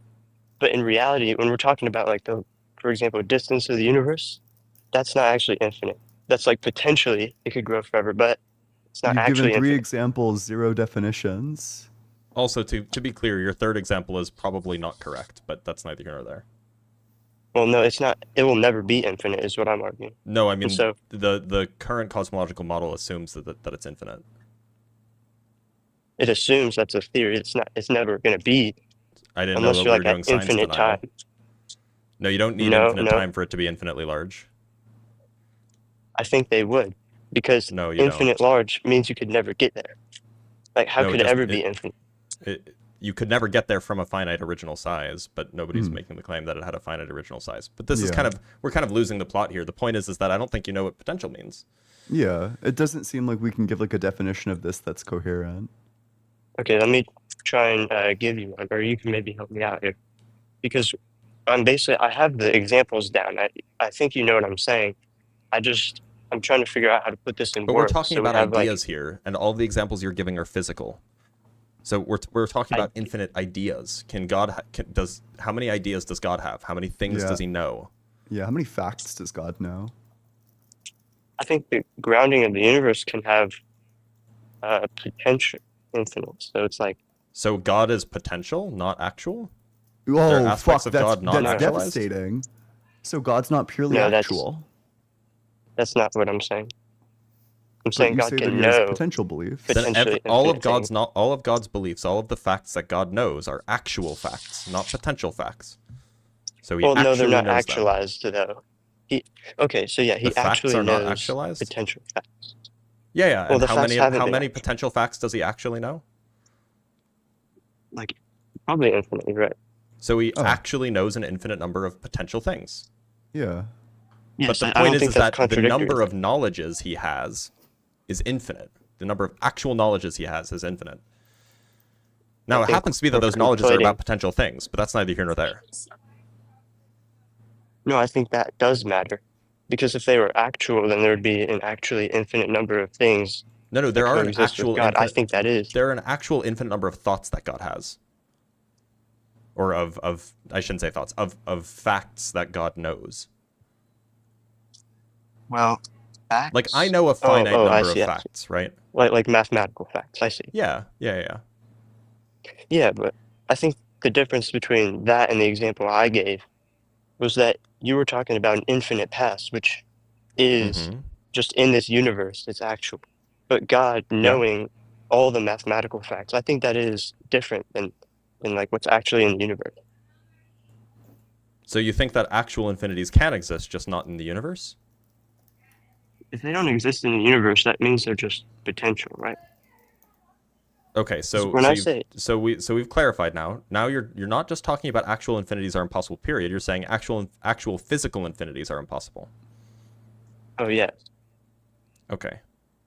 And what's the justification for that view? Yeah, why would we, like, what's the symmetry breaker here? Well, I don't think there are any infinities in the actual world that I've seen. So why should I think of I don't think there are any gods that I've seen. Well, we're giving an argument right now, so... Well, then can you give answer an mine? argument, not just I haven't seen it, so it's not real. Well, what do you think it is real for? Like if we divide a certain distance by half, like that last guy said, Yeah, then just do that's it over and over potentially again. And you have infinite. well, I think that's potentially. How many points are there? Or how many moments of time are there between now and 10 minutes from now? So are you going to say it's infinite, or are you going to say like Well, there's I don't know. increments? What's the answer? How many? Yeah. So potentially infinite, right? No, But again, we never... Look. So there was a certain number of moments between now and 10 minutes ago, right? Yeah. How many of those moments were there? Okay, so here's my question. These are moments that happened, right? How many happened? Okay, so then I don't think it's infinity, because if they actually happened and there was infinity, how would we ever have gotten here? Calculus, turns out. Yeah. Turns out you can traverse an infinite number of infinitesimal things. Isn't that just increments, right? If we you can think about traverse it in an basic infinite form. number of infinitesimal increments. Yeah. Yeah, increments. That's like it's And not there's an actually infinite number of them. No, sure it is. I don't. So there's a I don't see potentially how God infinite fixes number. this, because he has to exist into the past infinitely. Sure, I can answer that one too. But I first want to get to like the core of the problem here, that we're having an infinite past. I think when we talk about calculus, we're saying like there's an actually infinite number of set. Well, when you're using actual, I don't think that's actually in the universe. I think that's just. But they're different moments. That's right? potential in math. Like. No. It's what's the potential? Look, like we live through time, unless you think that time doesn't exist. Well, actually, that's quite an interesting question. I don't really know what time is. I know things move and change. Well, time is physical, right? Like ingrained with the space time. Yeah, something. Like that. I don't know how to explain it. So, and unless you have some reason, some like proof that there is a smallest moment of time, which that's a big claim to make. I don't know why you would think that there's anything other than an infinite number of moments of time between 10 minutes ago and now. All right, so let me clarify one thing about calculus. So maybe you can help me understand this, right? Because you said calculus solves the problem of traversing infinites, but traversing I don't understand. in particular, traversing finite distances that are Mhm. broken finite up into an distances, infinite but number of chunks. yes, that's what I mean. Sorry. So my question is then, if let's say calculus solves this, how does it solve it? It's basically if it were to split everything into infinite chunks, like you said, how would we ever get to the distance between each one of those? How does calculus solve Because the it actual takes an problem? infinitesimal amount of time to move from one to the next. Mm-hmm. A velocity is an infinitesimal divided by another infinitesimal. If you have a finite velocity, that means that you can cover that you can cover an infinitesimal distance in an infinitesimal time. So what is the infinitesimal? Just how small is that? It's infinitesimal. Infinitely It's small? smaller than any finite non-zero or finite positive number. Infinitesimal seems to means me- infinitely small. How could we? All right, can you please explain how calculus is actually calculating that? Because it seems to me infinitesimal goes down infinitely small, and there'd be like an infinite number of equations we'd have to do to solve that problem. Yeah, so in fact, in some sense, there is. If you want to actually do a calculation, and by the way, we're now moving away from the actual physical reality to doing a calculation. The calculus gives you the So intuition, it's by the way. potential? No, the said we're actual moving away physical from- reality. Well, no. So you asked how do you calculate it, so I can explain how you calculate it. But that doesn't have anything to do with like what's actually happening. What's actually happening is that there are an infinite number of positions that you pass through, and you pass through them in an infinitesimal amount of time. So I think we're repeating ourselves now. I will do more research, but please help me here. Because when we say that there's an infinitesimal amount of points, I understand that, but I think you also say there's an infinitesimal amount of time that we have to pass through each one of them. Yep. So we're solving infinity, two potential infinities. These aren't potential. These are actual. At least unless you have reason to think that they're not actual. Oh yeah, I could say that we could think of an infinite number of points, but it doesn't mean there's actually something there. Well, Or right. So an that so then the burden is on you to show that it's like actually the case that space has a smallest size. Oh well, Because that's I a big think- claim, right? Sure. Well, I think what I would have to show is that if we were to say that there's an infinite number of points, then I could just show that. Well, it makes no sense because we would never be able to get from one point to the next if we're actually No, but the point is moving you can. through each That's point. calculus shows you how you can. Well, what I'm trying to say is that if there's an infinite number of points between two things, and we are to move between one to the other, well, we're not actually going to each individual infinitesimally small point. We're Sure you moving are. in increments. You're just spending an infinitesimal amount of time at each one. Yeah.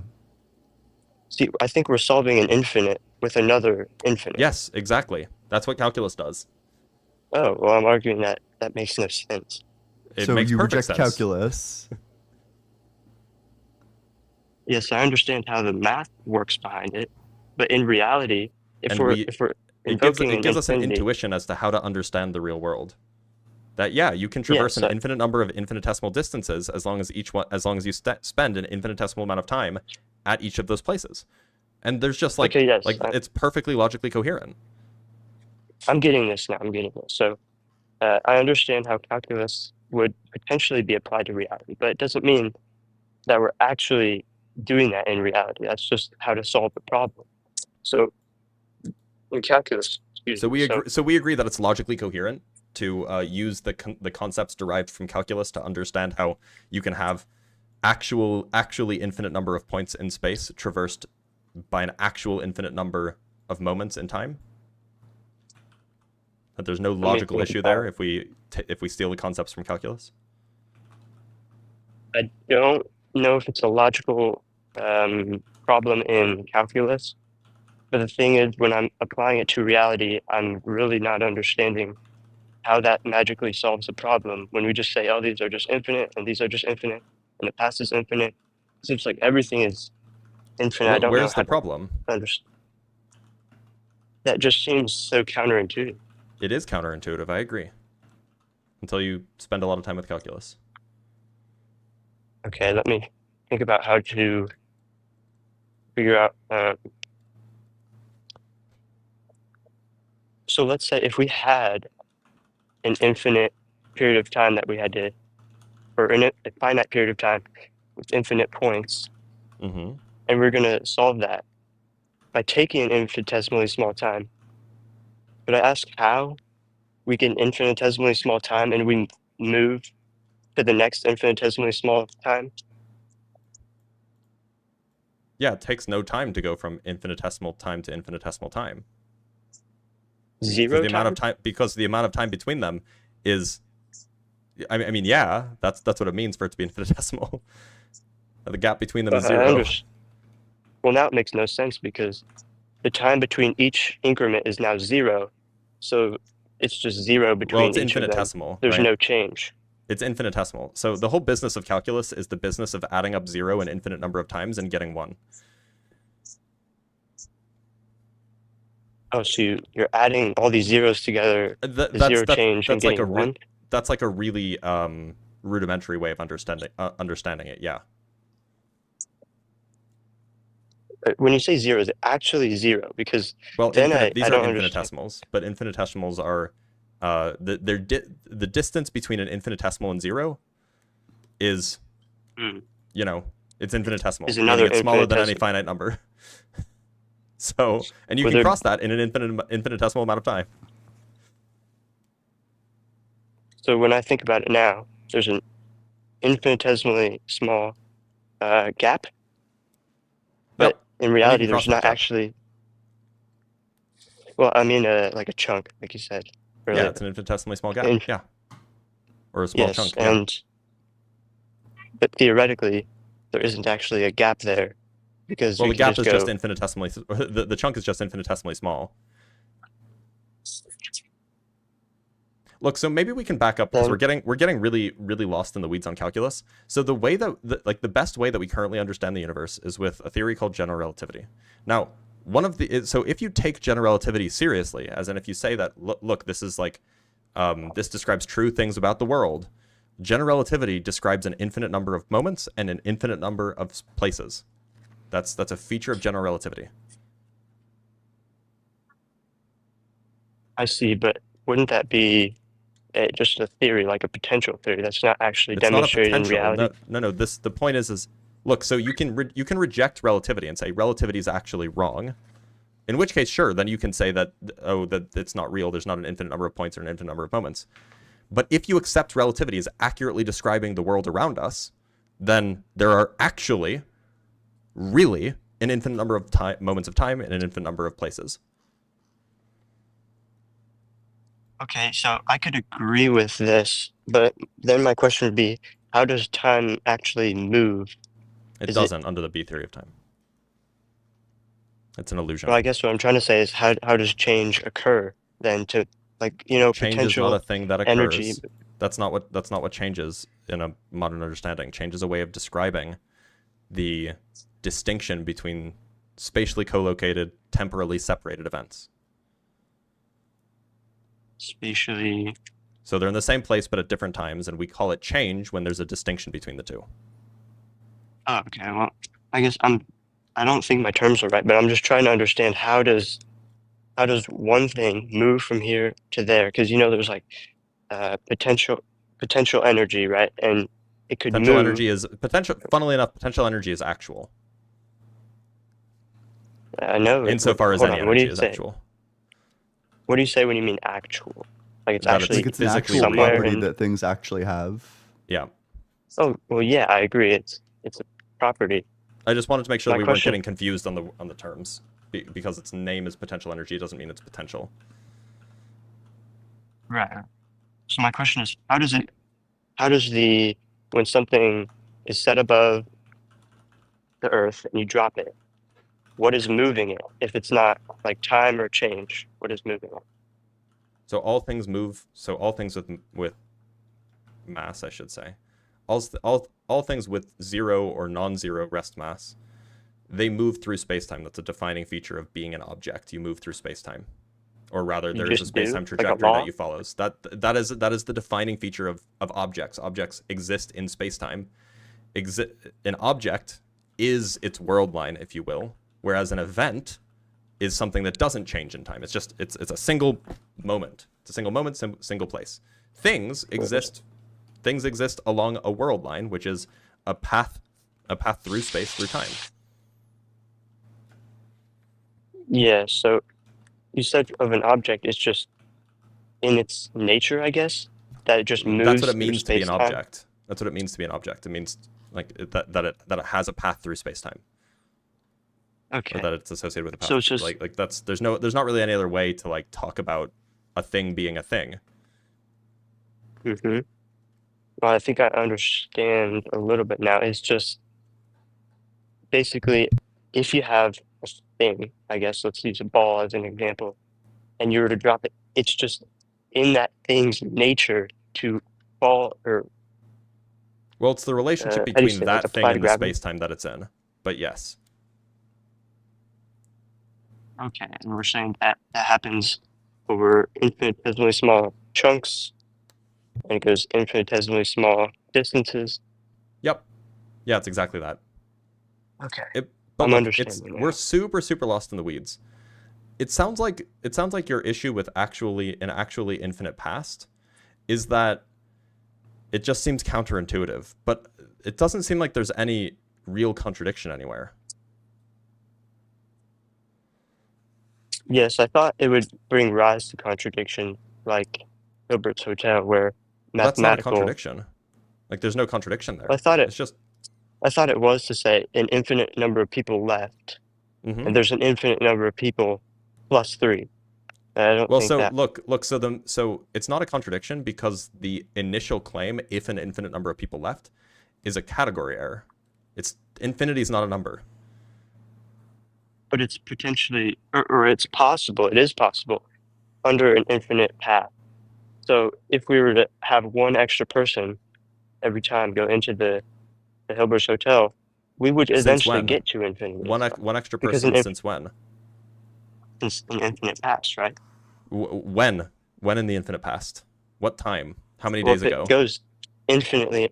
Infinity is not a number. You can't say infinity days ago. That's not a time. So what is it then? If it's Infinite if it's not a and thing. all an infinite past means is just that every day has a day before it. That's it. Yes, and couldn't people come from the day before infinitely backwards into the hotel? What day is it? People can only enter on Infinity days, minus right? 1. I don't know. People can only come in on days. So and Yes. every day is associated with, how far in the past it was. So if you want people to be coming in, then each person has to be associated with a day. There is no first day, if you will. Right, There is I no understand negative that, but infinite day. Well, so you're basically saying there isn't actually an infinite past day. You're saying it's Yeah, like there is no time that is infinitely long ago. That's true. So then how does an infinite past make sense? It just keeps growing backwards? It's not growing. It's just that every time is a finite amount of point in the past. It's just the largest amount of time in the past is unbounded. There's no furthest back you can go. There is no, okay. I mean, it's just getting harder for me now because now it's just getting larger. Well, not really larger. It's always been infinitely large, and stuff's been going on for an infinite period of time. Wouldn't it make sense that there would be from infinitely back, things could keep happening, and the hotel could fill? So look, you can imagine that the hotel is filled all you want. Like that's like fine, you can do that. You can just imagine that the hotel's always been filled. Fine. And then today, we decide to empty it. Well, I mean, you could also imagine that just like, some set that is infinitely large, just get up and leave. And it's totally reasonable, totally fine, mathematically coherent to say, yeah, so you have a hotel that's filled infinitely. and then you subtract off an infinite set, which you can do. You can subtract infinite sets. You can't subtract infinite numbers. And you're left with a finite number. And that's like, there's no issue with that. Mm-hmm. I understand that mathematical infinities are not contradictory. I agree. So where's the contradiction? What's the problem? What? Well, still, I don't. You've explained how you could traverse it with calculus, and I just don't see how that is even possible. Like, if it's counterintuitive, why wouldn't I trust my intuitions? Your intuitions are really wrong about a lot of things. Yeah. If That's why we calculus do was science and false, math. If calculus was false, then literally none of our technology should be working. Well, I guess in my view, it would just be, what's wrong with this? Like, if I had just an increment of time, not infinitesimally small, just an increment of time and an increment of space that we're moving through, and that's how we get How are to you today. crossing over the increment of space? There's something like movement, something fundamental, like a law of the universe. Okay. Like, So, look, are these just combating views? I mean, like, yes, I suppose. However, your view is assuming something hugely, like, your view is making an enormous metaphysical commitment that space-time is discrete. Now, that might be a view that you hold, but like, we have no current evidence that demonstrates that. Okay. And I agree that like having infinities and all over the place, like infinite moments, infinite spaces, that's counterintuitive. But like lots of things are counterintuitive. That doesn't make them wrong. Yeah. Yeah, like it's Bernoulli's counterintuitive principle, that I'm bro. made out of atoms. It's still true. Yeah, that's crazy. It's counterintuitive that an electron can be in two places at once, but like. Yeah. All right, you're helping and me understand. counterintuitive So, is yeah. not a contradiction. Yes, thank you very much. All right, Car, so I'm going to let you I go understand. because I'm really hungry. Thanks for being here. Are you sure? Sorry, You just devoured. Well, no, I cooked. Now I need to eat. That was Dalton's joke. I'm stealing it. I'm sorry. All right, we have 2 super chats to read. One from Adam Carmona, $5. Thank you so much. Joseph Dobbin wrote an interesting paper on how Maoist China coped with infinitesimals, a concept they saw as ideologically suspect. That's interesting. That's really funny, actually. Yeah. Okay. Nice. And then from Jake what we're Knapp, getting rid of in the Cultural Revolution, get these infinities out of here. That's capitalist swine. Yeah. An infinite number of capitalist swine. Yeah. And then from Jake Knapp, we have $6.66. Hail the Dark Lord himself. God is just the constant believers add when their equation doesn't balance. I didn't know that we were chemistry stands here. God is the fudge factor. All right, y'all. Anything that you guys want to shill? Dalton? Yeah, I have a brand new YouTube channel. So whoever wants to go and subscribe to that, I'll be producing more content in the near future. Hold on, what's the YouTube channel? I'll open it up and put it on the screen. Yeah, the Bible Guy is what it's called. Just simply the Bible Guy. Are there spaces? At the Bible Guy official. I found it. All right. Here. Go here, y'all. Click this button. In fact, I did it first. Well, not first. There were 140 people before me, but go do it. Everybody go do it. Got to get it monetized ASAP. Anything else that anybody wants to shill for? Yeah, I'd like to shill Jesus Christ, our Lord and Savior, and the Blessed Virgin Mary. I'm sorry, would you like to repeat that? No. Okay. All right. Well, in that case, let me put the link in the chat really quick. I'll also go live. That's the other thing I'll do. Yeah, okay, that's a fair point. Yeah, so I put the link to the Bible Guys to Dalton's new channel in the chat. All right, y'all, I'm going to end the live. We're going to call it a day there because I'm hungry and I need sustenance.